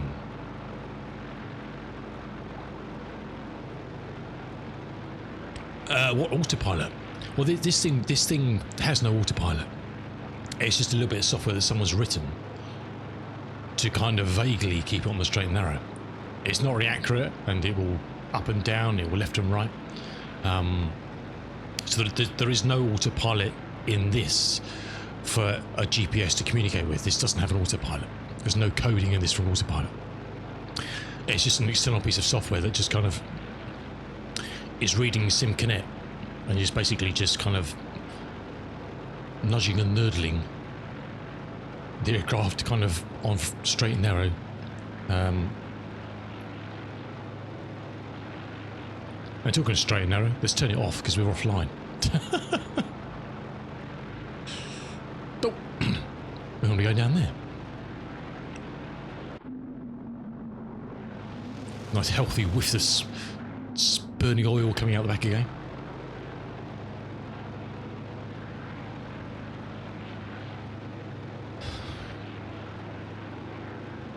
We can't be that far away, actually. Yeah, I think we can be wheels down by 1:30. That'd be awesome. So it's telling me I've got I haven't lost all my oil again suddenly. 78. So I burnt. What have I burnt? 10 pounds of oil. Probably. In what have we been flying this leg? I don't know what time we left. You can smell it from there. It's a lovely smell, isn't it? Shame it's not kerosene. It's just burning oil. But hey, what are you going to do? Right, so a quick spin around, so a quick check. Pressures look okay, temps look okay, manifold's kind of where we want it to be, should be kind of 29, but that's all good. RPM is 2000, looks good. Left CHT is 200, it's fine. Carb intake is fine. That all looks fine. All looks fine. Trouble is, fine's never good enough for this aircraft. It needs to be exceptional. If it's not exceptional, you fall out the sky. That's just the 1930s for you.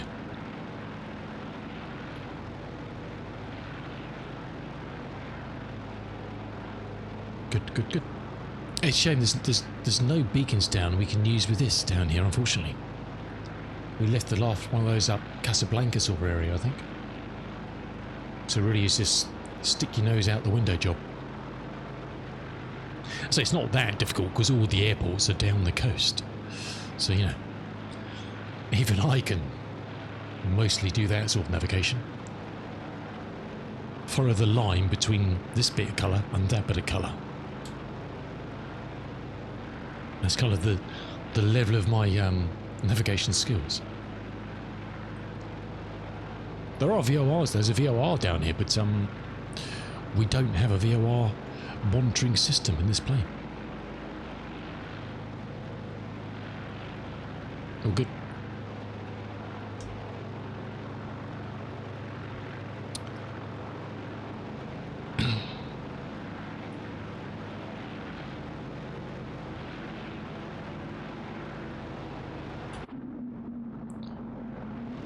Lovely.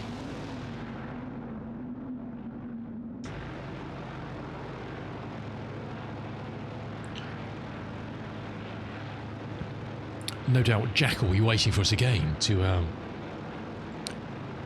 give us a quick oil top up on arrival.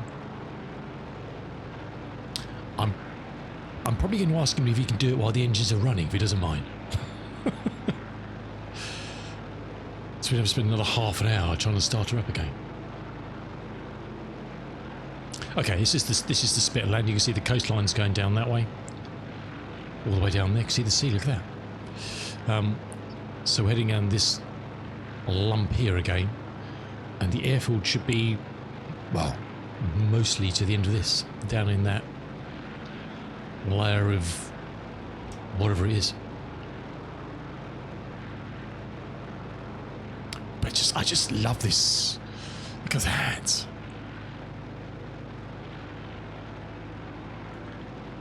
Look at it. Look at this. It's just incredible, isn't it?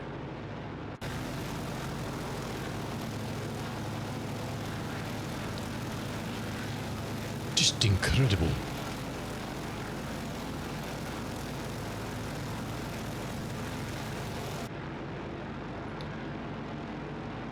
Beautiful. There is actually another airfield. We'll be flying over here. Okay. This is... Oh, right, okay. I hope I got me, I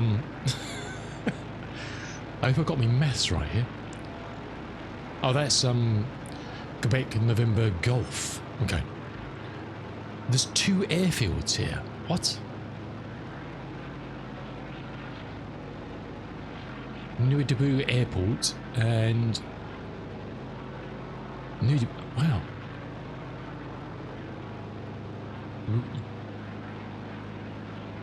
This place has 2 airports.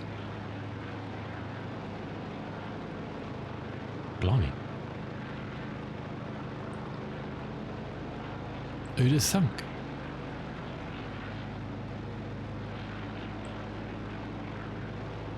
It's over... It's towards... It's the... Where the road is. Where's the road? That might be a road. I don't know. Oh, it's over down here somewhere anyway.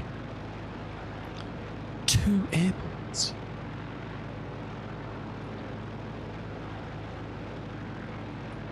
This is kind of its Gatwick and Heathrow, I think. Incredible.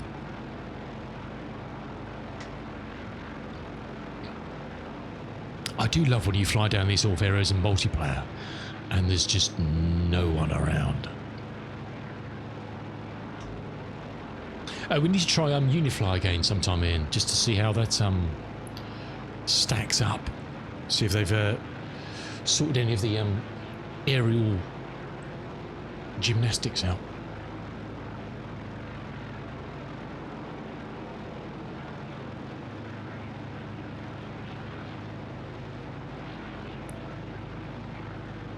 Because John FS does do some weird shit, doesn't it? Like with me arriving with all me ladders out and me props bent and...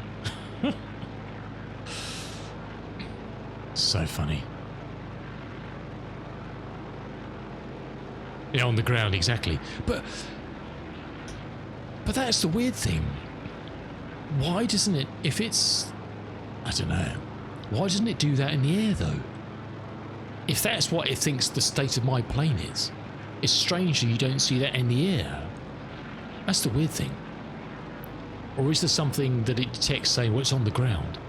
A, he must have crashed it, and B, someone's servicing it. It's weird, isn't it? Oh, look, I know it's me, and I probably did crash it, and yes, it does need servicing. But that's not the point.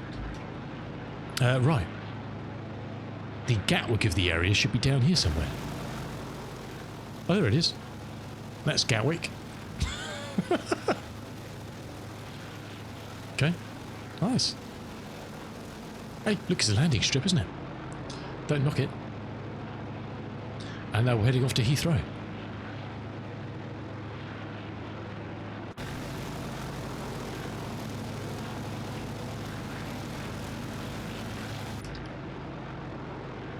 And we have 77 pounds of oil.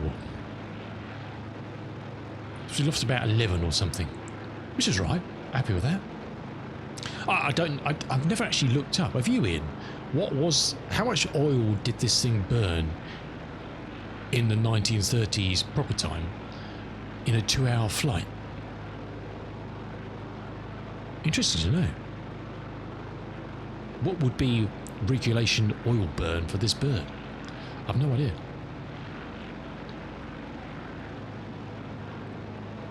No, it'd be interesting to know, wouldn't it?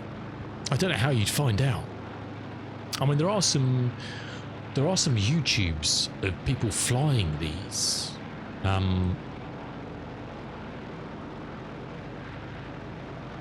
Look at this, stunning, isn't it? It's amazing if all this was like a 4K resolution. Do you know what I mean? Just the details in the ground and the dunes and the stones and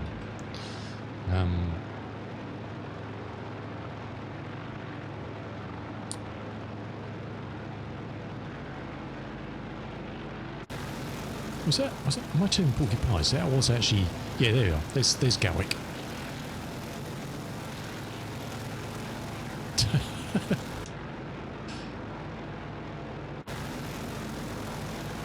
It's so bright out there, isn't it?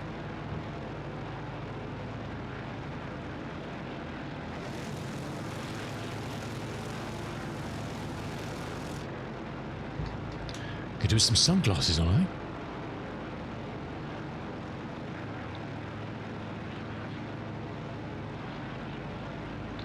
Good stuff. Good stuff.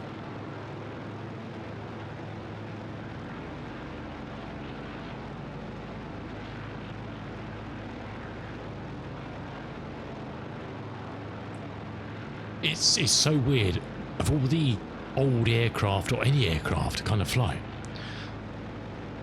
and you're always hearing subtle variations in engine sounds or whatever, most of the time you don't really kind of, they're kind of there but you don't really register them. In this one you're kind of like, oof, what's that? Oof, hello? You constantly, your brain's like, ooh, did that? With impending doom. We doomed.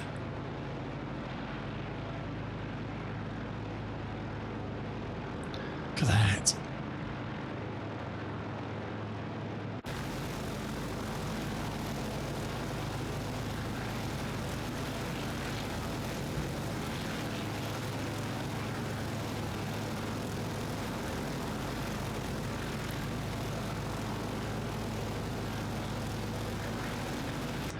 So I just did that, take a photograph. With the jaunty angle. Righty, let's take it down. So mixtures up, prop in, drop the manifold, and it's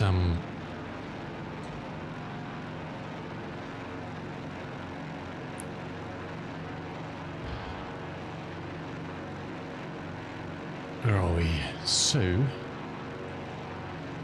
there is an area of water, and then there should be the airport. So it must just be the other side of this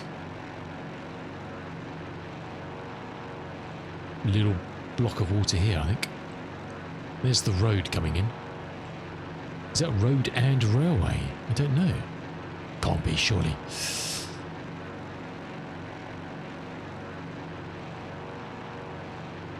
Well, it was 6,000. We're good.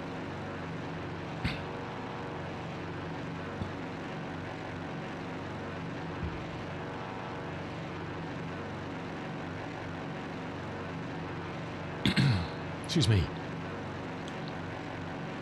I'm not going to close up the oil shutters specifically because I'm just going to keep an eye on the temps, because they're fine, and if it ain't broke, don't fix it.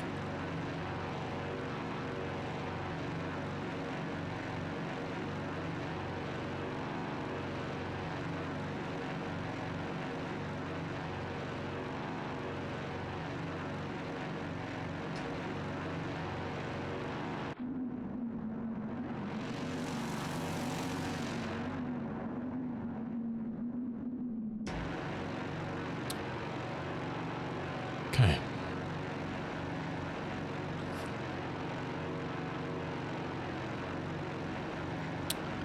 It's just so nice flying an aircraft. We can just kind of fingertip control.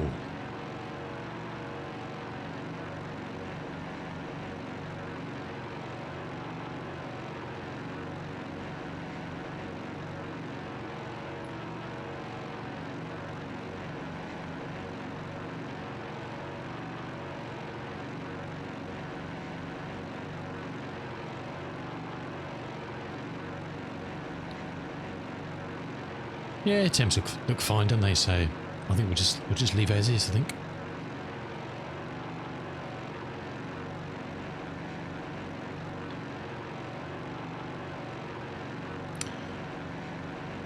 Now I did check all these airports were enabled okay in the marketplace. Well, there's no guarantees. I haven't been to any of these, so it's kind of a wing and a prayer, really. And then from departure from here, again, it's just about 17 odd, so kind of heading.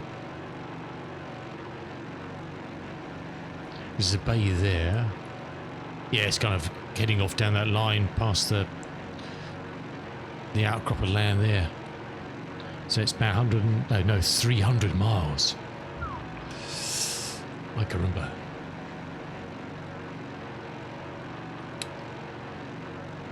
Sounds like such a large number when you're flying this. Well, the number of miles you've got to do is greater than the number of the aircraft, 247. It always concerns me. Sounds like such a long way. I don't think it works like that, but that's how my mind works anyway.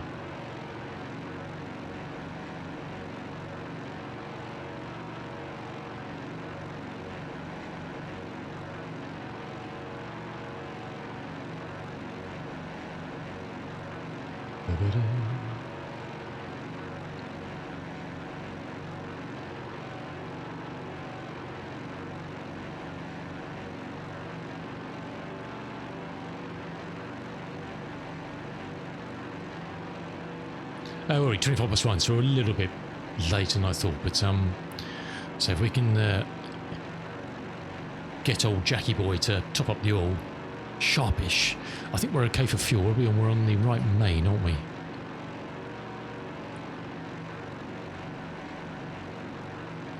Well, he says.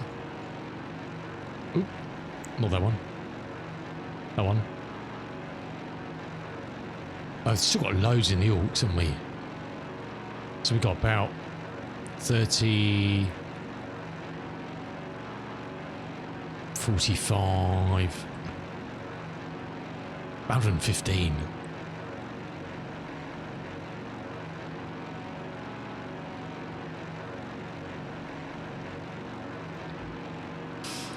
Right, there's the bit of water. So I reckon it's just down here somewhere.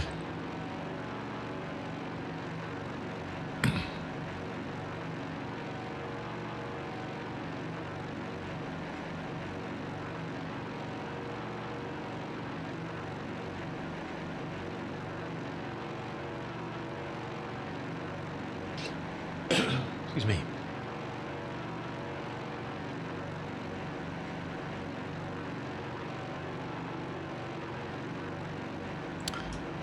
Nothingness.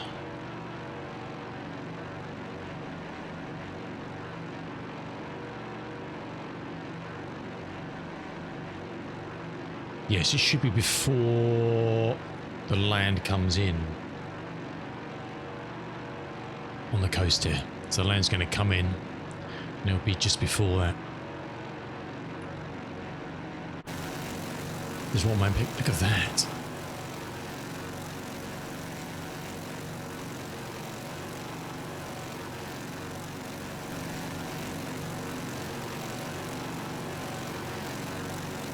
It's quite something, isn't it?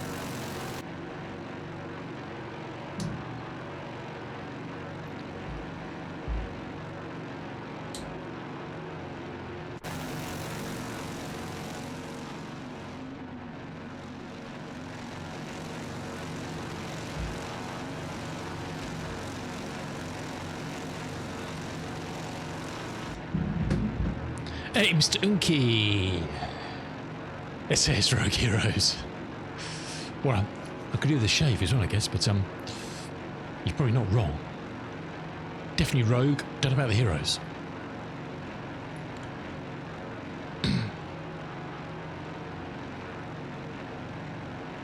Need a Pepsi.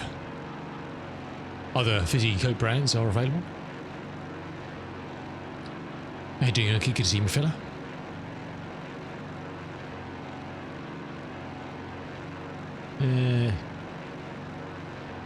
Up here, I guess, somewhere.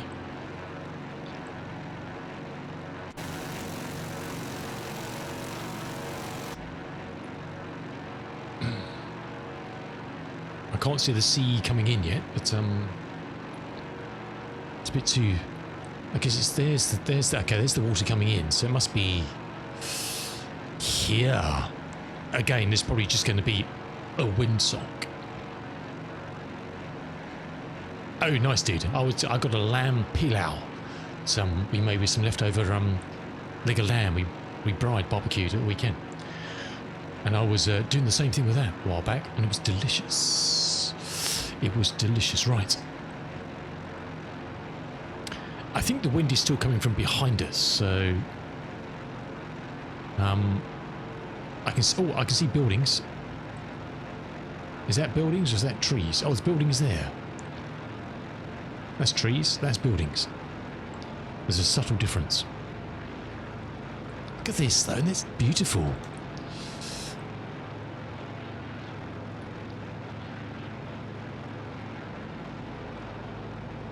Alrighty. Downtown Nouadhibou, here we come. So we'll do a quick old restack of oil. Still got £75. I'm tempted to wing it and not top them up. I fear that will be foolish. Now I'll ask Jack if he can do it with the engines running. Yes, it's a bit dangerous for him, but he likes living on the edge. Because otherwise we'll never get it started again.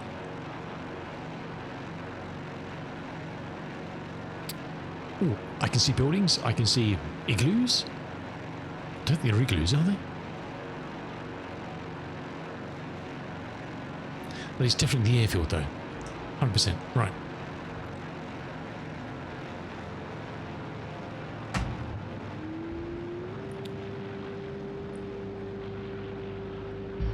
Reds and blues.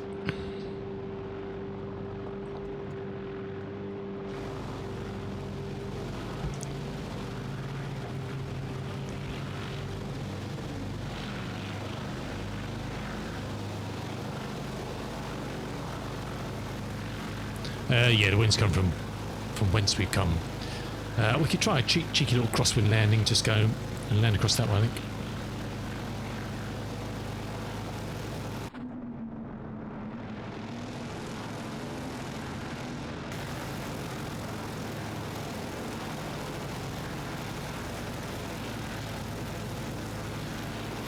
Crosswind.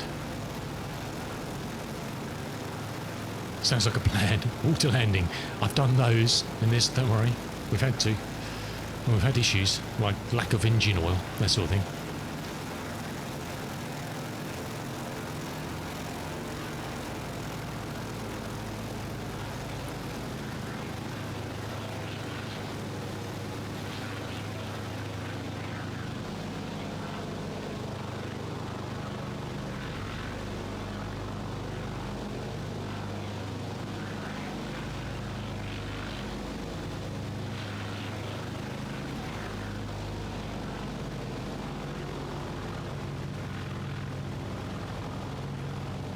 We'll try not to hit that aircraft that's parked.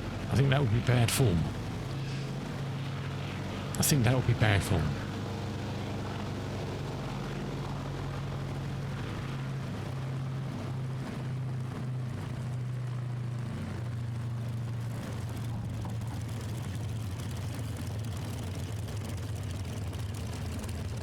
Especially as there's people watching.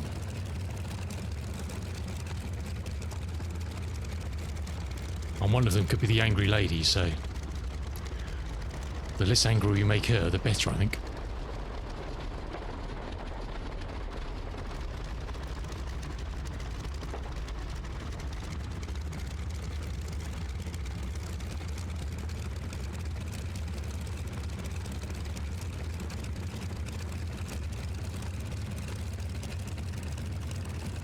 What are they? They look like little igloos, don't they?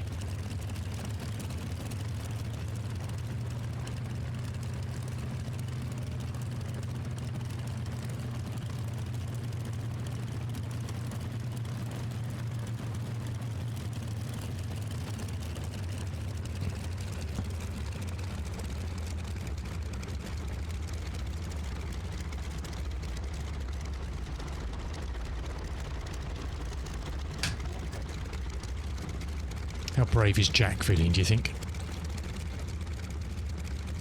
Good man. Good man. He doesn't care, old Jack.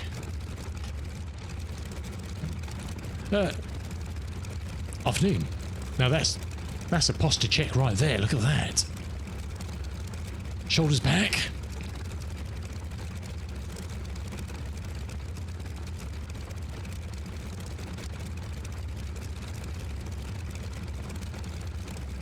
I don't know what these funny little pods are. We've got a little tinted camp again. What is this? You should know, be a lot easier doing it with the camera, I think.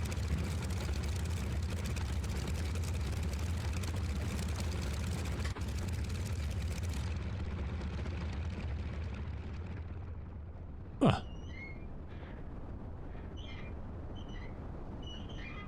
Looks like some sort of posh camping. Danger of death. Some camels. Ignore these weird buildings here. Let's look this way. 1930s that way. Not a camel. No music. No nothing here though.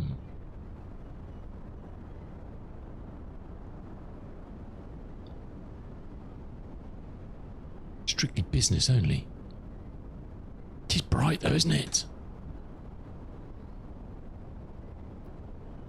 Yeah, there's no singing, there's no dancing.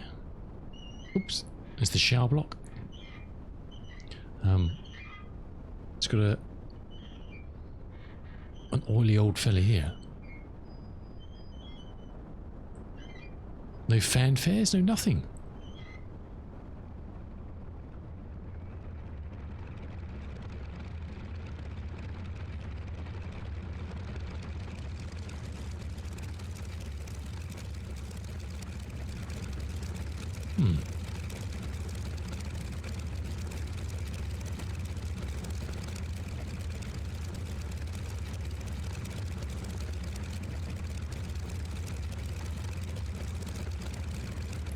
Yes, nice, but not my favourite, I must say. Right, has my man done the thing with the oil? He has. Oh no, well that says I've got £43 left. Well, shit, that didn't work, did it?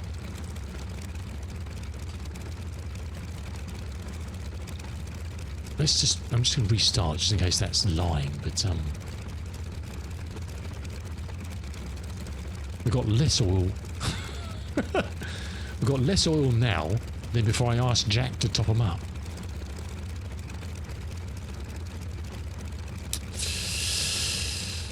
Oh, lordy, lordy.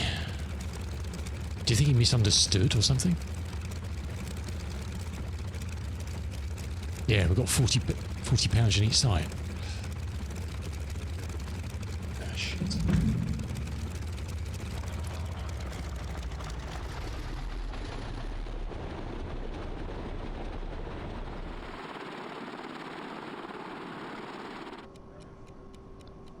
He's lost the plot, hasn't he? The poor fella. Your voices. Come on, Jack, make it so, son.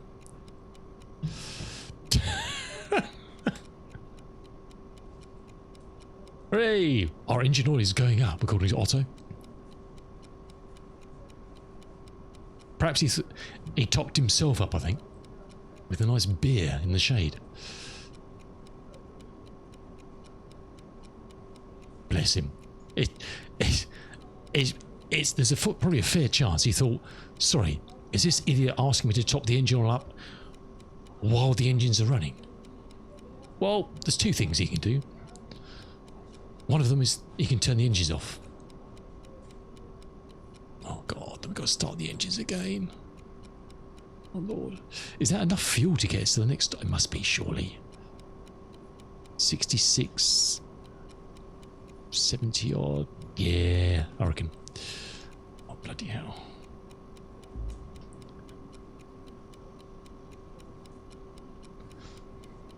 Come on, Jack.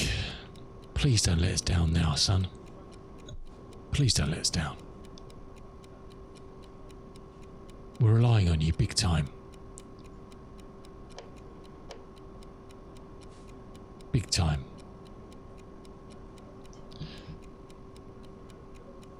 Do we prime or don't we prime? The engine should be hot. They should just fire up, shouldn't it? You never know with this beast. You never know.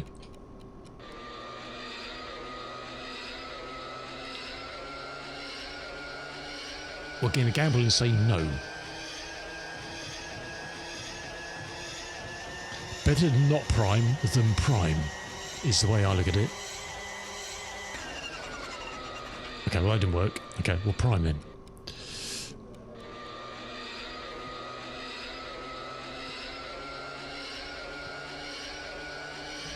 It's quite warm. I reckon 3.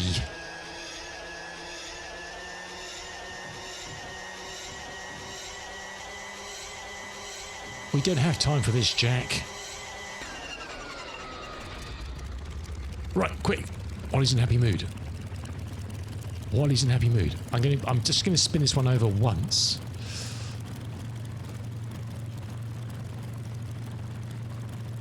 If he gives me the opportunity. Come on, Jack. What's he doing? Oh, we pressed it already. Okay.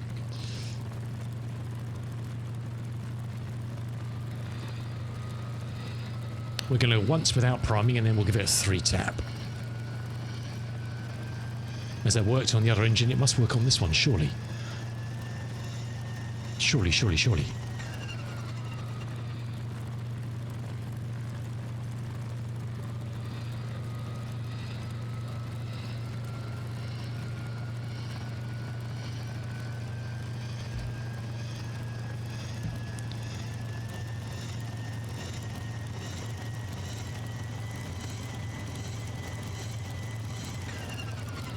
Yes.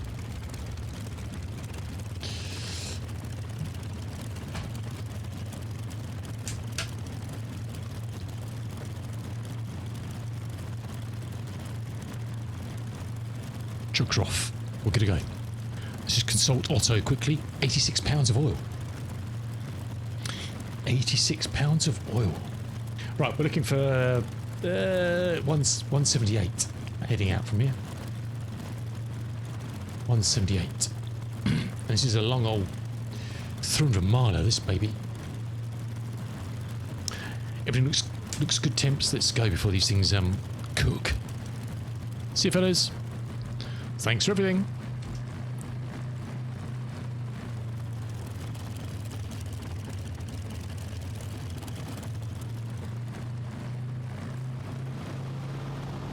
God, I can't believe how bright it is outside that window. It's insane.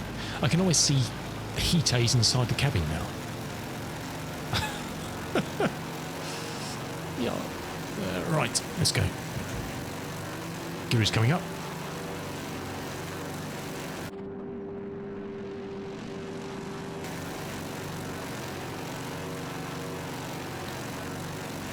Go to neutral. Shut the windows because I can't see. Right, that's better. So we're looking for one. Oh, my compass has reset itself again as well. Taking a minute.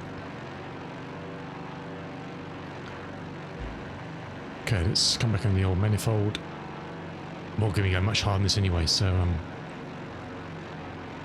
RPM.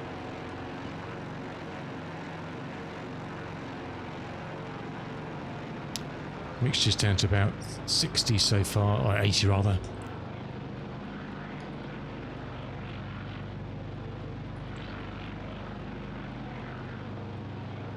We'll let Jack sleep in the shade for a couple of hours.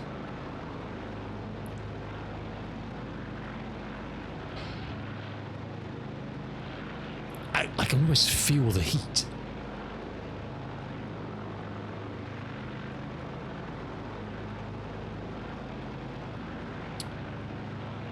Let me sort our compass out again. Let's fly straight and level here for a second and we'll work that out.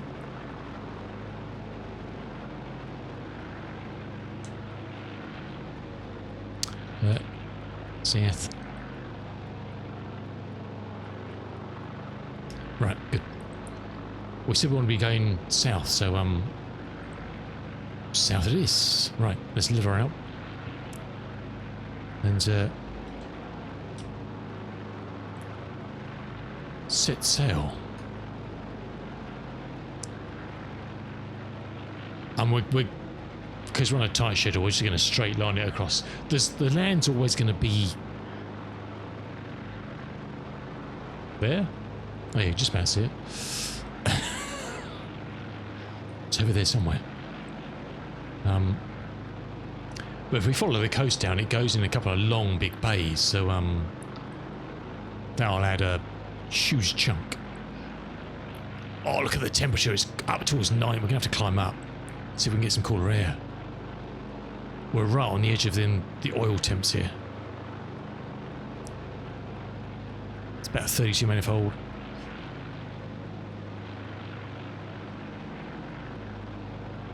We're going to have to get some, which isn't a bad thing, to be honest, because if we do kind of run out, at least it gives us a bit of gliding distance.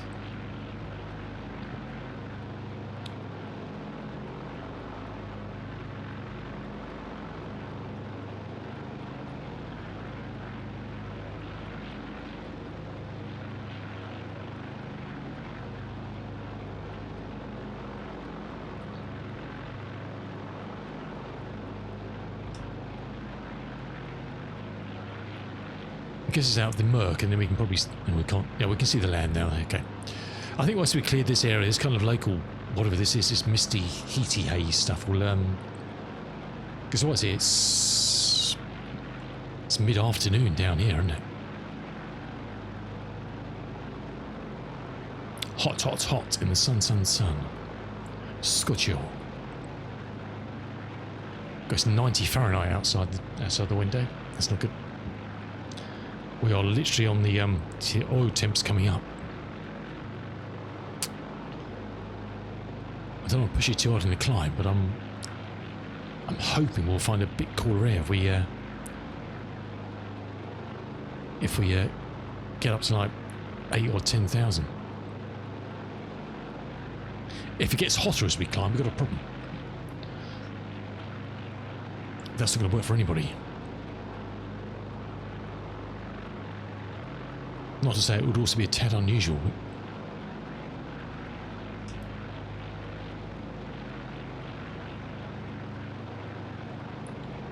I kind of don't have a choice at the moment. Okay, temp, I can see OAT's coming down now. It's kind of dropped below 90. It's down to kind of 85-ish. We'll keep climbing till that drops down just to below 80, and then I think we'll stick. Because what's that, 4,000 now? Let's just go into a 500 feet per minute climb just to get some speed back.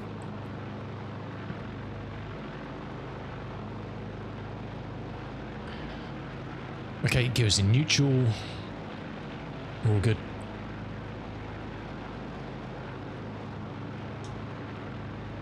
We're heading 180. Yeah, it's coming down now.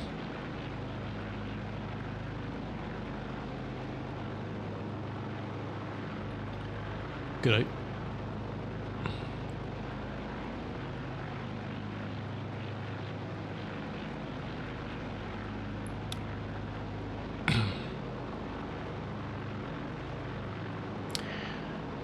Never know, we might get a cheeky little tailwind to this 5,000 to shove us down the coast. We can but hope. I don't think we will, but because the wind's supposed to be coming from the, well, that way, looking at the screen. From the east, I think. East, northeast. And probably more east as we head south.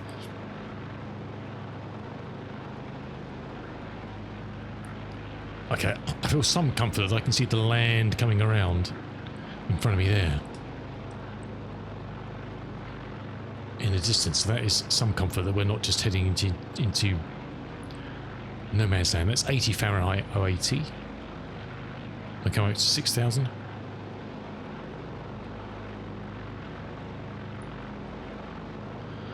Pressures and temps on the oars look fine.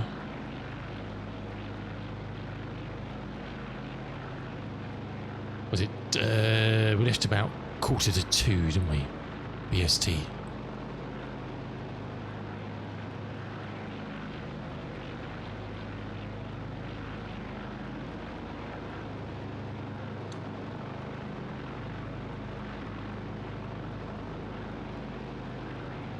Let's take it up to lucky number 7, I think.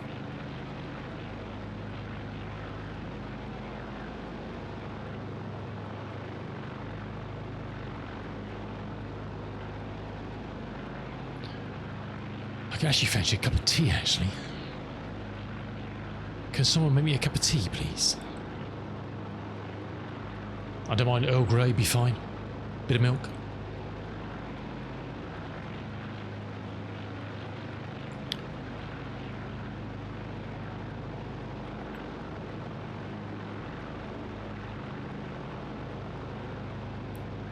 Some iced tea. Jack, yeah, right. No, Jack's laying under a palm tree back there with a bottle of beer.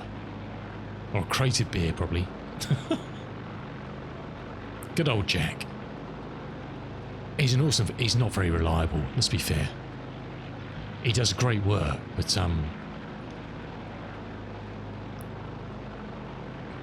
not understanding the concept of top up as opposed to empty is, not great, really. Let's be honest. Okay, that's 7,000. Let's level off and get some speed. All relative terms, isn't it? Let's pull this back to 60.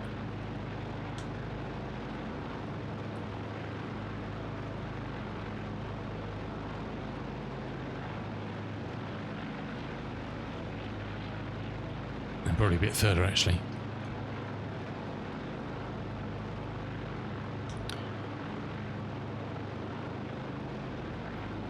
Alrighty, let's settle around there if we can. We're doing 180 degrees, so heading south.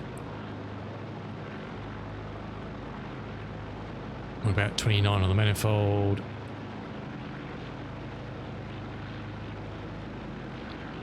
Let's level her off. And so I think we'll take a quick break and get a cup of tea, I think.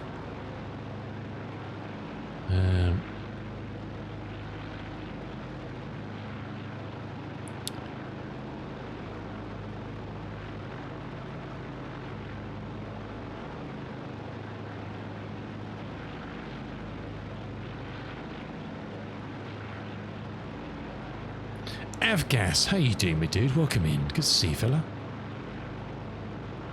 Righty. No coffee, tea. Tea. The Javanite loves me.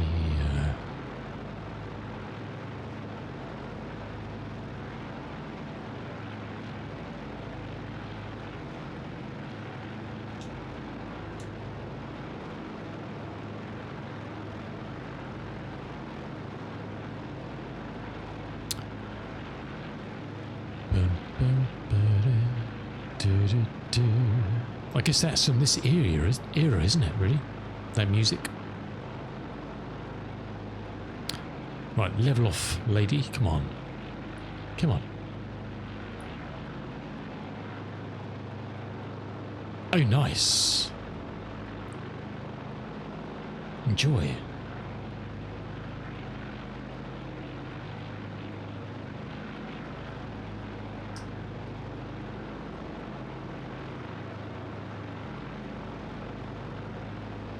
Come on, settle there, come on.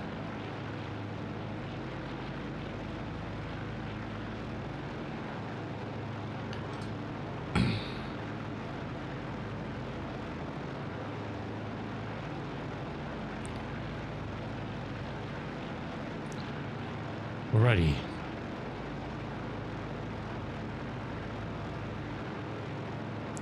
I think we are golden.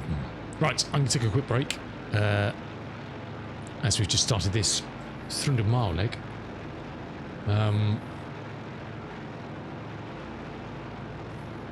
So it's time, 2 o'clock.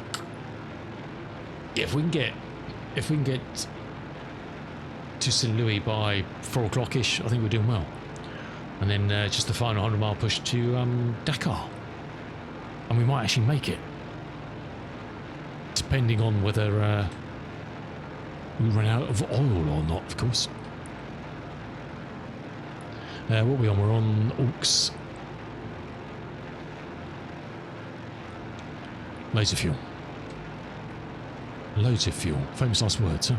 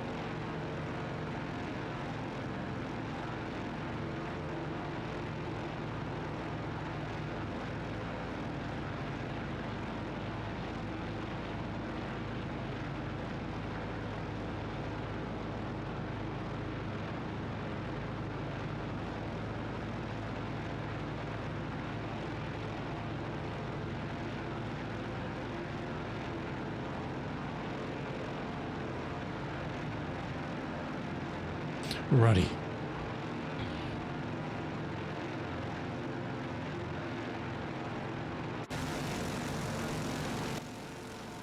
Turn that down a bit, definitely. Right, I can make myself a cup of tea.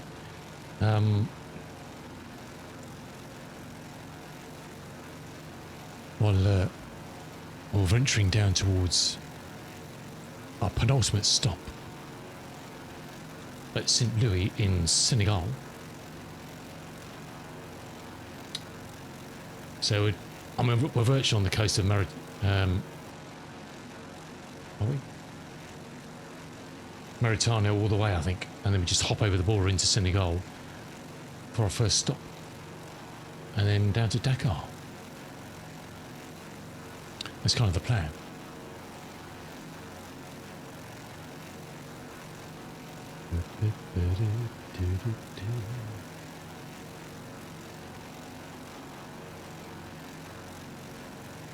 Good stuff. Oops. Oh shit, just opened up that. Stand by. It does put things in perspective. You're 100% right, my dude.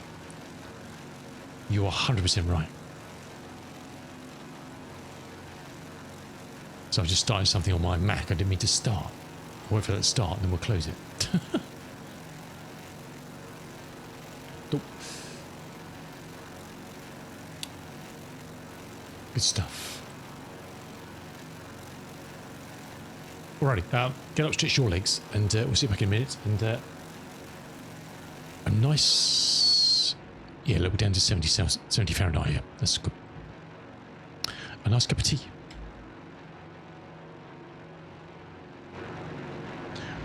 We'll see you back in a minute. So just now.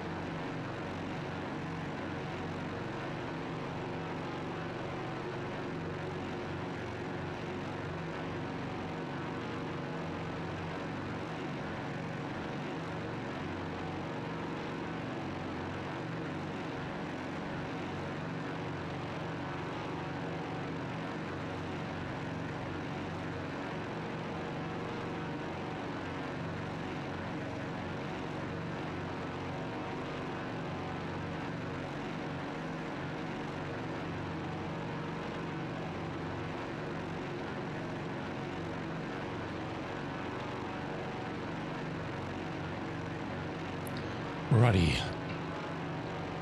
How are we doing? Let's have a look. Thank you, Otto. We're doing alright, actually.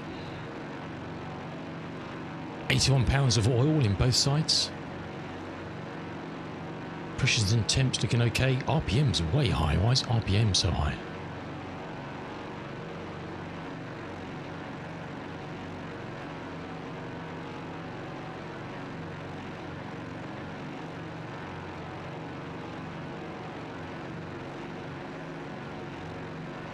It's this funny old thing again. Is it? I wonder, is it mixture related? I don't know.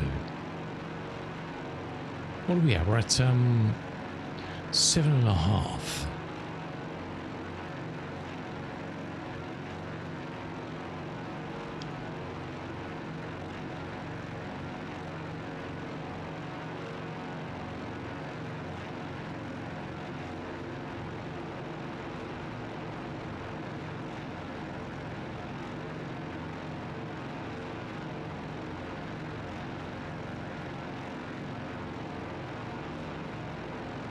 We just don't seem to have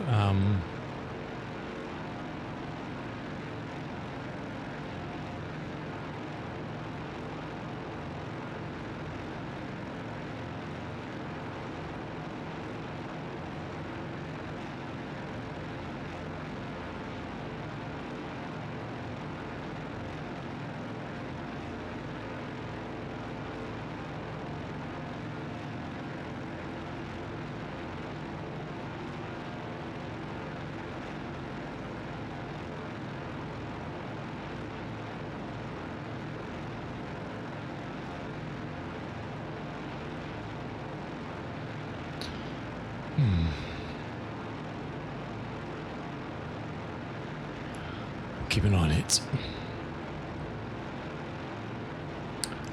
We'll keep an eye on it. Alrighty. What have we been flying for? What did I say? Is it 1:45, is it? So we're coming up for half an hour. So we probably done about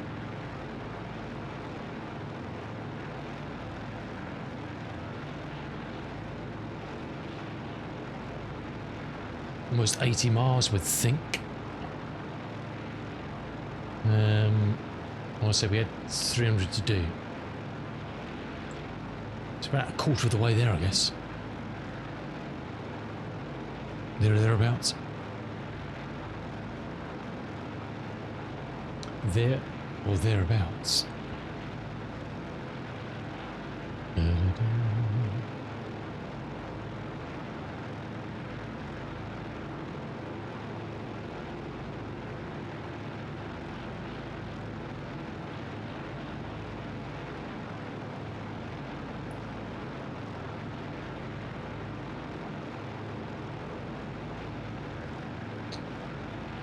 Righty.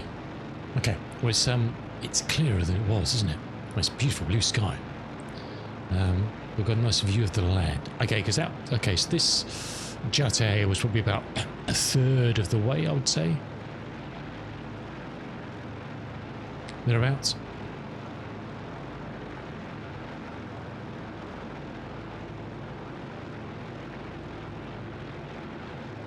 I would say.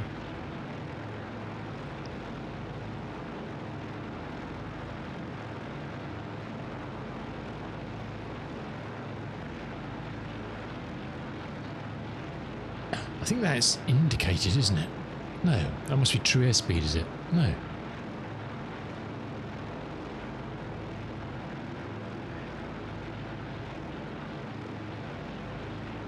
Oh, it's miles per hour. Okay.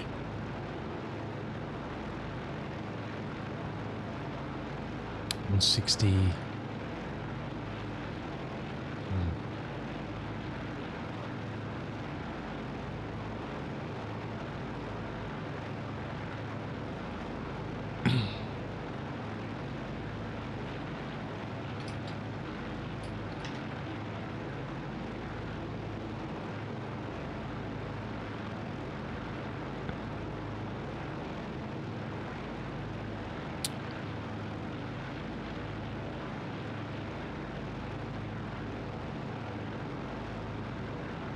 Yeah, so there's an easterly coming. There's some winds coming from just over there, 10 knots. It's not terribly helpful, to be honest. Not terribly helpful.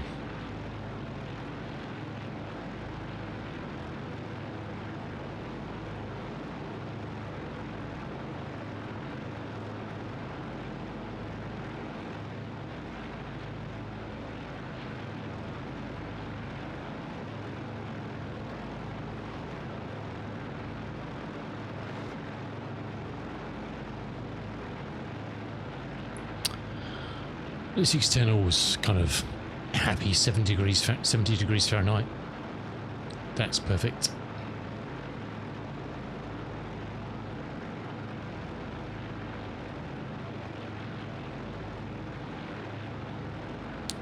I mean, ideally you'd want to shut these up a little bit, but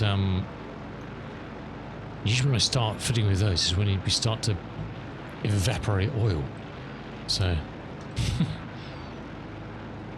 well, look, we're on 80 at the moment. Cheers.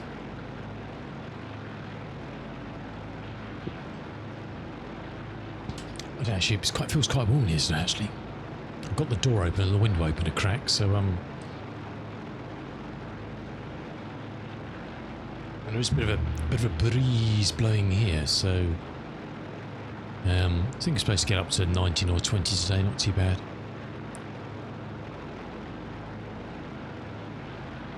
Sit of here for the moment, I think the we've kind of got a low pressure over kind of the UK at the moment. There's a massive, horrible high pressure over Europe that some of you may be stuck in, and it's ferociously hot down there into France and Spain and Germany, etc.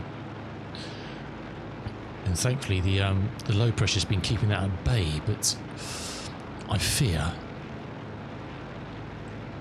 that the high is going to start dominating a bit. We're going to get into the mid-20s here, so it's probably going to get into the horribles in southeast London, I would think.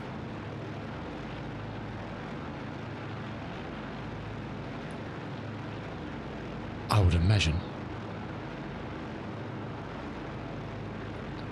So look, Greater London, yeah, into 30s tomorrow and into next week.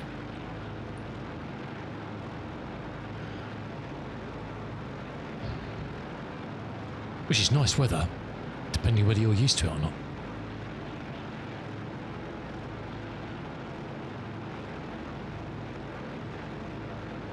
That's always the issue, isn't it?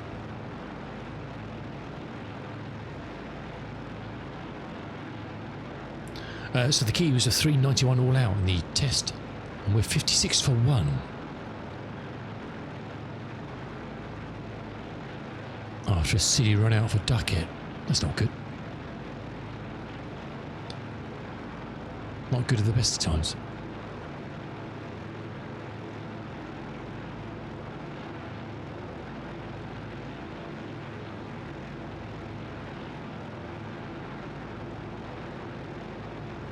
Good stuff. Oh, thank you for your company today. Much appreciated. Good to see you. Hope you're enjoying your life in the 1930s. In Northwest Africa.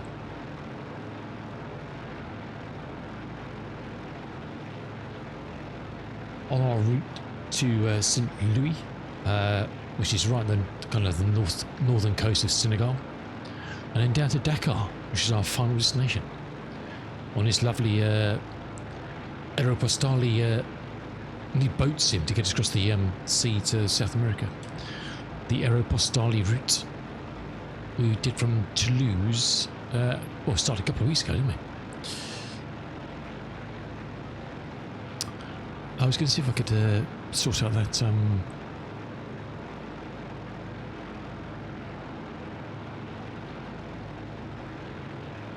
timetable.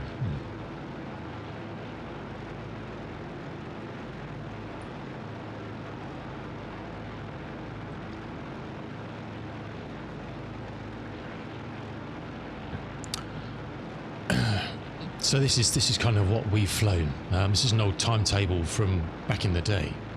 We didn't do Paris, Bordeaux. We started Toulouse, Perpignan, Barcelona, Alicante, Malaga, Tangier, Rabat, Casablanca, Agadir, Cap Juby, Villa Sinor, Port Etienne, St. Louis, and down to Dakar, which is our destination tonight.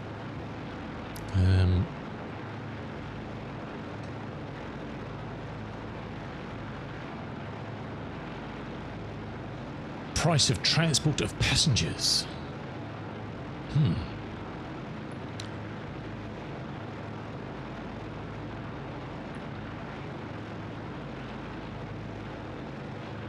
Toulouse to Perpignan, 220 francs. 370 return.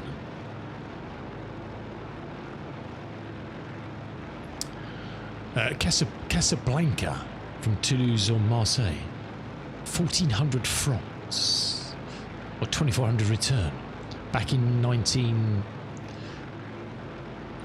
presume this is mid 34 or something, is it? Oh, this is 28. This is 28.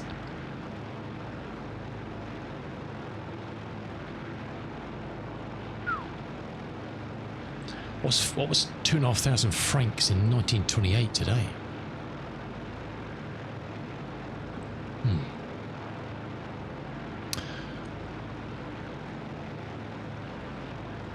Let's have a look. Casablanca. Does this actually got?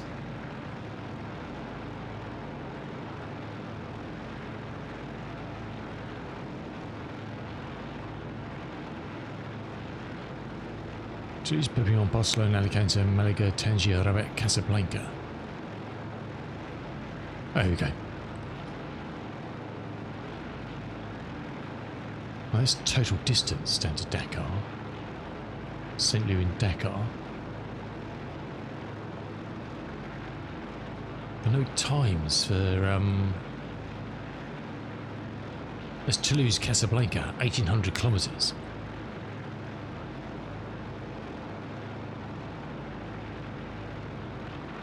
Leaving at 7 o'clock in the evening and arriving 4:30 the following morning into Casablanca. Huh. Is that right? No, sorry. Hey? I was going that way. Hey, what?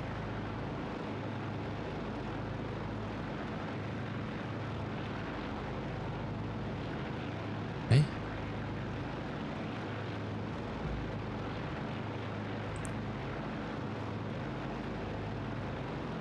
Just put in Casablanca.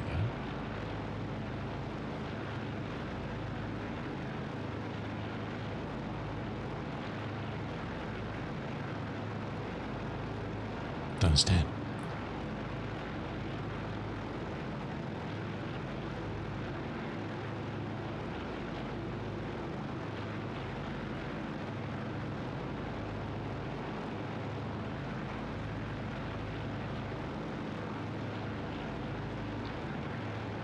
Yeah, okay, anyway. 5:30, 18... hold on a second.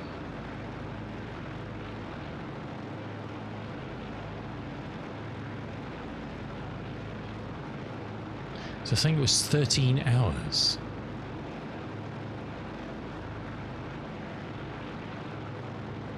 $12 hours. What planes is actually using? Does it say?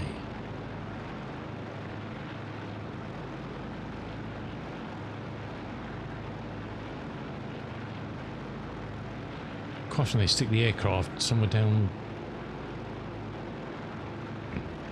addresses.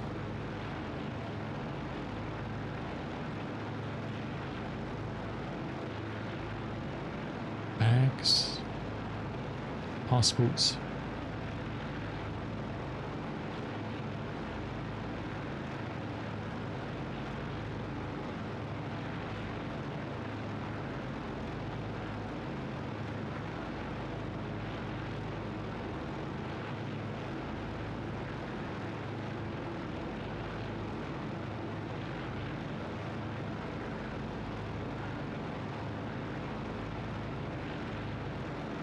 glad we've got good old Otto flying the plane for you while we're looking at this. Otherwise we'd be really stuffed. 79 pounds of oil. Well, saying that, I haven't actually looked to see where he's actually flying to, but I think we're good. Doesn't actually say what aircraft this is based on.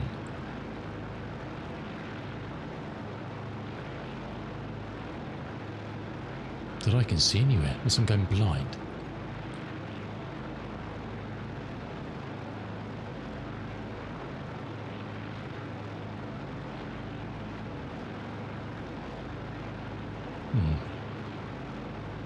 Who knows?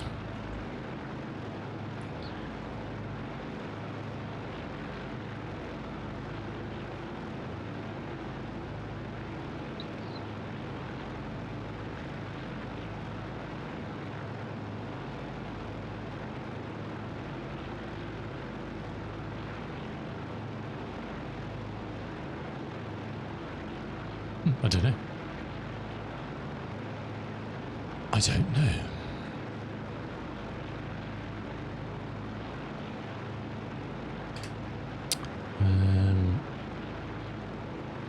Let's just check. Where's the airline timetables?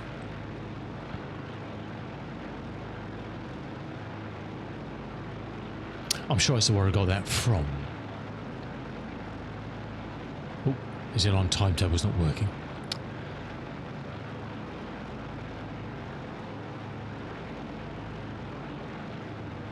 Is anything working?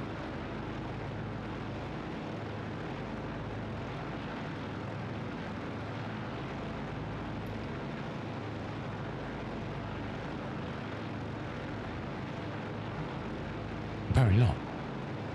Oh, there we go. Okay.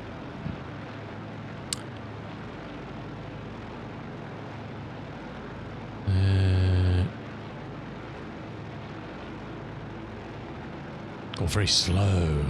This is just my internet's ground to all. I think their website's let's not bother with that. Let's not bother with that. We don't have a download of loads of timetables here, are we? Airline timetables. It's not from there. I don't know where I got that one from. Must have been off their site, but...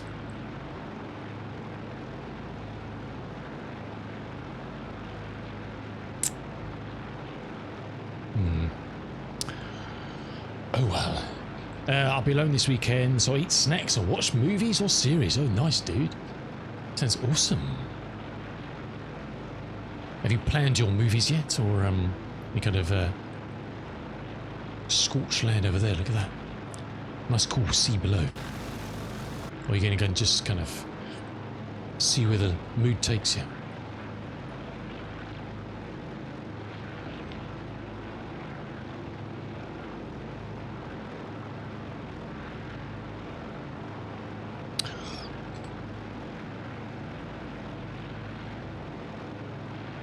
It's kind of drifting off away from south here, so let's just put ourselves back a bit. Don't want to make our journey any longer than it has to be.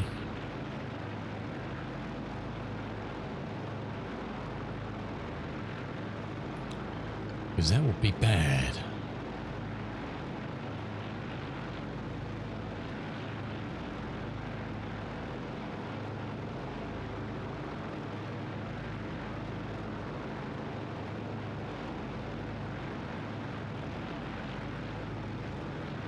Bit of a wobble it.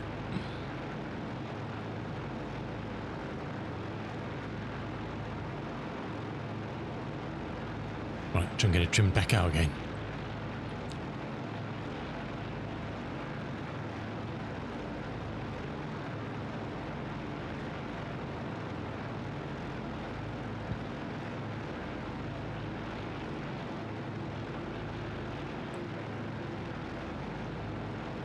Yes, we've got a few choices of journey flights to do.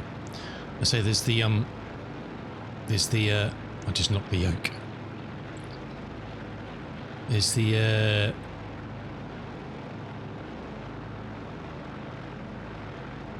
Let's just apply a little touch of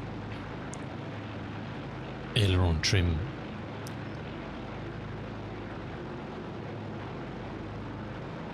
Is that working?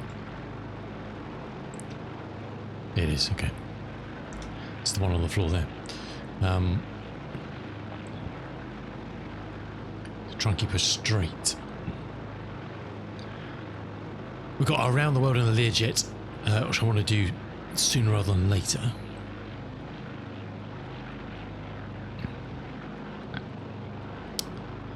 There's the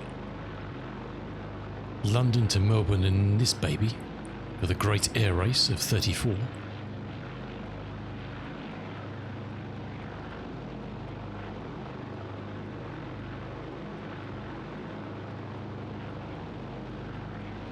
Come on, old girl. Settle down.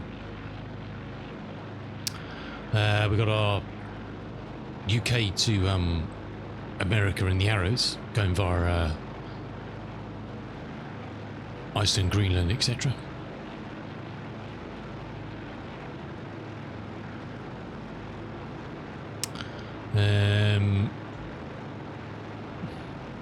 There's kind of an overland trip in Africa to do sometime, probably in the Arrows or the 414 or something.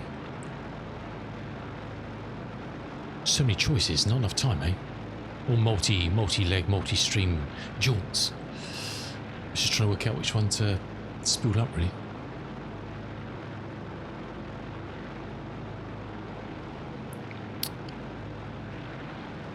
I do fancy diving into either the which will be a decent amount of stream time, is the Arrows to America, the Turbo Arrow. But also I'm quite keen to do the London to Melbourne in this baby while we're kind of flying it.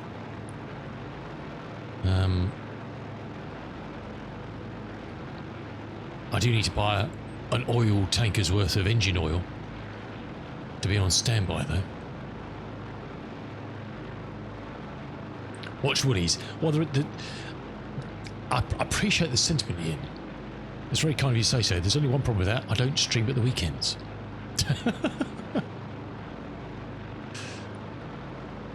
But if I did, yes, 100%. I mean, this is what better comedy could you get than this? I mean, this is the modern remake of Airplane. This is Airplane 2026.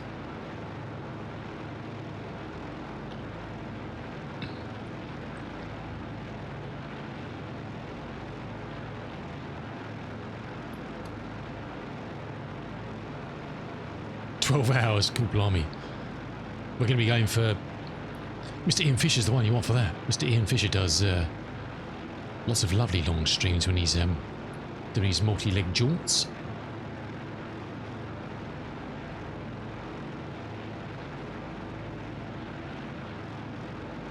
We're going to be pushing...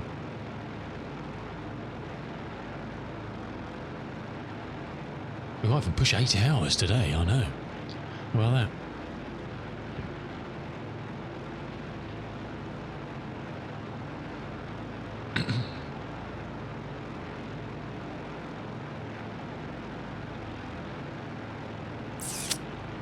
What have we watched recently has been quite good. I'm trying to think. Mostly series, actually, but stuff on BBC and what have you.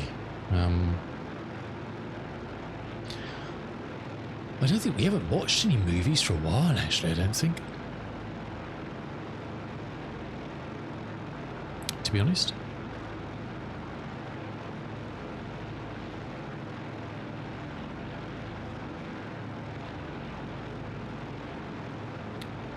Just trying to slowly drag myself back to heading south again, because we keep getting blown off and I'm not correcting it very well. 12 hours is just getting warmed up, I know. I wish I had the time, Ian, to dial in those sort of links. Trust me, I've heard that changing tone again. Scares me. Probably means we just lost 40 pounds of oil. No. I've got some juicy 13-hour flights. Not just, some historic stuff to do, but trying to find time to do them. It's just a nightmare. I've still got to do, which I nearly did a couple of years ago at New Year's, is those historic Pan Am jumbo round the world trips. I mean, they'd be cool to do in the old PMDG when that arrives, whatever price that's going to be. Jeez, I dread to think. I reckon that PMDG 747 is going to be a good old $100 plus. I would think. Didn't they say that before? That it was going to be a kind of monumental price for that baby? I just don't know if I'd fly it enough, to be honest. So I was going to do it in the in-game jumbo, which works fine enough. So there was two. There was a normal round, and then there was the pole-to-pole one they did, didn't they? It was the 50 year anniversary they did, which was normal around, and they did another one the following year or something where they did pole-to-pole. Can't remember. I've got them all jotted down. Where are we?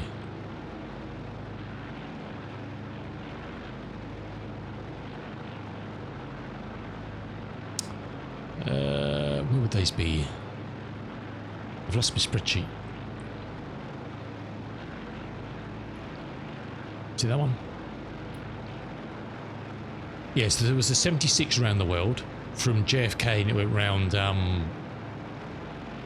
kind of normal route, and then the following year the 77 in the SP they did San Francisco by the poles, didn't they? Something like that. Those would be very cool to do, but it's a huge block of time to, because I think, you know, doing the first one's like 36 hours of flying or something. Something like that.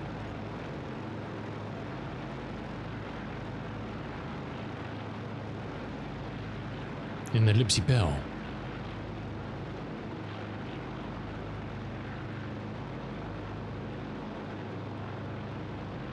So those would be awesome things to do. So I had all those plotted and ready to go, but due to family stuff a couple of years ago, it just never happened over New Year. So I was going to do like a whole block of long streams over the New Year's night. Just never happened, unfortunately. And I haven't managed to even then contemplate trying to schedule it in again. It's got all things like that to do. It's the Africa Overland one to do. All sorts of coastal stuff around the UK. Japanese stuff I got all plotted out here. Bush flights in Australia. Around the world, I know you've done in the DC-6, Ian. Got one of those plotted following old Phileas Fogg route. Military stuff.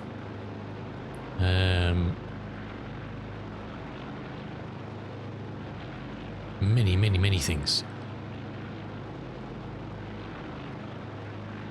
I'm say the Learjet one, this one, the Turbo Arrow one.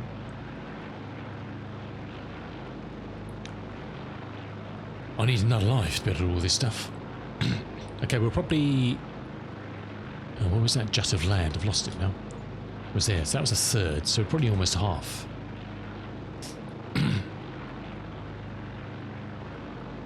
You clip a flying boat. Nice. Yeah. I mean, if you listed them all out, it's an endless list of things to do, isn't it? You could stream, or just even not stream it, you could fly 24/7 and never run out of things to do.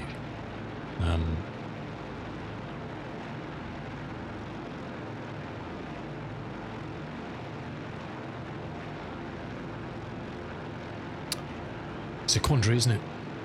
Oh well. Hey, if nothing else, it's nice planning all these things if you never get to do them. Half the fun is in planning it, isn't it?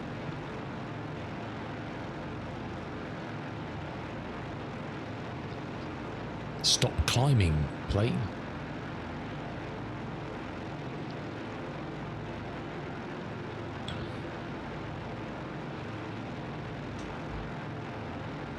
Come on, behave yourself. I think I may have clobbered the manifold, which didn't help.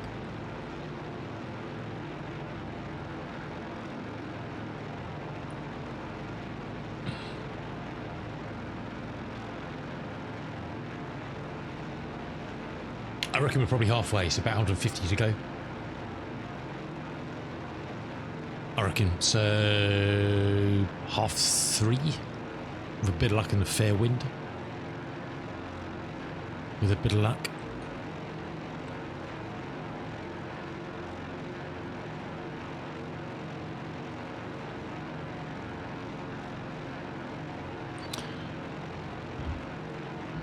And then we've got 99 miles to do down to Dakar, so I think we're fine. I think we're fine.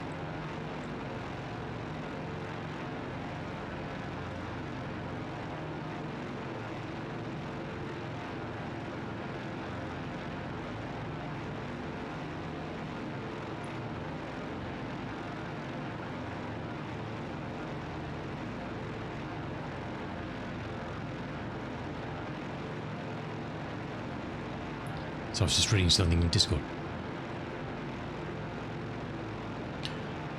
One of these days I'll learn to actually fly the plane. So that's one thing with that Otto thing. It won't. I'm not using it now.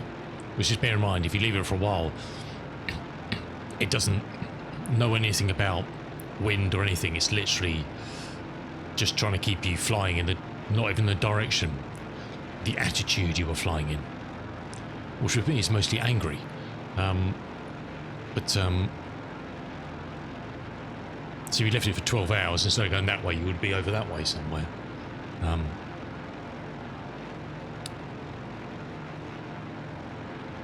It's just a useful tool sometimes when you're trying to be clever.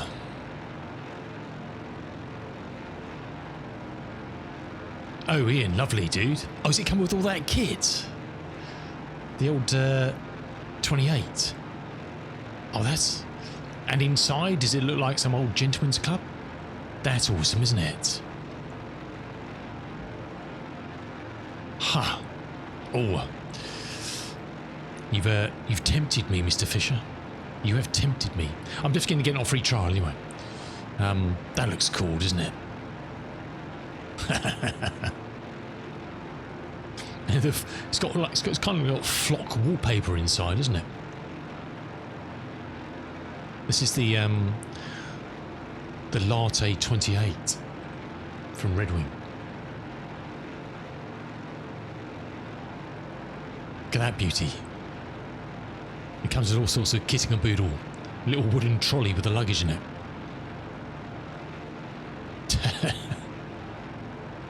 Yes, oh sure, you're at Toulouse. This is Toulouse, isn't it? That's the one at Toulouse, and the gramophone's just the other side of that one. That is the best scenery, isn't it, Ian? That is, and the train line that goes behind those hangars. C'est magnifique. It's just awesome. It's a good job. It is a good job. Yeah, look at that wallpaper. Oh, lordy.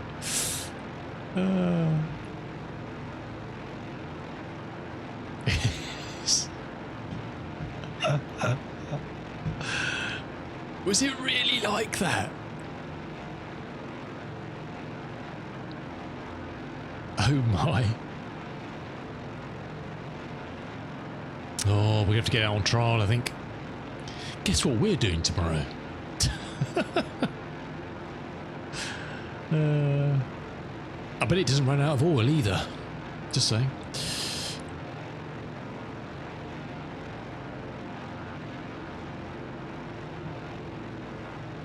They've started, well, c'est ne je ne sais quoi, yeah.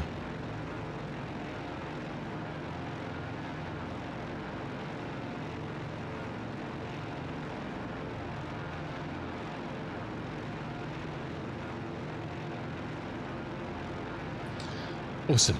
Oh, I'm looking forward to seeing you stream that. Yeah, you're going to fly that later.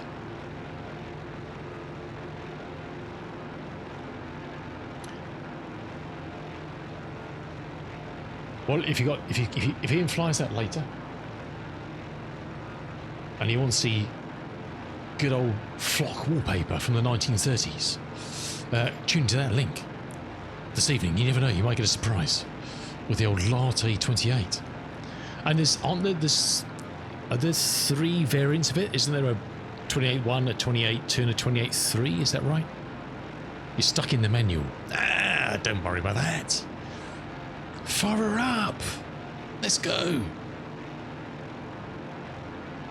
Manuals. They didn't do manuals in the 1930s, Ian. They just launched it. Yes. You never see me read. Well, it probably explains a lot. You never see me reading manuals. Let's just leave it at that. That speaks volumes.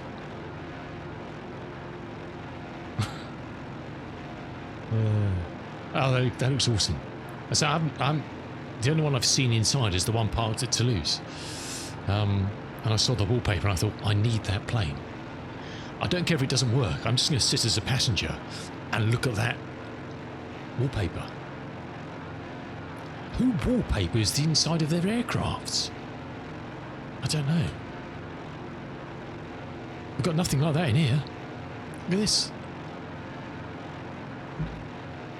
This is what Boeing think of the 1930s. No extravagance in here.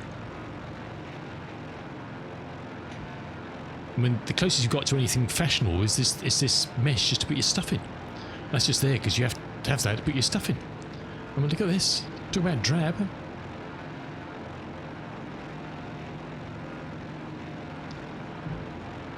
No style.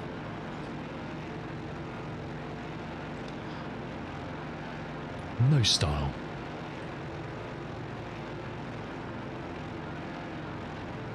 What I say we're about, I can't remember now. I reckon halfway, so it must be about, yeah, 40 minutes out. Yeah, if we can get on the ground and turn around, oh no, we've got plenty of time. What are we talking about? It's only 900 miles the last leg, isn't it? So that's only going to be, especially the wind's going to be pushing us that way as well. That's only going to be like 40 minutes. So we're doing good, we're doing good.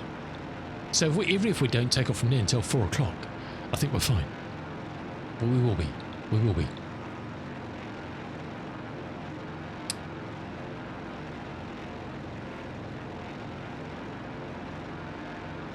I kind of feel like you need to sit in the back of that plane, or even to fly it in, you need a smoking jacket, a nice velvet smoking jacket, and a cravat.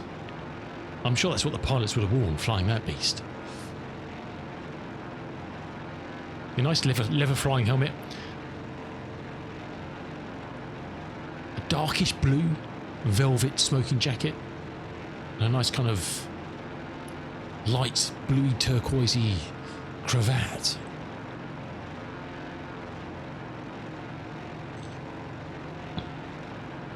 Perhaps you never know, perhaps Ian's got one of those in his wardrobe and he'll wear it, he'll role play that later. You never know.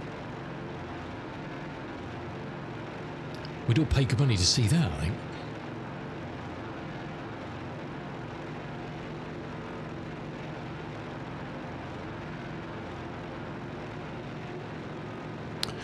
Well, again, we definitely have to get that baby on a free trial, try out. Did you get that from, is that only available in the marketplace? I think it is, isn't it? Red Wing Latte. And look, it's named after coffee. I mean, come on. What's not to like? I think it's only marketplace, isn't it? Oh, there's some pictures on their website. Look at this.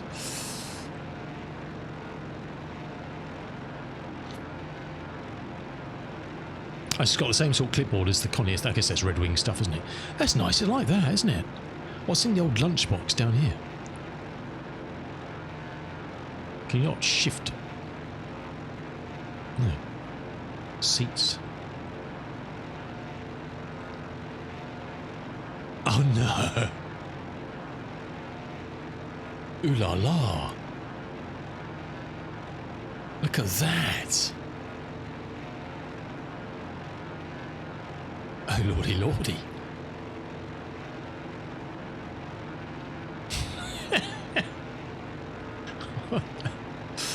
Oh, there we go.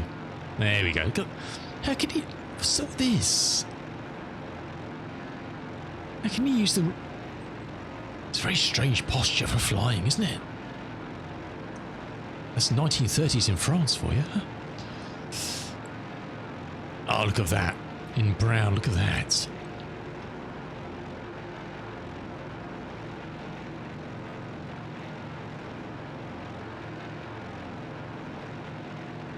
Oh, there's a floaty. No, shut up. Hold on.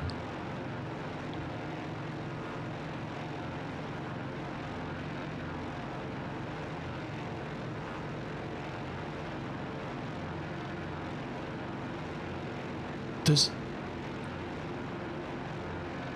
a float? Oh, what?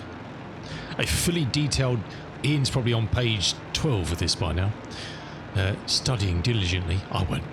English, French and Spanish. 54-page manual. 5 liveries.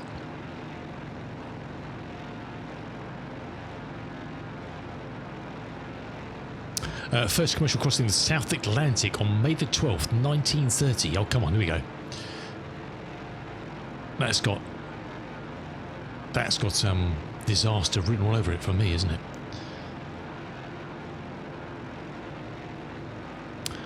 it? All systems are fully functional. Excellent. I'd like to hear that. Includes a pilot, a mechanic. It's not Jack, is it? Is it Jack? Assistance is on the ground, propeller steering and all the passengers. Sorry, propeller steering, you stir all the passengers as well, I don't know.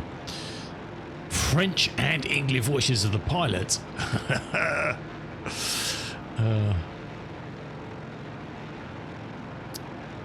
Jack's cousin, Jack's French cousin. Let's hope he's not partial to the beer as well. Maps of main European and US cam routes. On the clipboard. Ah. Damage repair, fire, oil. Oh god, there's no... It's going to run out of oil as well. Landing gear problems. We have those just because we forget to put them down. But smoke effects. 2 cabin variants, packs for 8 or cargo. Sod the passengers. Cargo.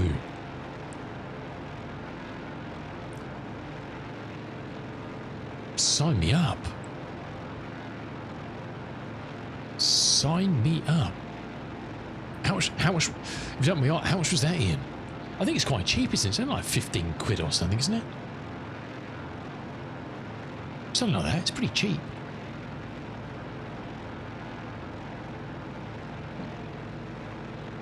Oh, that's another beauty to stack in the hangar, isn't it? Awesome stuff. It's so cool when you get a developer that's just going to do something completely... Look, it's on what's the word I'm looking for? It's their thing, you know. They're a French company, aren't they? So it's their thing. But it's just nice to see someone doing something different. Something colourful rather than beige, do you know what I mean?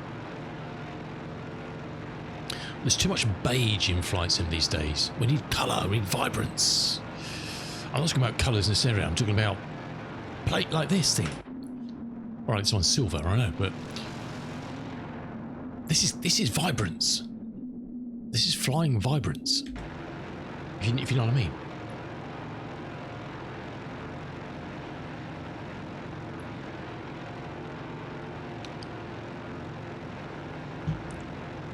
Quality.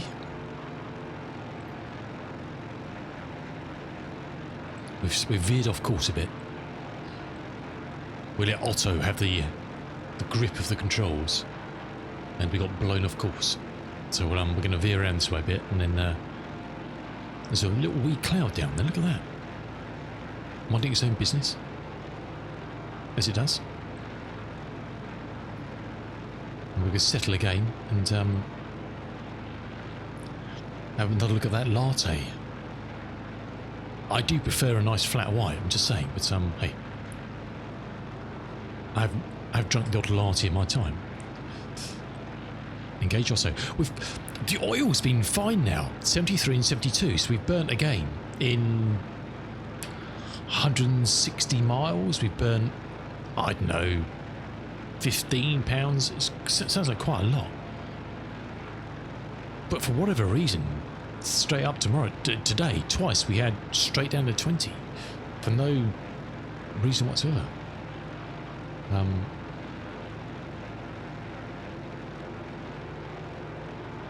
Nice. That makes me happy seeing that sort of aircraft.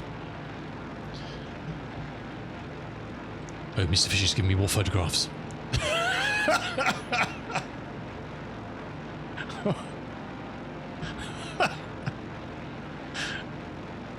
Oh, lordy.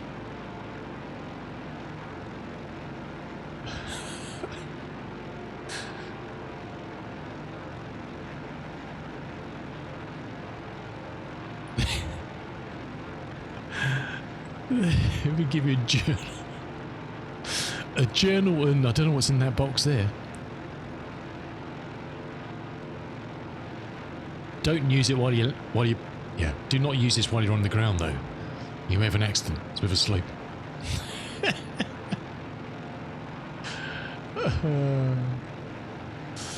That's brilliant.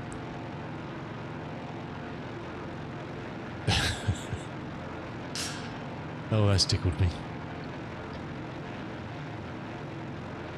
Le Petit Journal Illustré from 1780. What is that?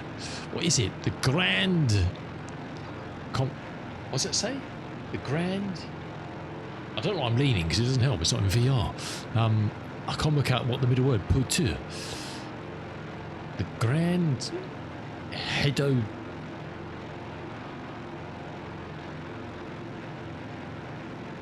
Hedo mods. I can't read what that says. Classic. Thanks, Ian. That's brilliant, isn't it?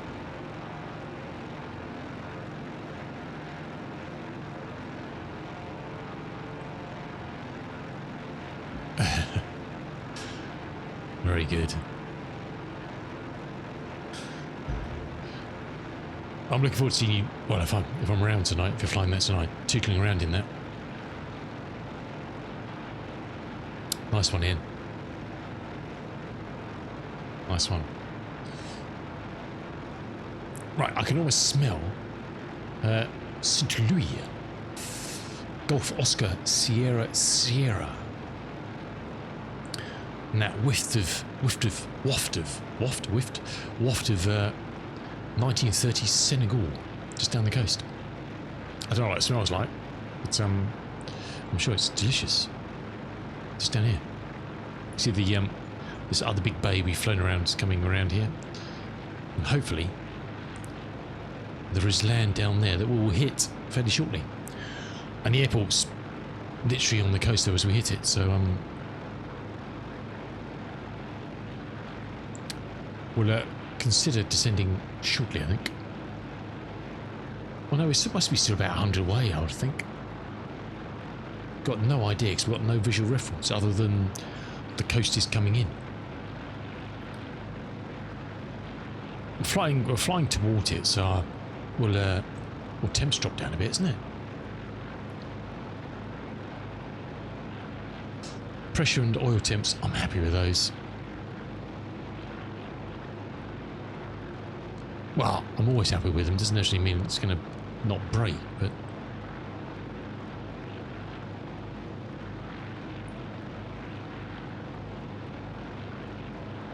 oh, I guess we should check fuel. That would be the ultimate irony if we actually run out of fuel, wouldn't it? Main tank, we've got enough to get us there if we need it. Right tank, and then aux is getting low, isn't it? 20. I think we'll go main tank to take us in, I think.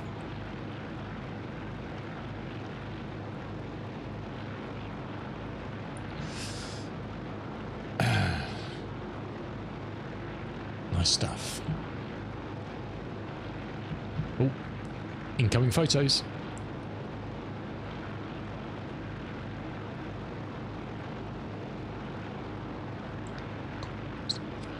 Flight info in the cabin. Oh wow, really? Is that just something? I presume that's genuine.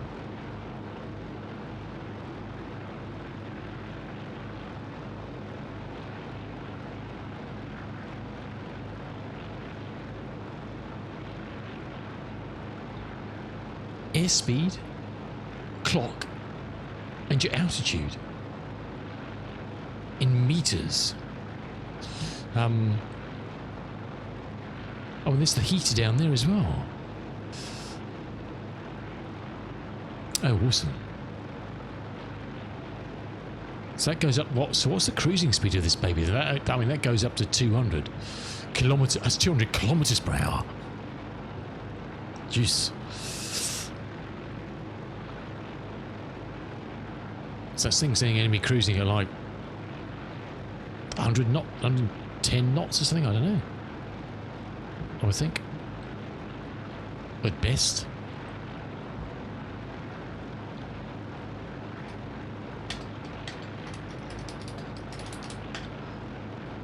Uh, 120.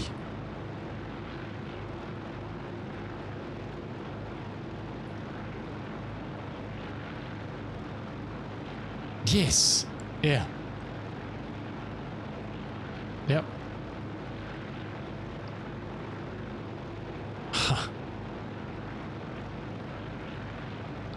Developed from the Latte 26, the 28 was braced high-wing monoplane powered by a Renault 12 JBR engine. The enclosed cockpit accommodated a pilot, a co-pilot and an engineer. The cabin was furnished for 8 passengers. 17 Latte 28s were followed by 28 zeros, 29 Latte 28.1s, and some of the 28 zeros were converted to 28.1s. The Soul, so there was one 28.2 made, and established several payload speed world records in 1931. 5 28.3 mail carriers were flown by the celebrated Jean Memon on the 11th and 12th of April 1930 to achieve a world closed circuit distance record for sea. Oh, really? 4,308 kilometers. Oh, there's a plethora of historic flights doing this, babe, isn't there? The remaining 28.3s were used on med routes and charter services.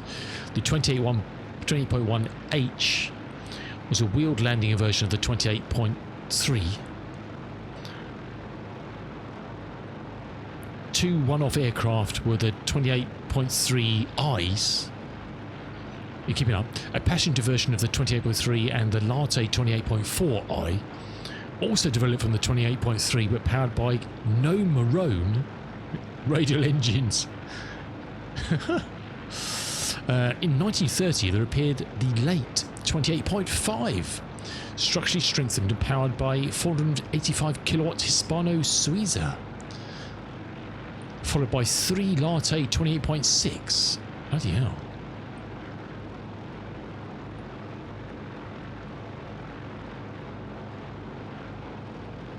Will I never? Oh, there's some...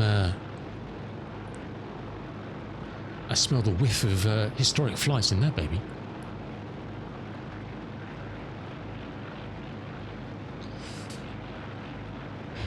Talking of whiffs, how's the oil... Oops.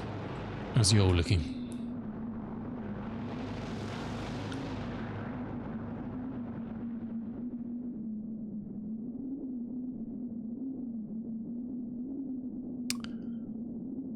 Definitely a darkish, greyish, black hue coming out the exhaust of that baby.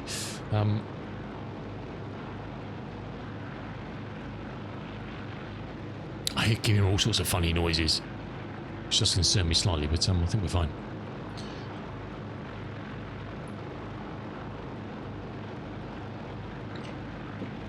Very nice. Yeah, I'm looking forward to that. I just can't get. I just can't get it. I wonder if you. I sense a real opportunity for custom liveries with all sorts of miscellaneous wallpapers inside. Are there any liveries for that on flightsim.to? Let's have a look.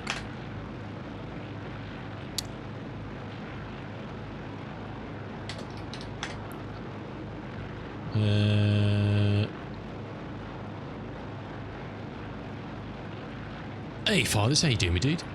La Tikori 28 Ryanair. No, this thing was efficient, I think. I think this thing was efficient. I can't find anything initially on there. We're flying the Boeing. How you doing, fathers? Welcome indeed. We're flying the Boeing 247D. This wee fella. And we are in the 1930s. How don't wish Ryanair onto that beauty, Ian. How dare you? Wash your mouth out. Wash your mouth out, young man.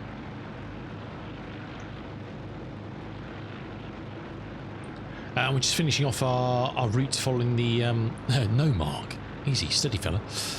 Following the Aéropostale route down from Toulouse to Dakar. So we're on our penultimate stop at St. Louis, right on the northern tip of Senegal. And then we head 99 nautical miles down to Dakar to finish up. Hey, good to see you, fathers. Welcome indeed. Ian's found a real beauty for you.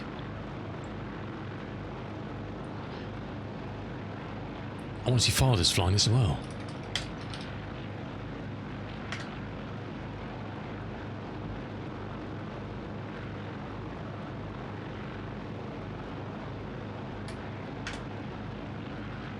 That baby there, look at that. Check that baby out.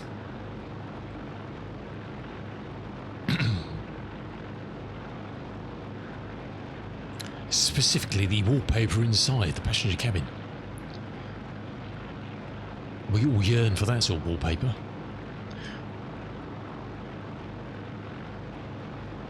Hey, but it's in firefighting, nice dude.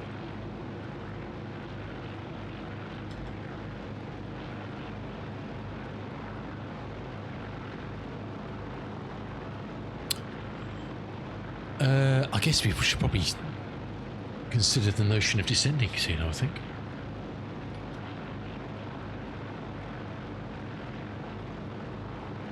I can only be about 80 or so away. 70, 80 away.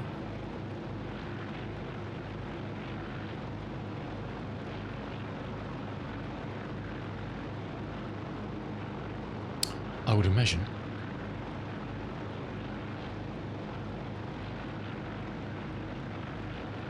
Are you firefighting in helicopter or fixed wing, my fella?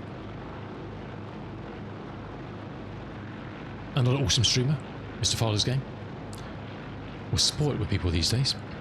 Him, Mr. Ian Fisher, all sorts. Many, many, many.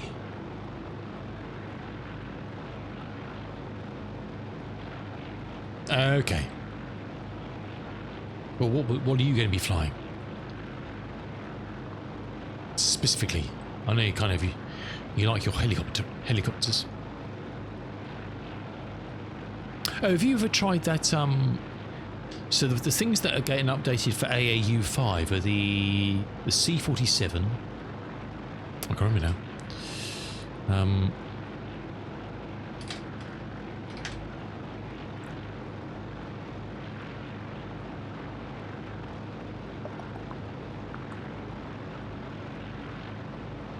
Where are we?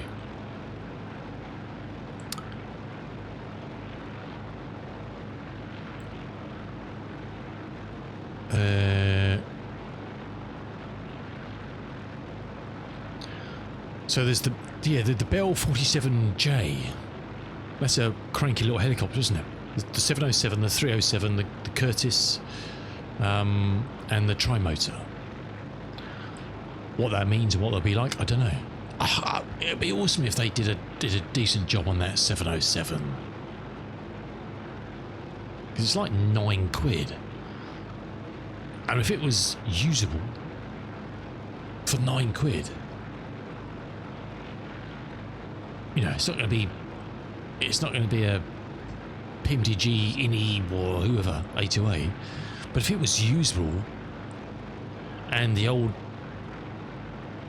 civilians and stuff worked in that, that would be nice. Yeah, that would be nice. But don't have high hopes, let's put it that way. Even if they got the C-47 working nicely. Again, £9 or £9.40 for one of those, or whatever the price is in the marketplace. You know, that would be very cool. Because I think that's due out in August, July, August, perhaps. I don't know. Mind you, I guess they got to sort out the beta at the moment, 5.1. Alrighty, we're almost there. We're down to 70 and 69 pounds of oil now. So it is seeping out.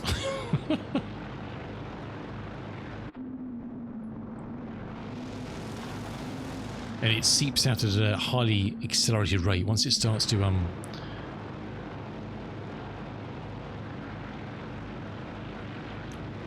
lose the will to live.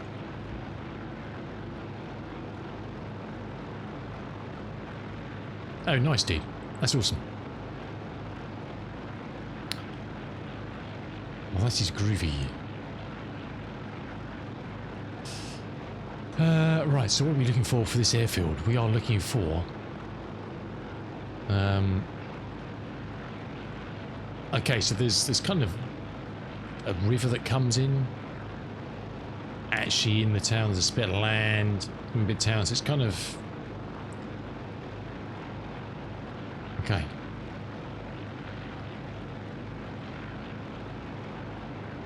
So we should actually see the river coming along the coast inland, and then it kind of broadens and there's kind of a bend towards the coast and back again. It's just the other side of that, looking at the map, just for a big sort of lagoon.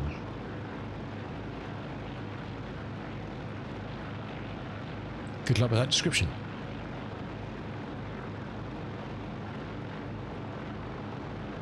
You're flying with Rex and his crew the other day, 4 or 5. Nice, dude. Good stuff. It's awesome what you can inject into the sim, isn't it?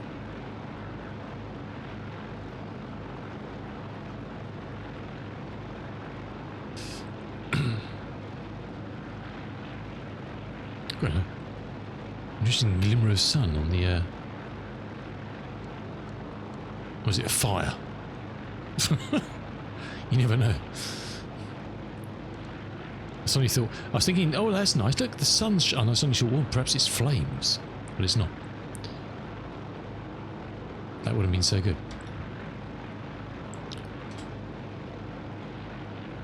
They're into the high 60s of oil now. Just when you thought it was safe, huh? Tip I say, oh, we're doing alright, actually. We've done alright. Not too bad. Can't complain.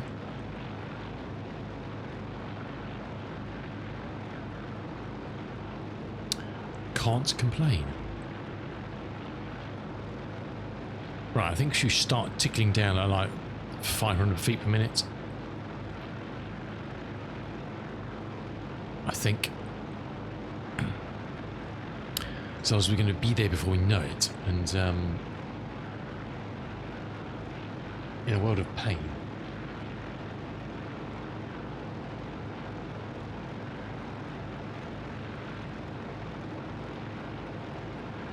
That's the best we can do. It's either that or that. We want above that, so that would do. Let's go mixture full. props fall back on the old manifold. It's about sort of there-ish. And that'll do. Let's see what that ends us. Keep an eye on the oil temps. If it starts to get too cold, then we will shutter it.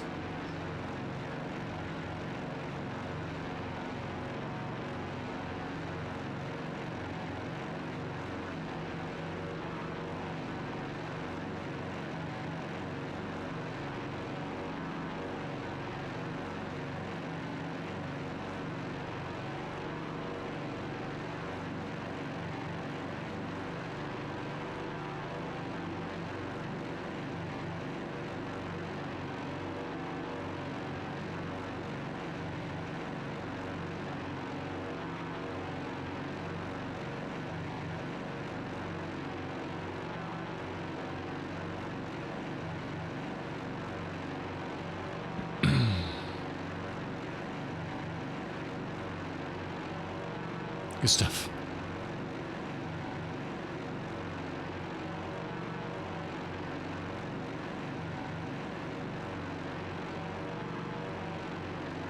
Okay, 7.5. Don't really go down any faster than 500 feet per minute, but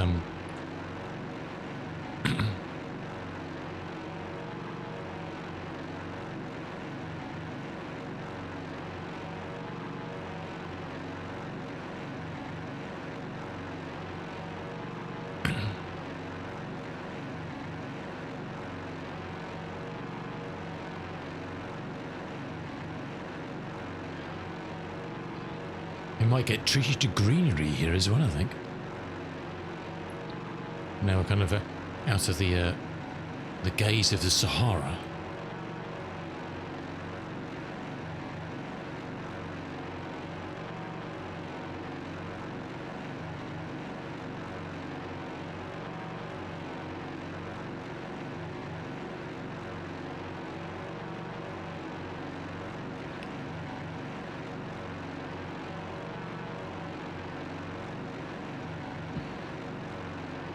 Oh, almost got some sunshine outside now. That's nice.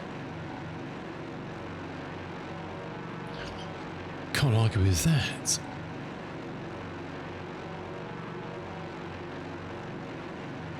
Okay, 7,000.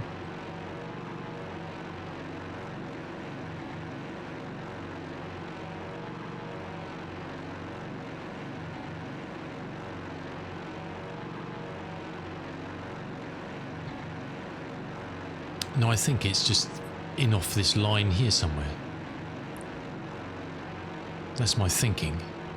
Because that looks like the little spit of land just past town. So it's kind of back in here somewhere. If that's... yeah, we'll see. We'll see.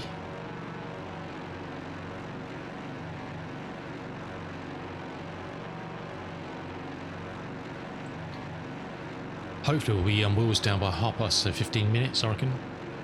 Possibly, thereabouts. Depending how quickly we find the airfield.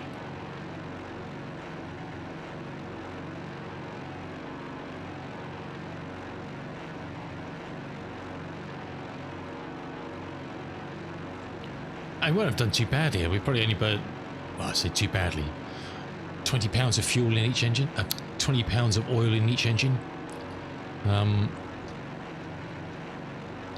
We're probably going to, actually, I don't think we'll need fuel. I think we've probably got enough fuel to get us to, it's only 100 miles. I think we'll probably be all right.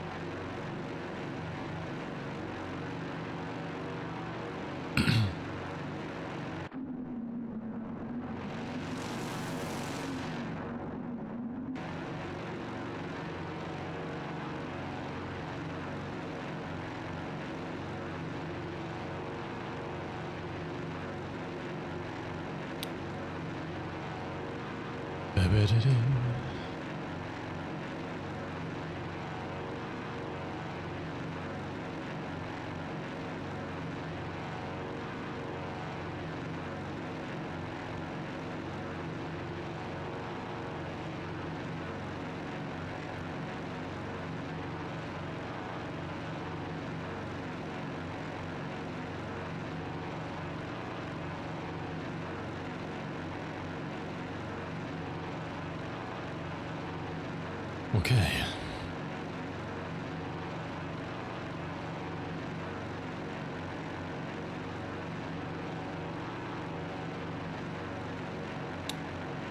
Just holding it about 6.5 here for the moment. Slightly slowly going down. It's deceptive how close that actually is. I don't end up too low and crawling across the sea for the last 20 miles or something.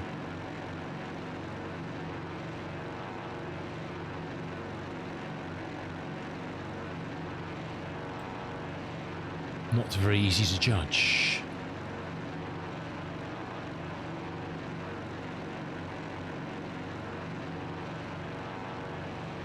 Let's get a bit more into a bit more of a cruise mode for the moment.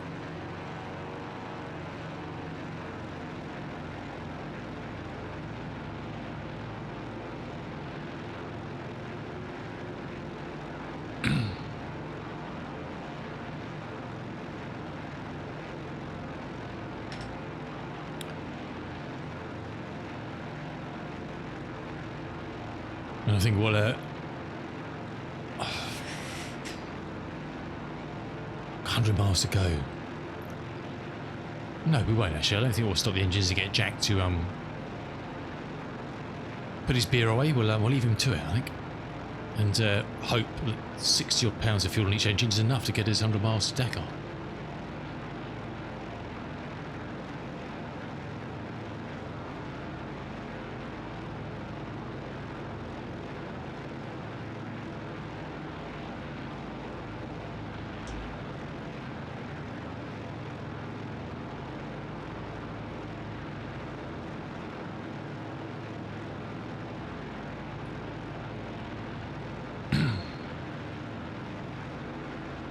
So I would say today, out of the airfields we've had today, Toffeo, the first one was good.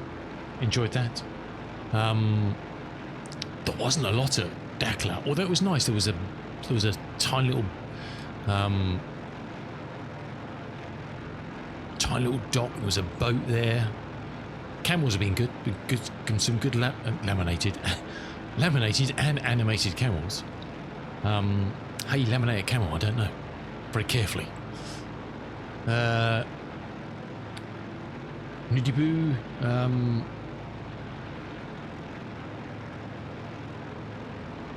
they had the army cab, didn't it?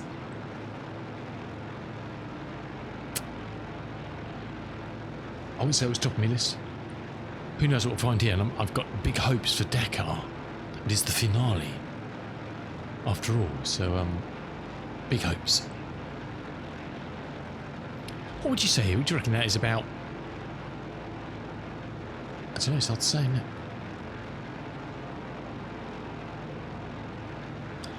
I reckon it's still 15, 20 miles away that coast, do you reckon? It's so hard to know, isn't it? Well, we were at 6,500. And it's kind of, yeah, I don't know. Hey, Dutch, how you doing? Welcome in. Yes. It's about 74 Fahrenheit where we are, flying at the moment. Just down the north coast, heading towards St. Louis in Senegal. Lovely Senegal.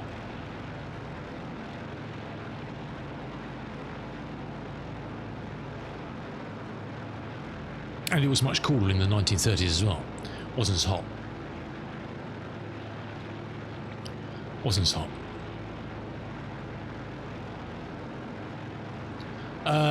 No, we've been lucky. We've had, I was saying earlier, we've had a low pressure kind of over the north of the UK, which has kind of been fending off that high pressure that's been dragging all that hot air up from Africa. So we've kind of escaped that initially, but it's slowly pushing its way in. So it's 19 or something here where I am. The southeast is probably going to get, London's probably going to get into mid-20s or something, I would guess, today, and perhaps up to the 30s in the next few days. But yeah, thankfully we haven't been suffering the insane heat that people have been having in Central Europe. You know, France down into Spain and stuff. It's been ferociously hot, I think, isn't it? 27 is warm, but it's a nice temperature, isn't it? It's bearable. 36 starts to get a bit, if you're not used to it, you know, into the 30s is hot for a lot of people.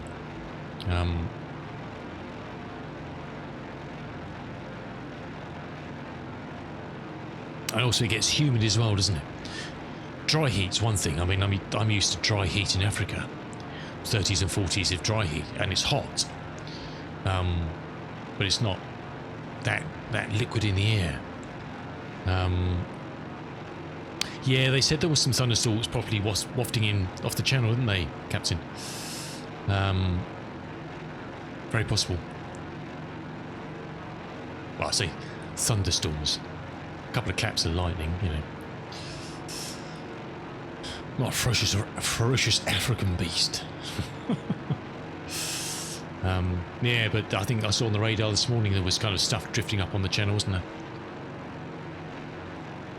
So, fun times, eh? Right, I think we need to make a serious attempt to get down, because I reckon it's probably in here somewhere. That's the coast coming down. That's that little bend there. Yeah, probably down here. I can see loads of water there, so that's where the river comes in. It feeds down here somewhere, and comes across towards the coast, and then down and out. And the airport was just the other side of the kind of the move to the coast, I think. Look at the sandy beach, though. Look at that. Have some of that. Oh, take care and heed wherever you are. You know. Do the sensible thing that Europeans do. Close your shutters on your windows. Pull your curtains. Keep the sunlight and the heat out. If you're indoors. Obviously, you're in an office, you can't do that. You may have aircon anyway. But if you're at home, keep your animals in. And, yeah, keep the light out. Pull curtains. Check blinds. Yeah, so this is the Boeing 247D. A bird of the 1930s. And we're utilising some of Red Wing's lovely 1935 airports. And there's a whole raft of them. If you want to try them out, they're on the marketplace.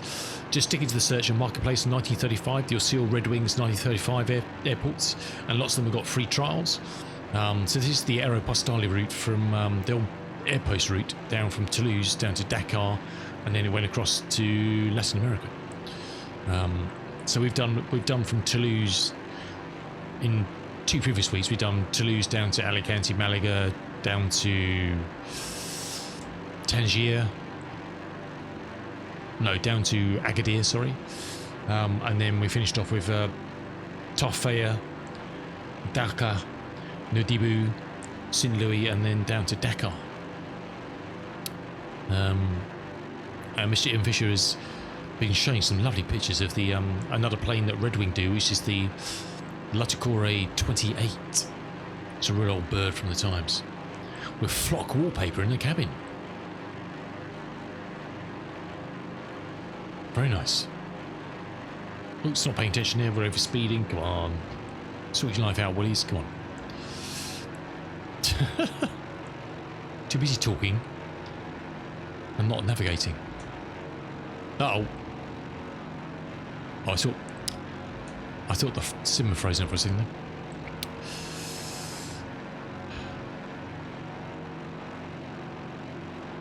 Yeah, I can see the river coming across there. So I reckon the airport's... I said just the other side of that, no? Or somewhere down towards down here.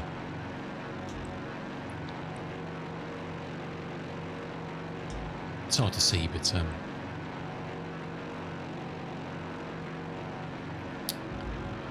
Good. And it's just a 100-mile jaunt down the coast to Dakar.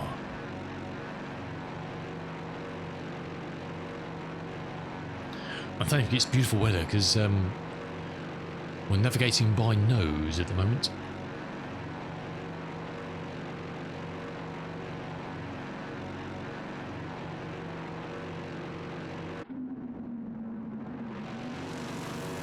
And that's the lovely paint job of the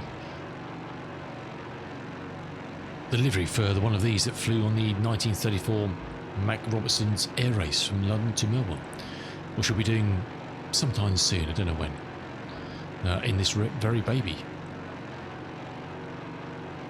So it's been nice doing this, and it's just been a learning curve of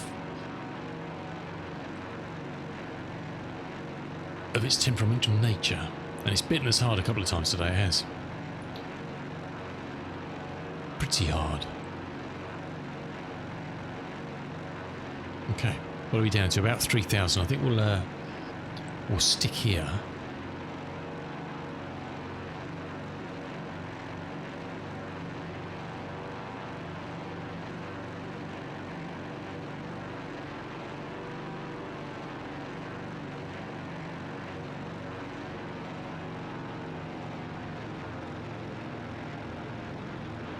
And just cruise on in and find this airfield, which I reckon is somewhere here. There's lots of water in around the airport, and that's like a block of land in water, so that's my best guess. Look at this sandy beach, look at that. Probably largely deserted, I would think.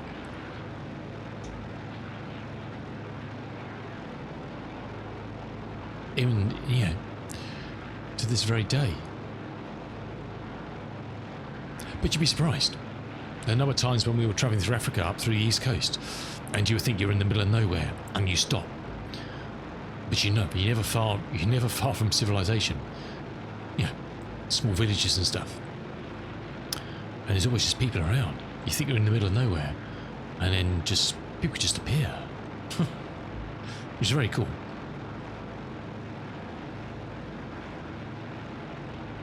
No, Gambia's kind of another just past Senegal. So it's probably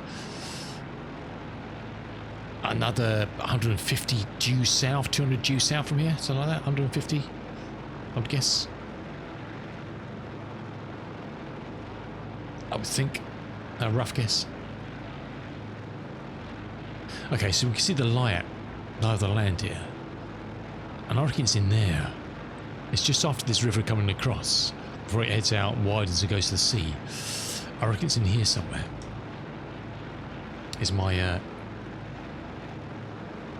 my best guess.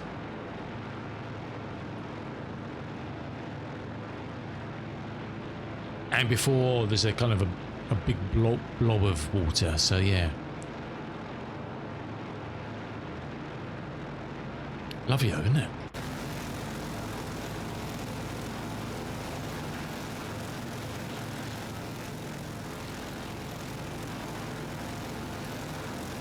Lots of water. I mean, that's a big old river that's come chunneling out here, isn't it? The river of life. The giver of life.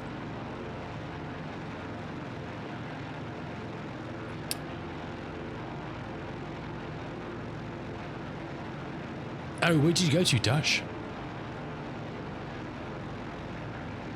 Did you go to St. Louis in Senegal?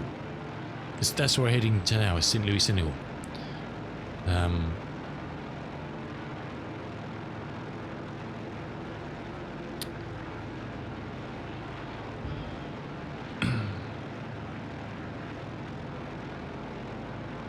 I say I've never been northern or western Africa. Unfortunately. Not yet anyway, you never know. Never say never. Never say never.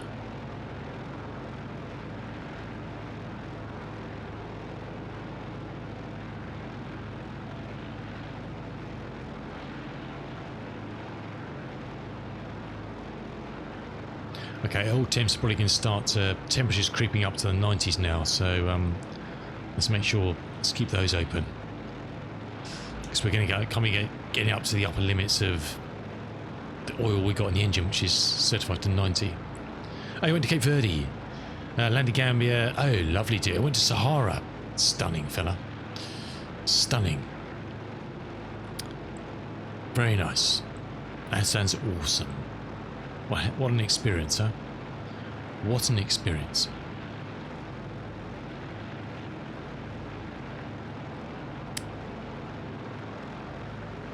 Oh, I wonder if that is that. Oh, that's the area of water. So I reckon the airfield's here then. I thought that was the water there. This is the area of water I'm thinking about, I think. Looking at it. Yeah. Okay, so the airfield's somewhere here. Okay. Let's get a mixture in, props in.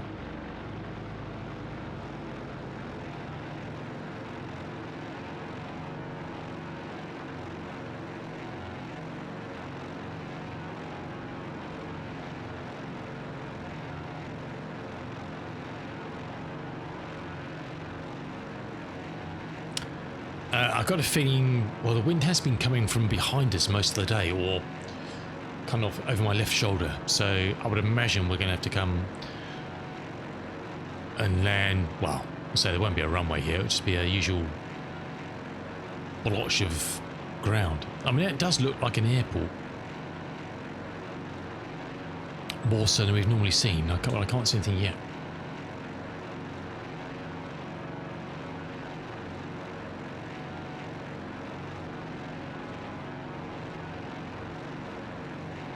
And then, yeah, Dakar's just around the coast up that way.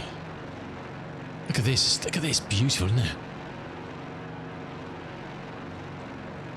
Probably crocodile and hippo infested, but...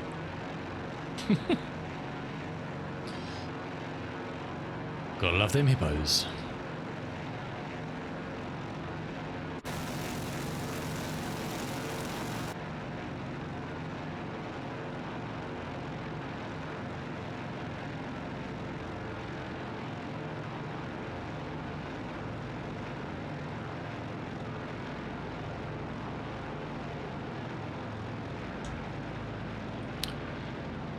Yes, must be straight ahead here somewhere. Whoops.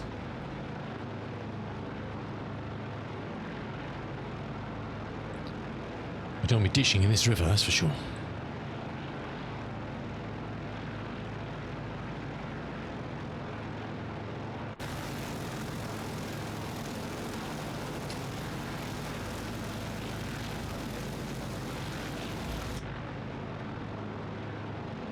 Hey, Polo. How you doing, dude? Good to see you. Welcome in. I'm fine, thanks. Hope you're keeping well. Cheesy. Hey, howdy, sir. Howdy dowdy. I've seen trees for a while, have we? This is the first blocks of trees we've seen all day. It's been just, as you said, Dutch, it's just up where we come from. It's just on, you know, the outskirts of Sahara, you want to call it. Oh, there we go. It looks like only looks like an airstrip. Bloody hell. That's a novelty. I haven't seen one of those for a while. Shush.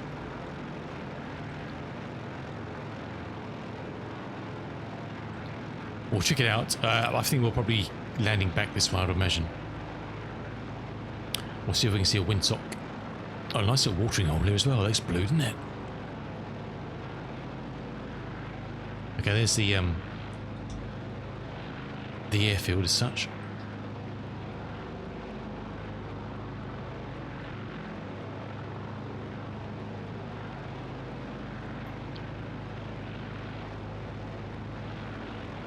Just want to see if we can see a windsock. Africa, yes, we're in Senegal. Cheesy. Heading down to Dakar. Oh, it almost looks like a baobab.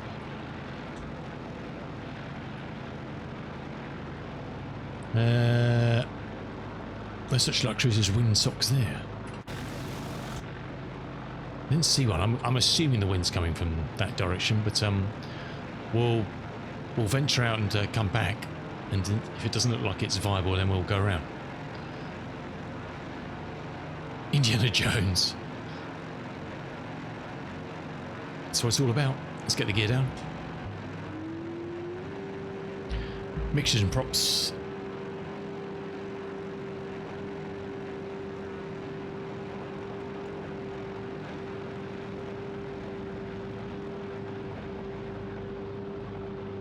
Let's hope we land a plane better than Harrison Ford, though, huh? Just saying. He's had his moments, the fella.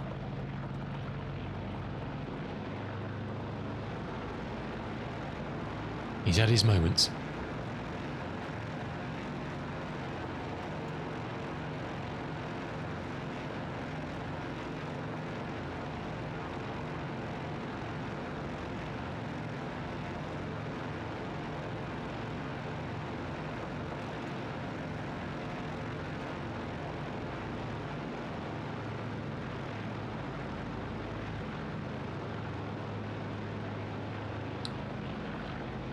Yes, exactly, have gas. I haven't, no. I saw they dumped a patch in to fix one of the many known issues. Oh, this is a landing strip. We haven't had a landing strip today. This is exotic. Blimey.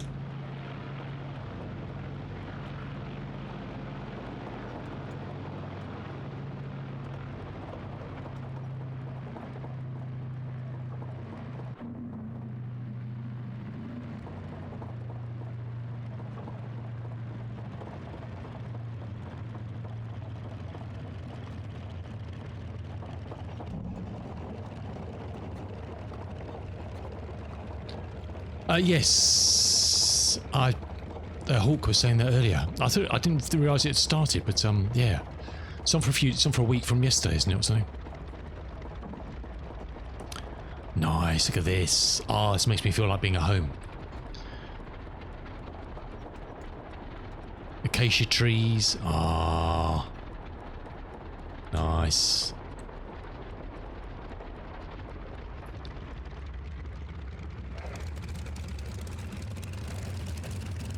Started yesterday, yes. So it's got the Raylan, which is the big cargo, isn't it? I believe. Let's make sure that the oil shutters open. They are. Are they all available to try? Is it an expo where you can try stuff? Cheesy.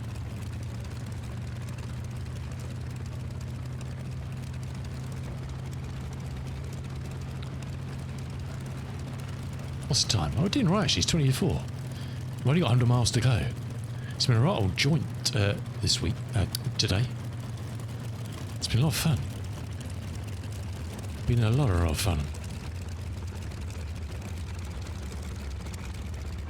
Let's go and check out the airport.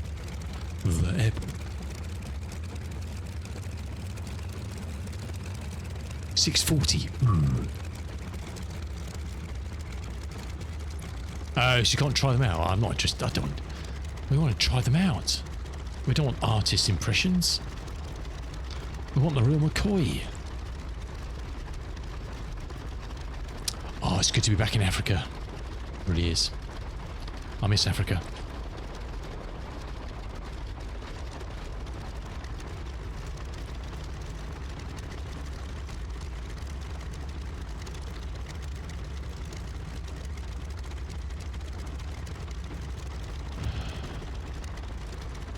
I presume is this downtown airport? I have no idea. We'll park in, have a look. We've got time.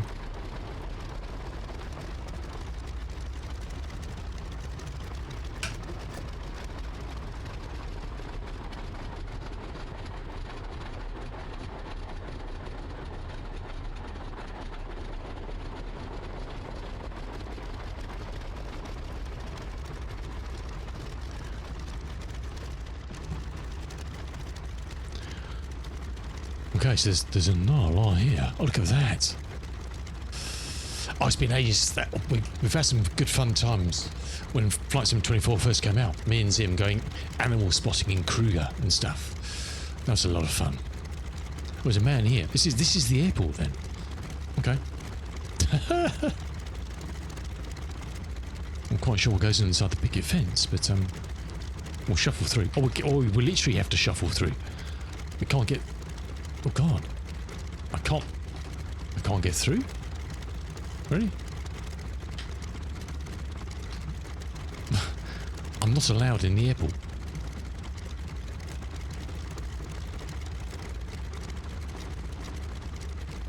How dare you? How dare you? Bonjour.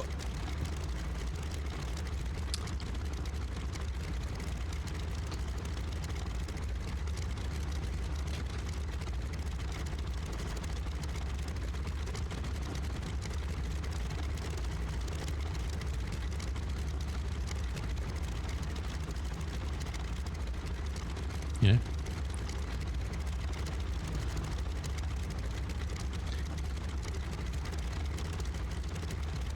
Yes.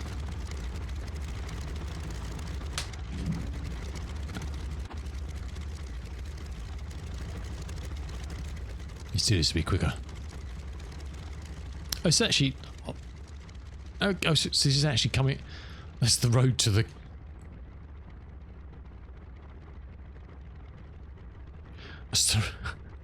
It's the road to the car park. With a weird 1930s Ford Transit. I don't know how much of this is. I don't. This is all default or sober. I think these could be. Let's have a look. Is that a French car down here? Let's have a look. Oh, it's not even a car. It's bricks, you muppet. These could be part of the scenery. I don't know. They don't look... perhaps they are default Sobo for the area. I don't know. Could be. Could be. Yeah, so there's not a lot here. There's the shack. Your man and these fuel tanks. Hey, it's all you need, isn't it? It's good enough for me. It is good enough for me. It is a bit creepy, isn't he? I've seen worse. I have seen worse. Awesome. Okay, well that's St. Louis, Senegal. And then we're off to Dakar, which is just 99 miles from here. Right, we'll take a very quick break. Let me check how long we got until... we've got an hour until mid-roll will start again, so we're hour and 20 minutes, so we should be cool. We should be cool. Right, let's take a very quick break. Get up, stretch your legs, get up, stretch your legs. Oops. Sorry, nearly ate the microphone. And then we'll take this lovely old lady, hopefully with some oil still. Oh no, we've got 24 pounds. I shouldn't have spoken, should I? We landed with 60 odd pounds of fuel in each engine. I get out and check the view, and suddenly we got 24 pounds each side. You can't make this stuff up. You can't make this stuff up. That's not showing it. Anyway, let's top it up. I would love to, Cheesy. Do you know what? I'm tempted. Let's stick 50 in. Let's go with 50. 60 to 120. I mean, we've been pushing 90, so...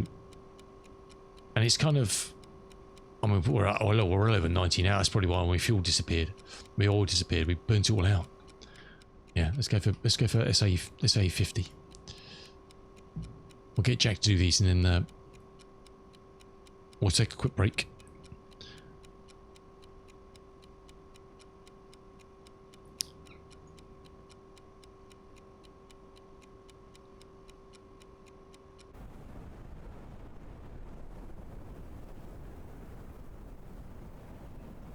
And attempt to get the plane started. It's not been much luck starting again after a break, but I'm game. Been a lot of plane heli. Oh, what, near you, Cheesy? Oh shit, doesn't sound good. Doesn't sound good. Right, get up, stretch your legs, and we'll sit back in a couple of minutes, and we'll Oh, everywhere, really? I haven't seen those. Okay. Obviously, I haven't been paying attention to the news, but there we go. Someone check something. Do we have This is just none here.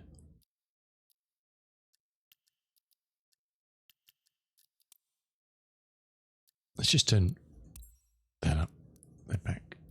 Might get some animals, you never know. pull up. I'm trying. Yeah, let's take a break, and we'll see you back in a couple of minutes, and we'll head off to Dakar for the last airport. This one's... It's nice, isn't it? It's very basic, but... No, I did not. Beautiful landing, Hawk. Beautiful landing. We just had to, re-equip with oil again. We'll see you in a minute.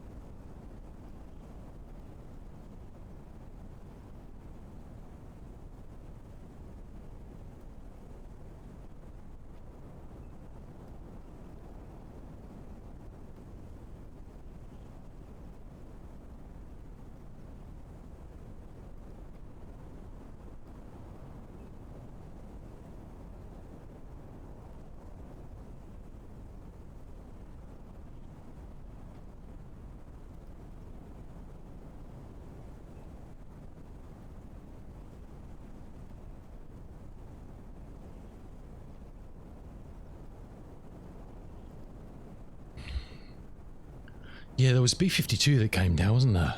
Killing all 6 or 8 people on board, wasn't it? Something like that? Pretty horrific.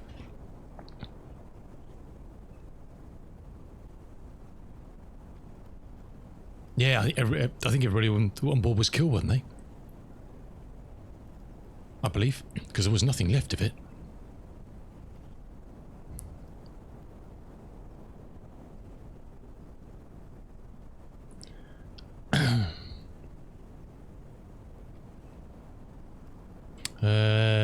The singer who died in Brazil because 2 helicopters collided. Oh, really? Shit. In Texas, a plane crashed on the highway just as a plane crashed an hour from you. Bloody hell. What's going on?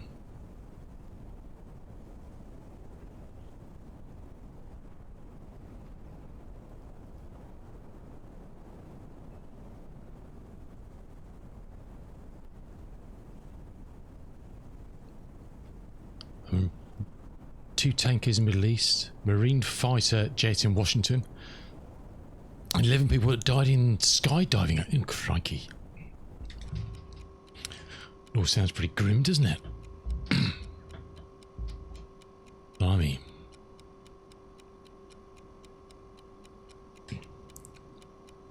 Right. We have oil, but we don't have a full. We don't.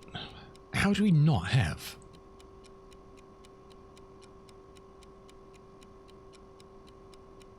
We've got enough fuel to do it. We still didn't have a full thing of right engine oil. And the worst of it, I slammed my rail into the side of a oh no. Oh Lord. I've been short it.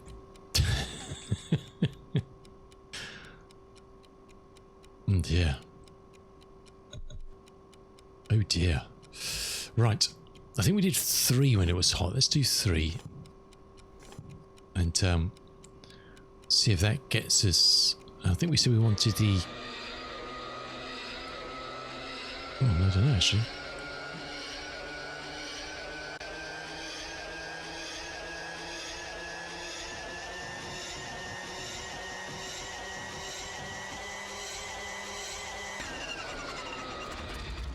Huzzah! Oh, oh god! Now we've broken it.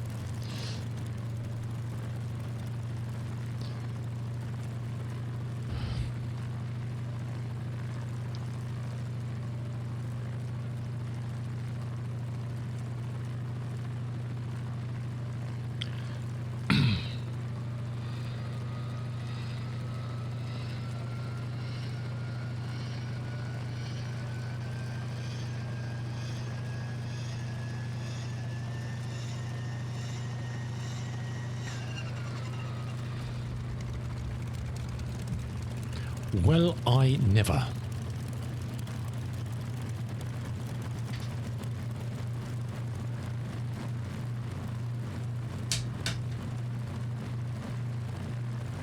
Miracles will never cease, huh? So we said we've got 10 in the left main, 15 in the right main, and about 18 or so in the AUX. Let's use the AUX up.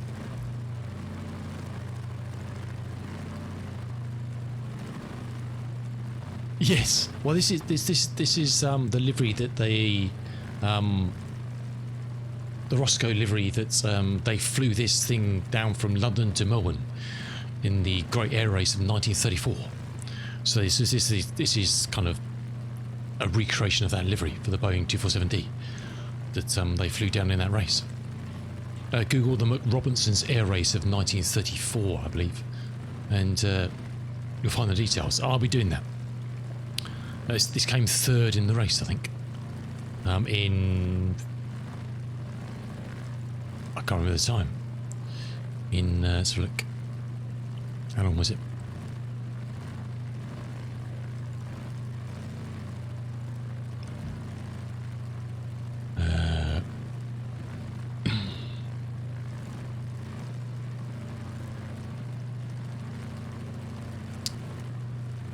What was their time?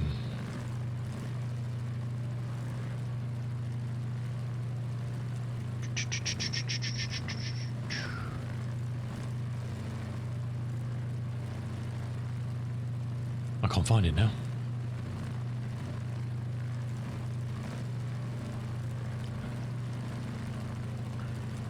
The winning time was 70 hours and 54 minutes. I'm sure this did it in like 80 odd hours or something like that. Was it something like that? 79 hours or something?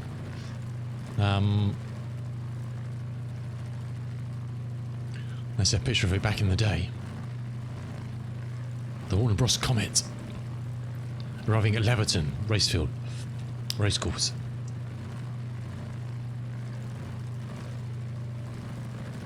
DC2.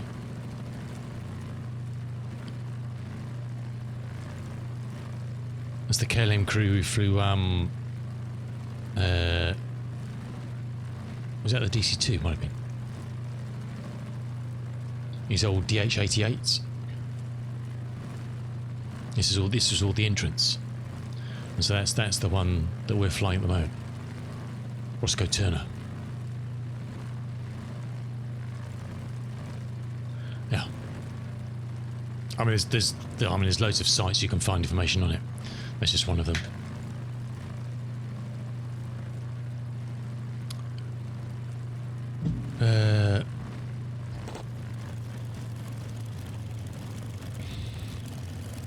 And the route was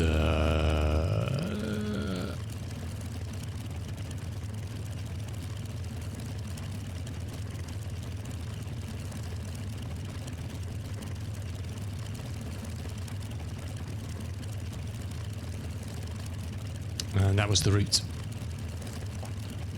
So London, Marseille. I mean, there were the main stops: London, Baghdad, Allahabad, Singapore, Darwin, Charleville, and Melbourne. That were kind of the main stops.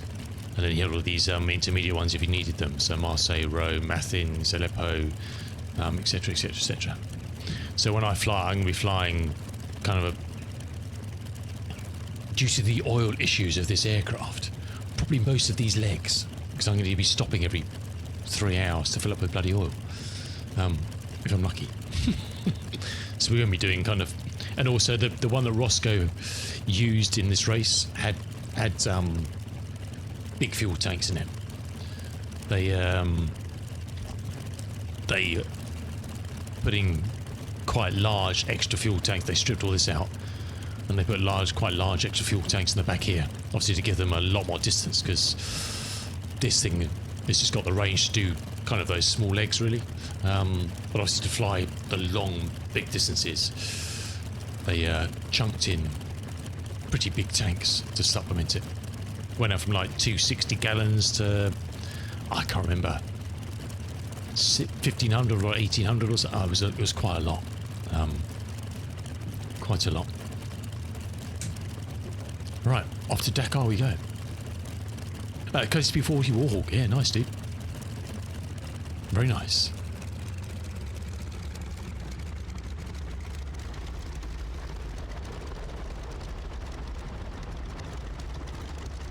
Yes, and I haven't been into SC for a while,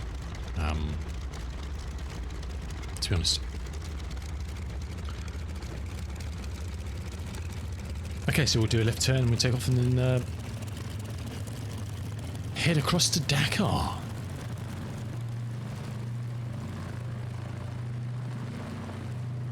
What do you mean, a course of like 222 or something like that?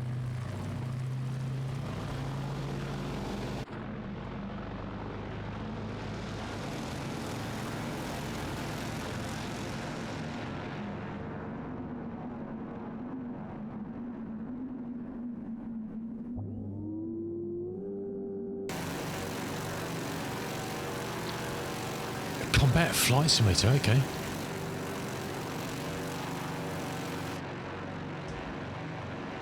Okay, gear is up. It's just to get into neutral so it can depower itself. This is nice, isn't it? I like this. All this water around. It's beautiful, isn't it? It's a lovely little spot. Let's come back on the old power. RPM about 2000.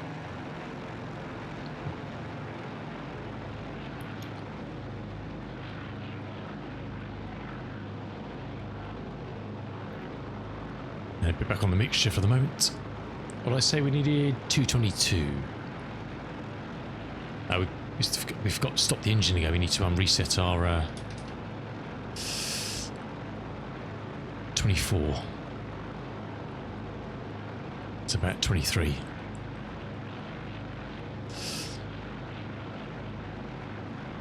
230, so we need, didn't we? So kind of where we're pointing now. Look at this. Isn't that stunning?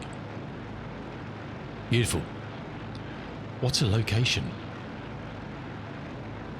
Right, we need to keep an eye on our T's and P's here, because we've got the oil now to 120, I think it was. So it's just interesting to see how it's how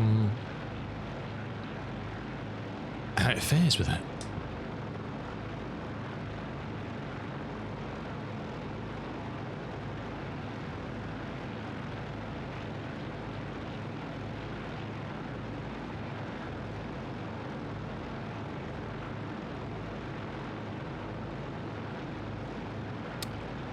Okay. So just kind of skipping across the bay here. Skipping across the bay. Hey, boss man. How you doing, fella? Welcome in. Good to see you, dude. Have you seen Mr. Fisher's new aircraft? Mr. Fisher's been down the showroom again. Oh, yeah.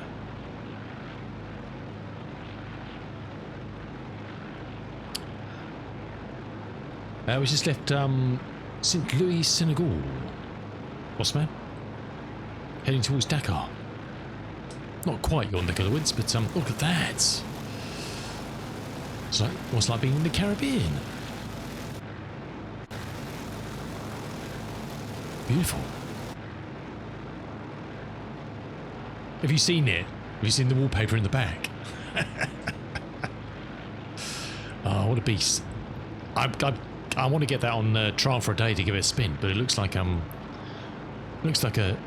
visually, if nothing else, it looks stunning. And it's got a floaty. Bit of water work in that, baby. I mean, can you imagine? You could come and land in on this. That's worth the fee, entrance fee on its own, isn't it? Yeah, I'll try and catch him later. I'm tempted to get on free trial tomorrow now. He sent me loads of pictures, and it looks very cool. Does look very cool. Right, we've got just under 100 miles to go. Just under the 100. So not too long at all, really. This bay will come round and we're aiming for kind of, well, those clouds over there, I guess.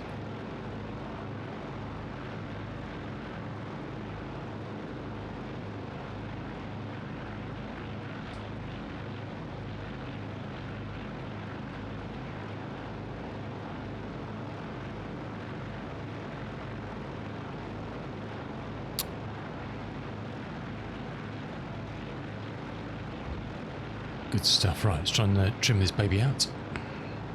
Try. We're always trying. Don't really want to climb up too high, but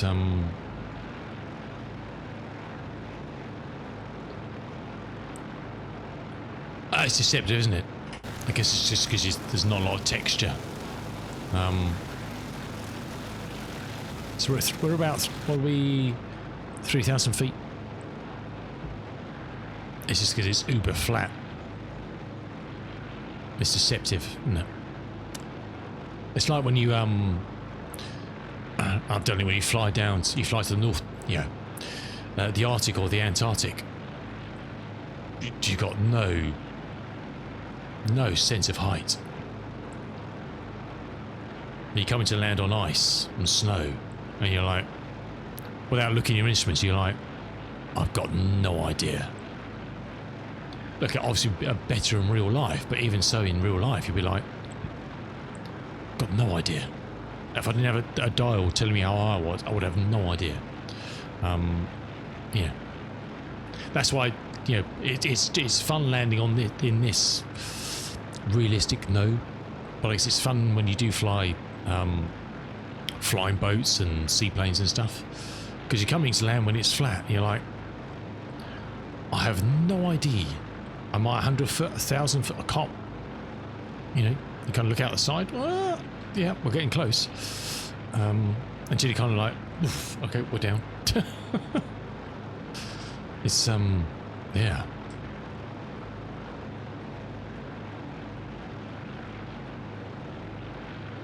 It's a real hard one for the mind to judge, isn't it?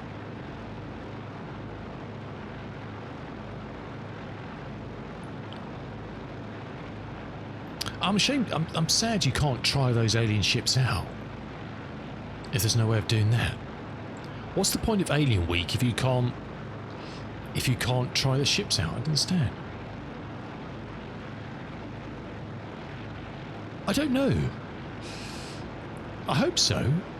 Otherwise, I'm going to uninstall it. How many hours? I don't know, dude. Obviously, many in Flight Sim 2020, and then many in this one. Let's just say many.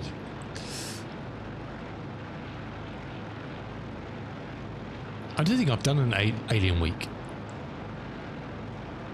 Yeah, nice, dude. Well, awesome. I'd love to see. I don't think I've seen anything yet of how that thing. Does it open up so you can put the car? I have no idea how that thing works, because it's not obvious how you get 680 SKU or whatever cargo in. Where does it go? How big is it? I don't know.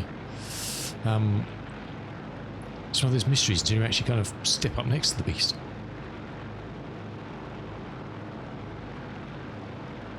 All right, oil pressure is looking high. 70 is kind of the optimal. 90, that's not good. That is not good, my friends. CHTs are all right.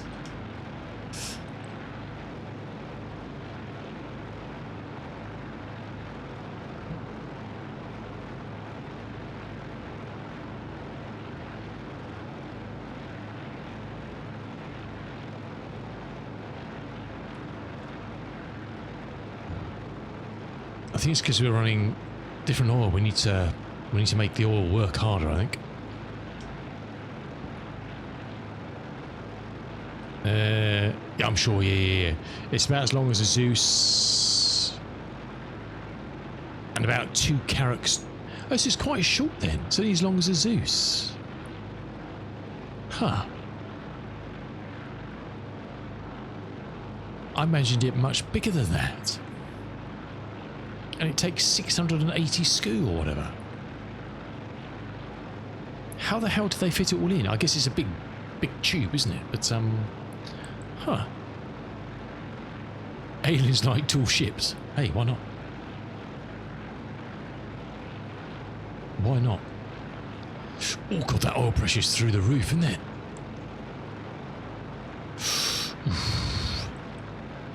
I'm not liking that. One bit.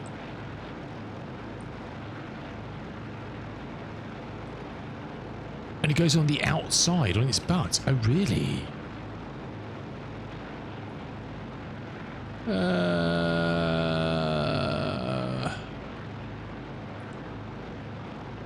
Perhaps we need the oil much hotter to get it to do its thing.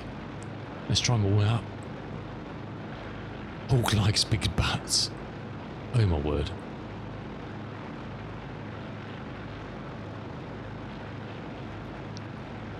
I'm not like it. I think we're getting into engine fire territory here. I shouldn't have said we haven't had engine fire recently, because I'm not liking that at all.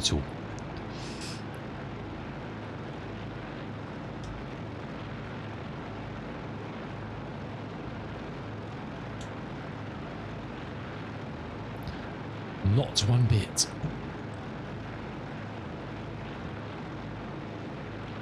What's our range of oil temps? 70 is where I kind of like it.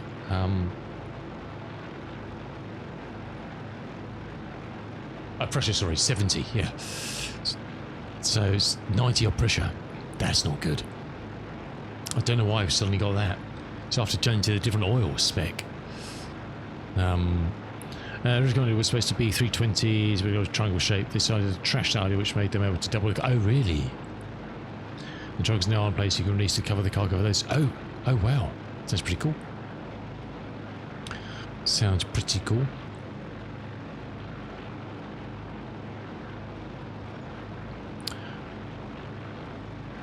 trying to get the oil temps to come up a bit, which may alleviate that issue, but they shut them right up. We're a third of the way there already, so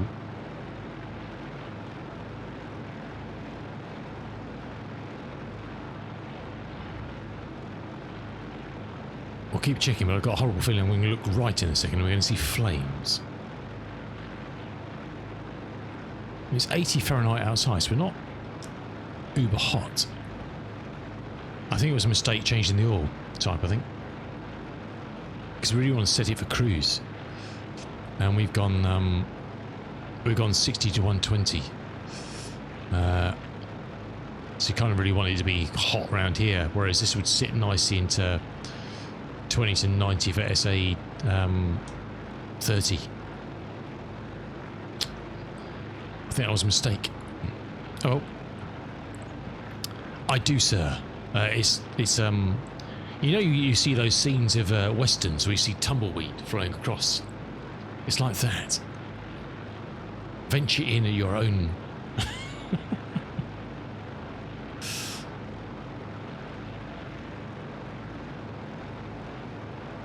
I think if you type exclamation mark Discord, then it will give you a link to it. But yeah, it's only me and I speak to Jive in there, Mr. Jive Funk. I took it off.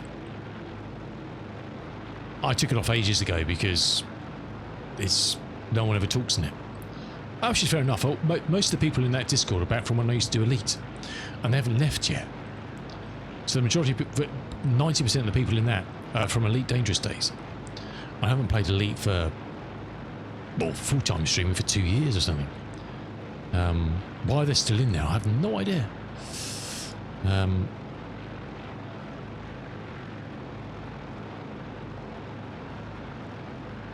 Is that coming down a bit? That's coming down. That's coming down, isn't it? Okay. We're getting on top of it, I think. You're an idiot. Excellent. We'll join the club. Oh, have you? Wow. I don't even know if I'm in there, to be honest. Won't worry about that. Suddenly we get insanely hot oil temps, aren't we? It's just going to go completely the other way. Well, that's come down. We're down to 70 on that one, and 80 on this. So that's good.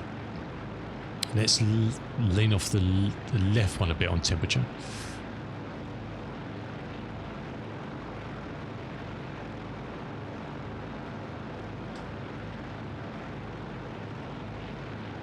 Oh, awesome! Thanks for that.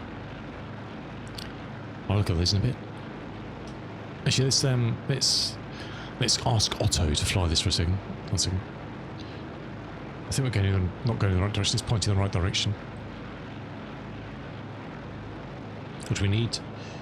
222. Well, that's off. We're going the wrong way this way. 1222.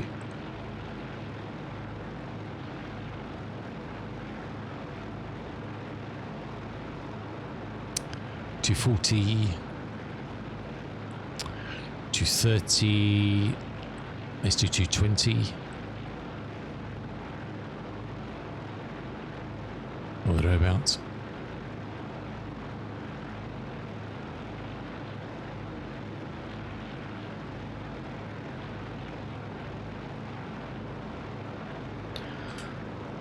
Let's have a look. See Discord.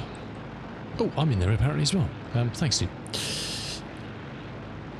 Okay.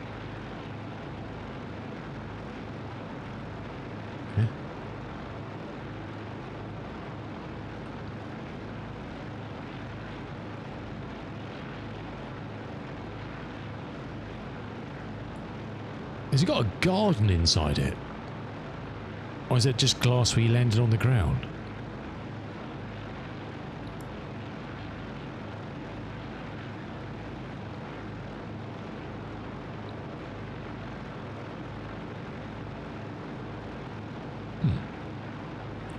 I've never really flown the alien stuff, to be honest. I've never kind of really looked at alien stuff.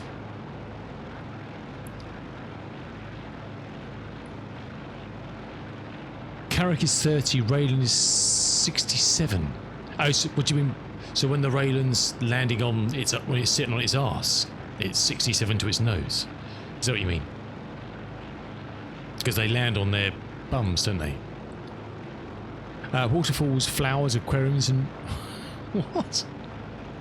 Why? Asking for a friend. Okay, 70. Oh, look at that. They're down. Temps up. Let's put that one back a bit. I don't want it to start cooking itself. Okay. We don't want to get these hotter than 160 odd. Oh, so the Sulian lands down like it lands on its bum, doesn't it? So how does? Oh, well, I don't know. It flies like a normal ship. Oh, does it? Oh, okay. Right. I haven't even watched the SC vid about it, to be honest. I've just been out of the loop.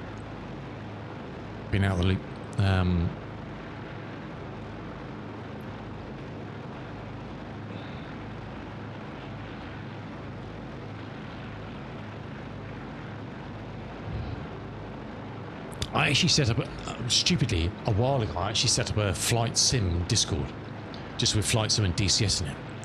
And it's just been logging information for ages. And I'm slowly adding kind of flight simulation information about various aircraft and bits and pieces to it.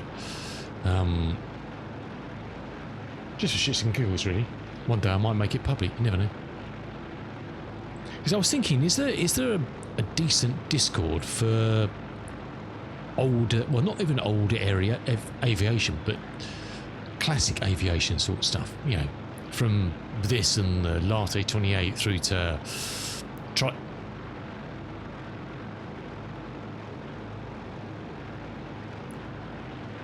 well, obviously, did I break Otto? TriStars and stuff, you know, a repository of information. Don't know, probably is. Just don't know whose it is. So when landing is like a normal ship, then when the landing gear goes up, it goes towards the front and looks like okay. With the kind of the petals that open out. Yeah, no problem, dude. Don't worry about that. It's all good. I need to watch the SC video at some point. That's what I need to do. Okay, I'm happy with those. They're good. Let's open him up a bit. The right engine is not as happy as the left engine, is he? Well, that's the wrong way. We'll go down. Want him cooler. I mean, they've got disparity in the engines here, which is all good.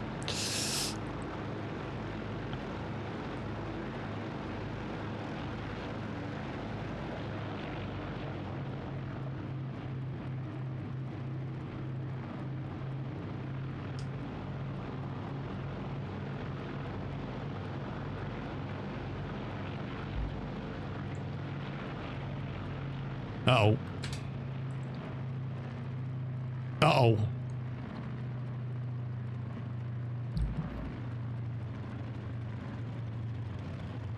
No.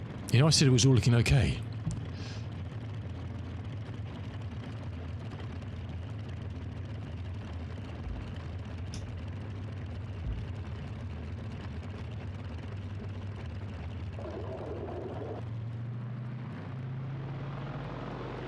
I forgot to change the tank. Yes. I've been so busy looking at the bloody pressures. I've got that. Alright, okay, we're good. Lordy. Stand down. We're all good. We're all good.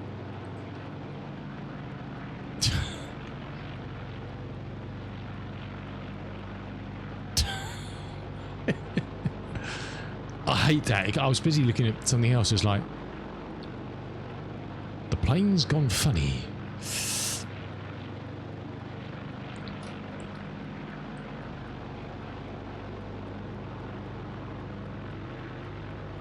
Yes, because we were on the Orcs, which is empty.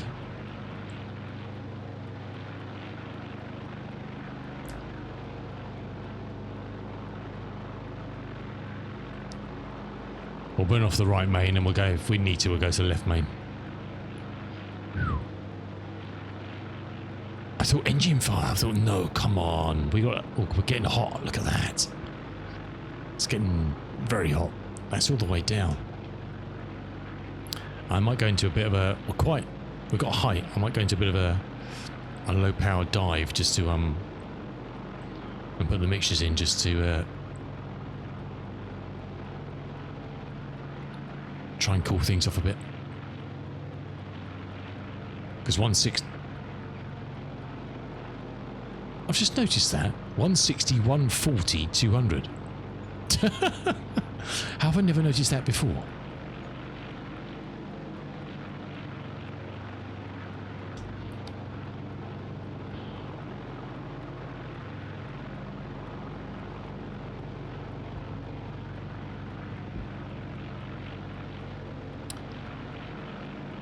Don't panic.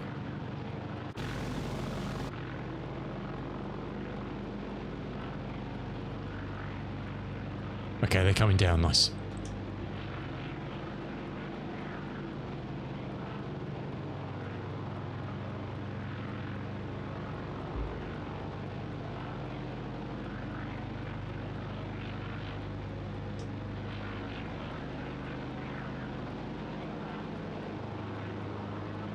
Okay, we're under control again, I think. We got them running quite hot to sort our pressure out, but we left them too long and they got very hot.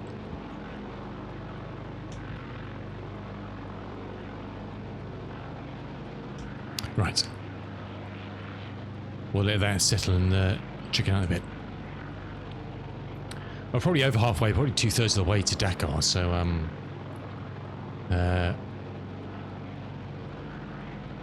it's getting cloudy. We'll just start descending down slowly because there's quite a head of cloud over there, isn't there?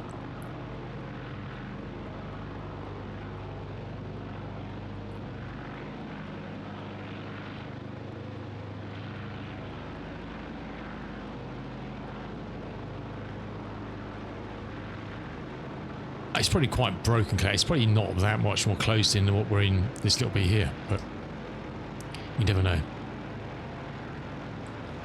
Could it be rain and thunder? No. It would be cool to get a African thunderstorm developed now, but sadly not.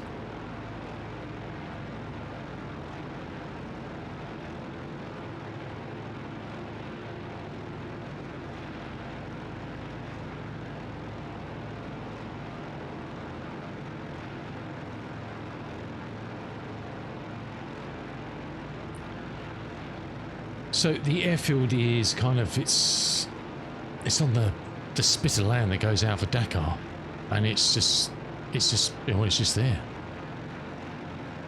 No more to it than that, really.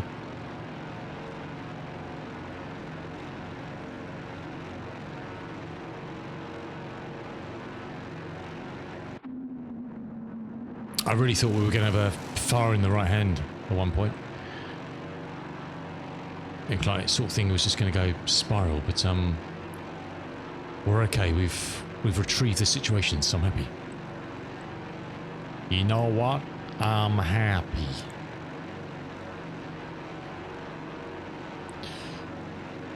Once said a very wise dog. Have you got Rain and Thunder with you, Joachim? Not here.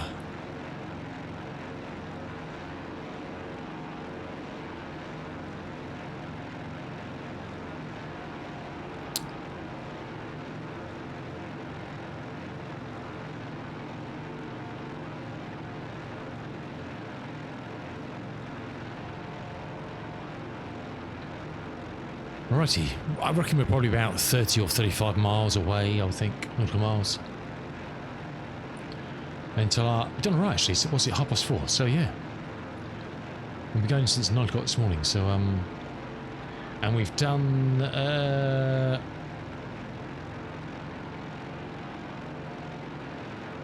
doesn't tell me there for some reason. Not directly, but the straight line flying was about 900 nautical miles today. So I think we've done all right. I think we've done all right.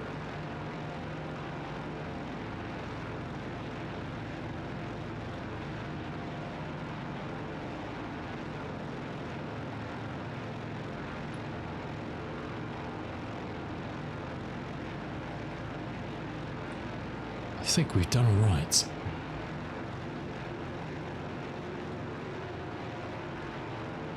Yeah, I think this cloud's probably going to be quite spotty, I think. I think it's going to be a solid bank.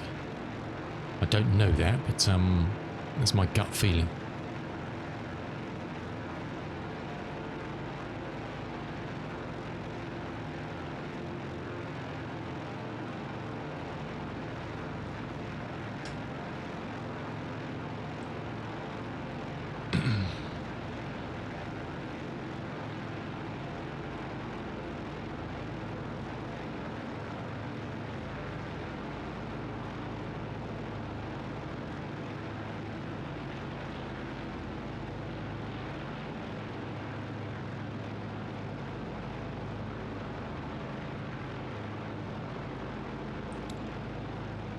Excellent. Yeah, so I don't know what the plan is for tomorrow flying. My initial thought was the Connie. Then I kind of pivoted to the 414 Chancellor because they've had an update of that, and I haven't tried that yet. And then Mr. Fisher has tempted me with the Latte 28 now. And we can get a free trial, one day trial of that, so it is very tempting to give that a spin and marvel in the flock wallpaper in the back. Well, it's already flock, but it's definitely something.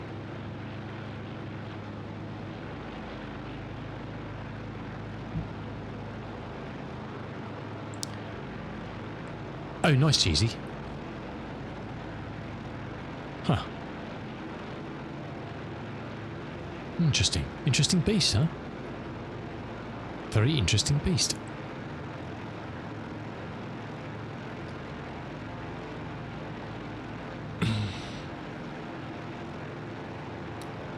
And if I do stream tomorrow night, then perhaps we'll dive into the SC. I wanted to do some farm sim again sometime, but just trying to find the time, really.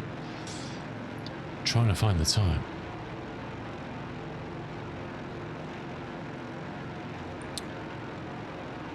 Okay, so this is the main out bit of the coast continues down that way. This is kind of the chunk of land that comes out with Dakar on it.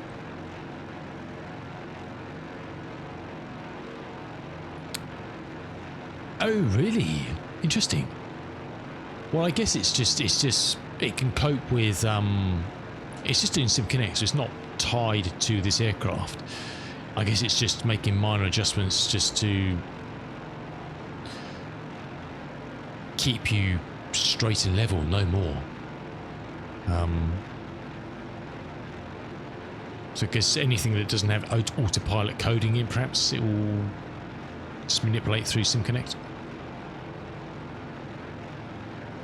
Oh, you've got yourself sorted as well. You've got it working.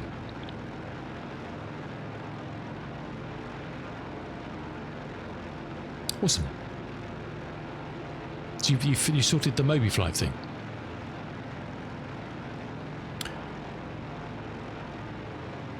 Too many, Joachim. Too many.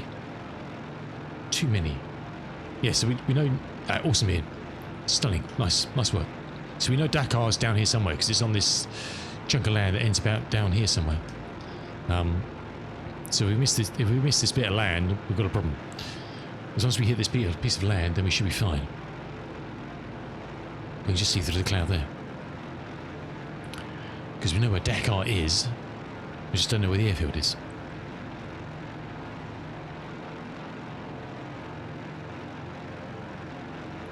I'm hoping for big things with this. This is the last one on their route, so I'm expecting great things. Prepare to be disappointed.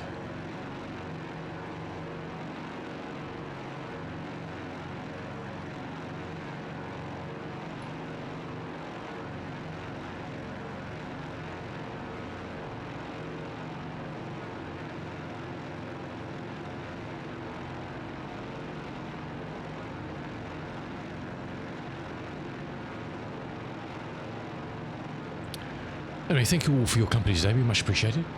Hope you've enjoyed the old 1930s. It's definitely been a pleasure flying in the last 3 weeks, that's for sure.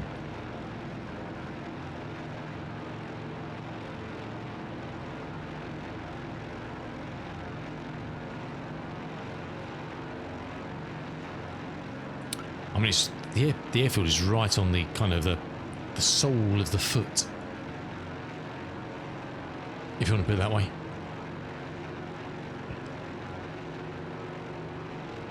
And that's what tomorrow brings, I don't know, it's what blows in on the wind.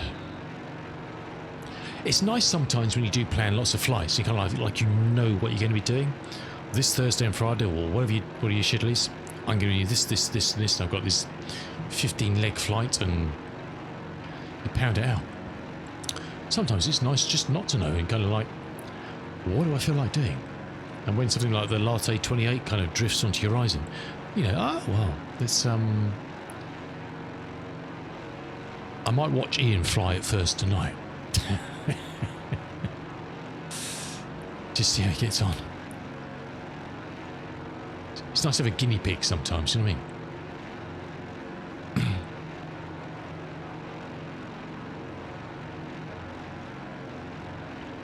Give a squadron of lattes.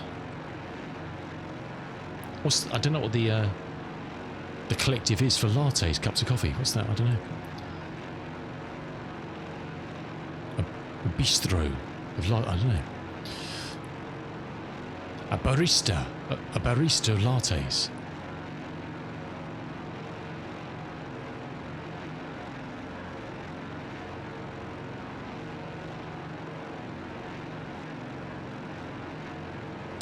Right, we should see Dakar kind of come to view as we waft through this bit of cloud. Well, there's the end of the world there, so you can see it kind of goes around on the left-hand side there. That's going to go around to, I don't know, if you want to look at it like a leg and a foot. That's kind of the toes and the heel this end. That's one way of looking at it. And the airport's kind of midsole, I think. It's kind of on the towards the coast that side or something, I think. Looking at my map. The airport today is here somewhere. But my location is telling me here that I got from the coordinates, so we shall see.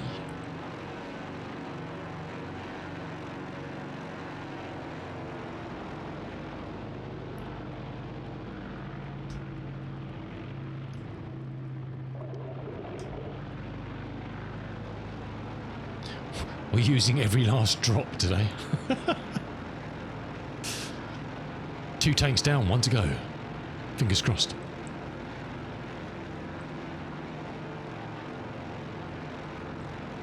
Jeez. Perhaps Jack should have added some in. I don't know. I've got a feeling Jack's going to get fired very shortly.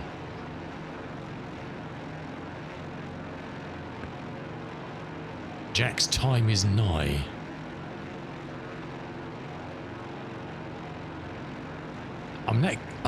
That could be it there. There's buildings spawning in pretty early doors.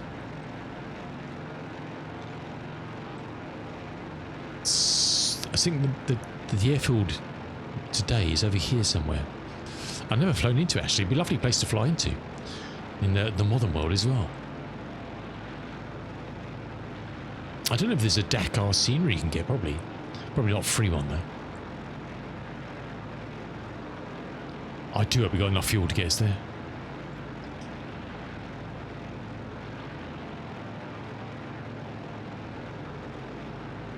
How much can we lean out?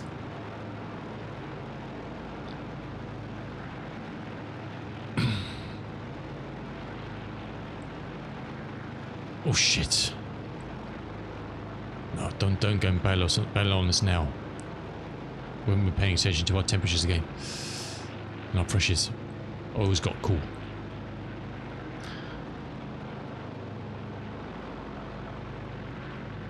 This would be the ultimate irony if we run out of fuel and we have to ditch off the coast of Dakar.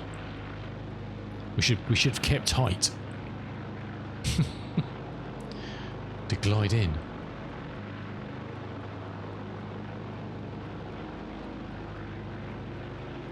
That's got to be it, isn't it? Oops. That's got to be it, surely. Surely.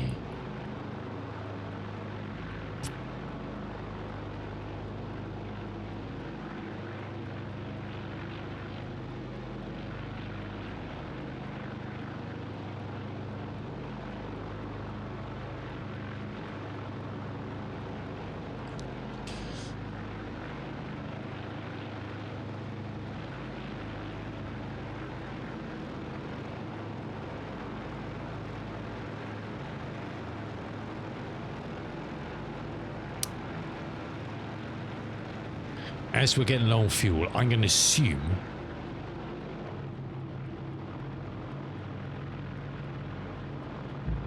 assume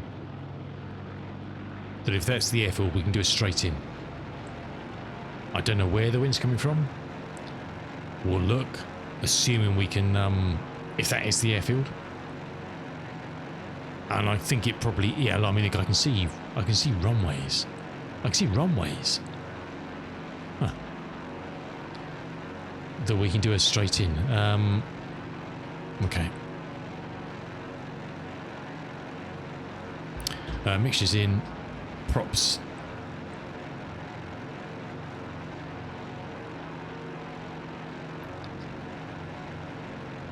Downtown Dakar. Nice. Looks alright, doesn't it?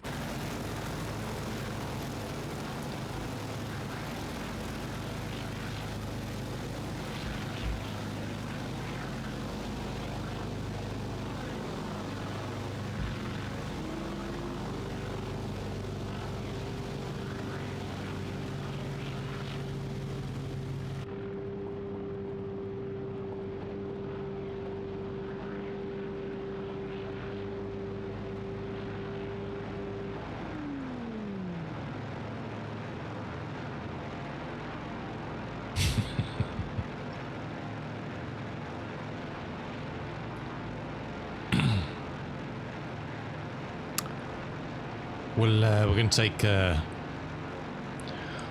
whatever this is. I don't know.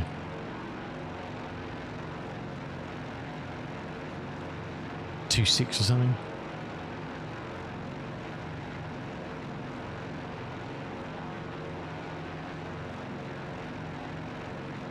There's a lot of Dakar, isn't there? I mean, it's a big old place.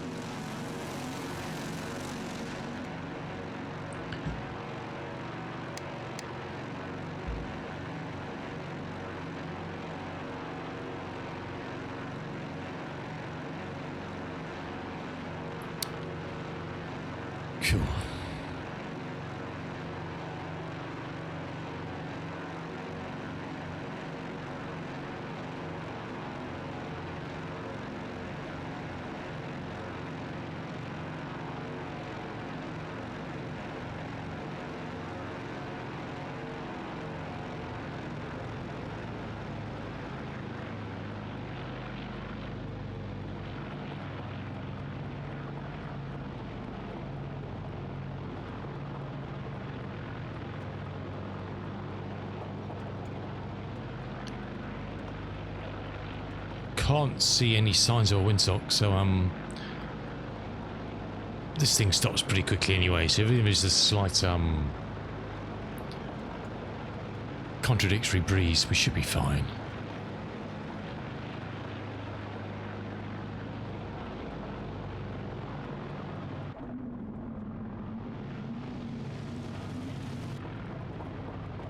There's a windsock. Oh look, we're right actually. It's on the nose.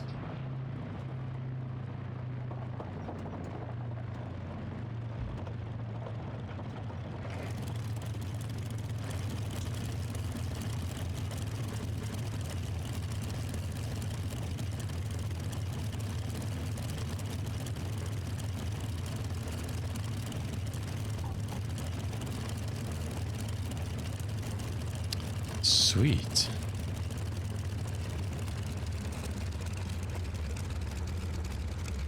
Welcome to Dakar.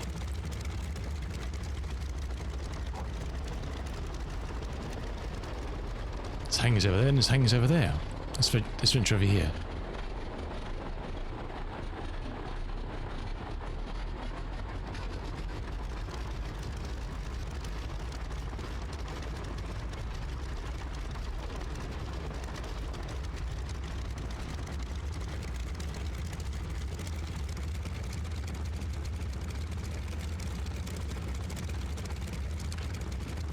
Bit of a depression for the runway, a bit like, not as bad as Casablanca. Casablanca was a bit old, half pipe, wasn't it?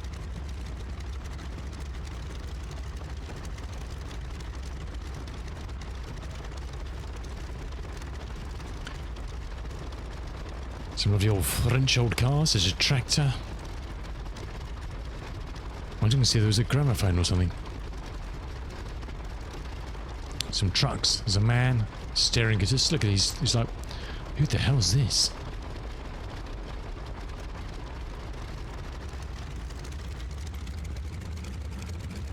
Let's go and check out the other side.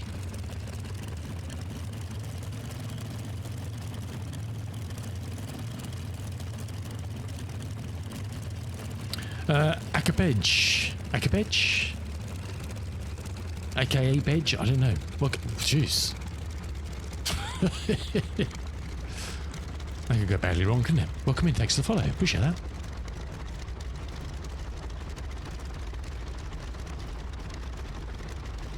Welcome to Dakar, 1935.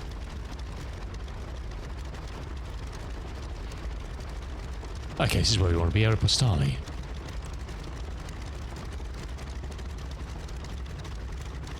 Whoa.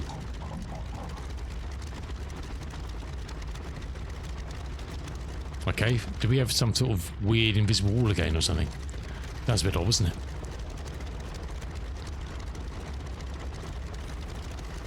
Like we had at Casablanca.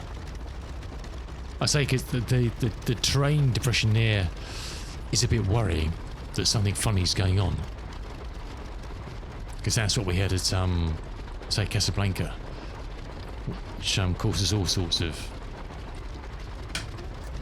fun and games. Oops.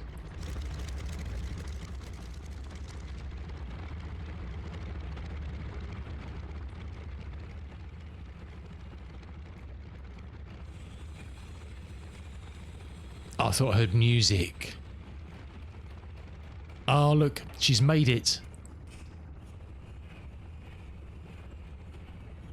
The angry lady has arrived in Dakar.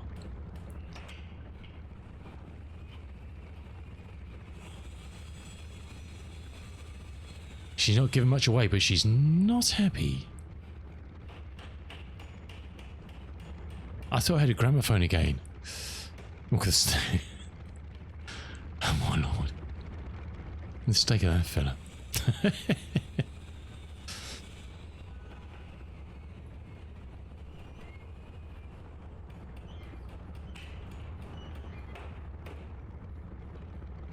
Ah, I thought we were going to get a gramophone. I had gramophone vibes, but no gramophone. Look at these beauties.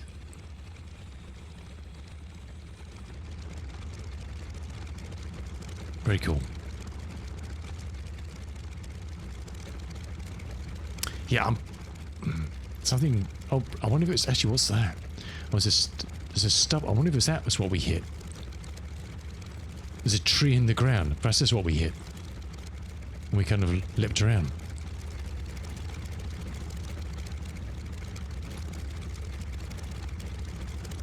J'arrive. Nice. What a lot of fun.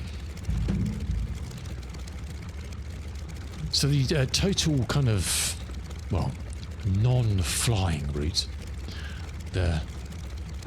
as the pigeon would fly, is from Toulouse down is 2,169 nautical miles. So yeah, a long old jaunt.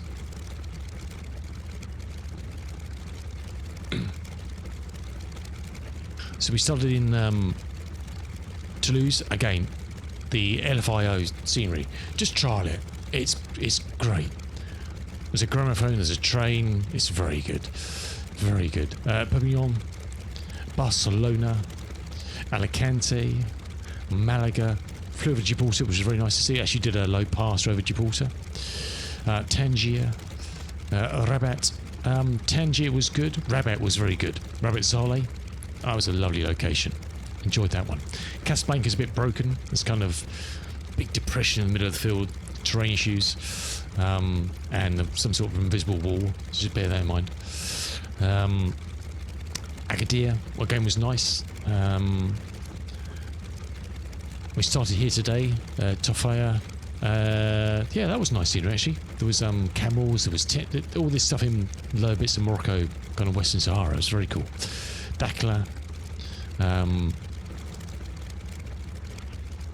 Nouadhibou, and then down to Senegal, St. Louis, and now Dakar. So all these airports you can get on Flight Sims Marketplace in 24, and probably 2020 as well. I don't know, but definitely 2024 you can. And all these you can get for free trial. You can take all these airports for a day if you want. Obviously, do them as and when you need them. I've done them in kind of 3 tranches. Otherwise, you'll run out of your day trial. And yeah, a lot of fun. A lot of fun. Enjoyed that. Was an absolute treat. And we've been flying the lovely Boeing 247D from Wing 42. They don't exist anymore, but you can pick this up from Sim Market. And if you do, make sure you pick up the Redgrave mod from flightsim.to for it.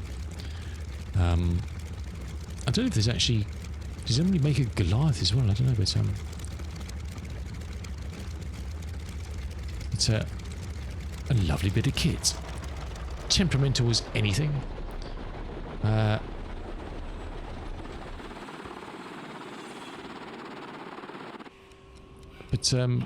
a lot of fun to fly. And we ended up with 47 on the left and 36 on the right. Oil. So, yeah. Of course, someone's going hard in the old workshop, aren't they? And not a lot of fuel.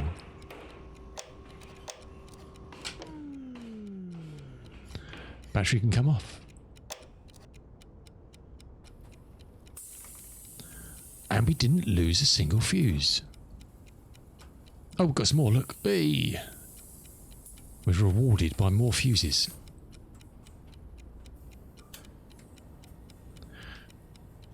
And obviously, if you're in an area where there's radio range beacons, this thing comes with, as part of the install, comes with a mock radio range navigation system. And you can tune them in according to the documentation you'll get with the install of the plane. And do some good old-fashioned radio range navigation. And if you use this in the States, it also comes with a whole host of... let's turn your man down. With his bloody drilling and stuff. A whole host of old US radio stations you can tune into and listen to the music. The music of the 1930s, which is very cool. I haven't done that on stream, but I highly recommend if you buy this plane, get the mod, and fly in the States, look at documentation. There's you can import a CSV into a little nav map which shows you all the radio range beacons and also the radio station beacons. And you can tune this into one of the radio station ones and listen to great old school 1930s rock and roll. Not quite rock and roll, but you get the drift. Yeah, awesome. What a great piece of kit. Enjoy that. Enjoy that a lot. Yeah, sunny Dakar. Very cool. It's a big old airfield, isn't it? Very nice.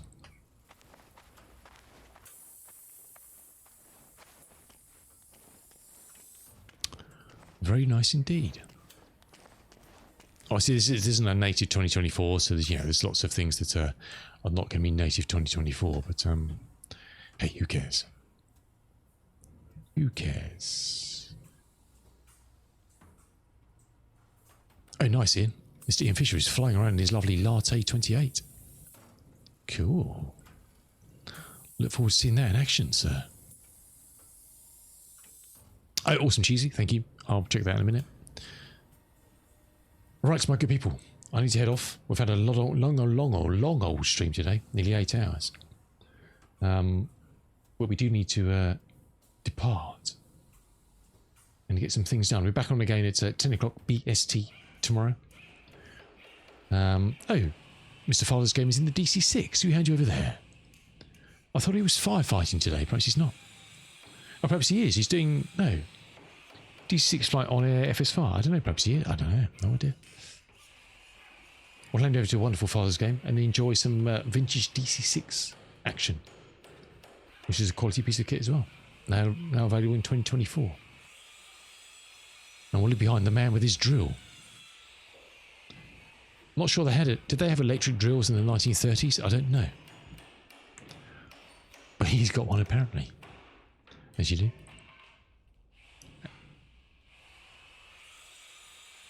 Alright. Let's just sort this out. Mr. Hawk, thank you for your company, my dude. Joachim, Cheesy, Mr. Ian Fisher, and everyone else who popped in to say hi. Greg for flying with us earlier in his lovely flying boat, the old Goose. What a good sight that was, flying some nice close formation with me wandering all over the place. Dutch was here, Avgas was here, Polo. Hey, Polo. Yes, if you're still there, Polo. Yes, it was a good game. Sorry, I must have missed that. Captain Anubis was here. Mr. Markin Sutton is always here. Where are we? Raid. Following. Follows game. There we go. Cool. Set that up. It's C. Oh, I don't know about that. At some point, yes. At some point. Awesome. Thanks for your company. Have a great Thursday if you want to get up to. Enjoy the football if that's your thing tonight and in the early hours of the morning. We're back to the start groups again, aren't we, I think? For the second phase of all the group matches.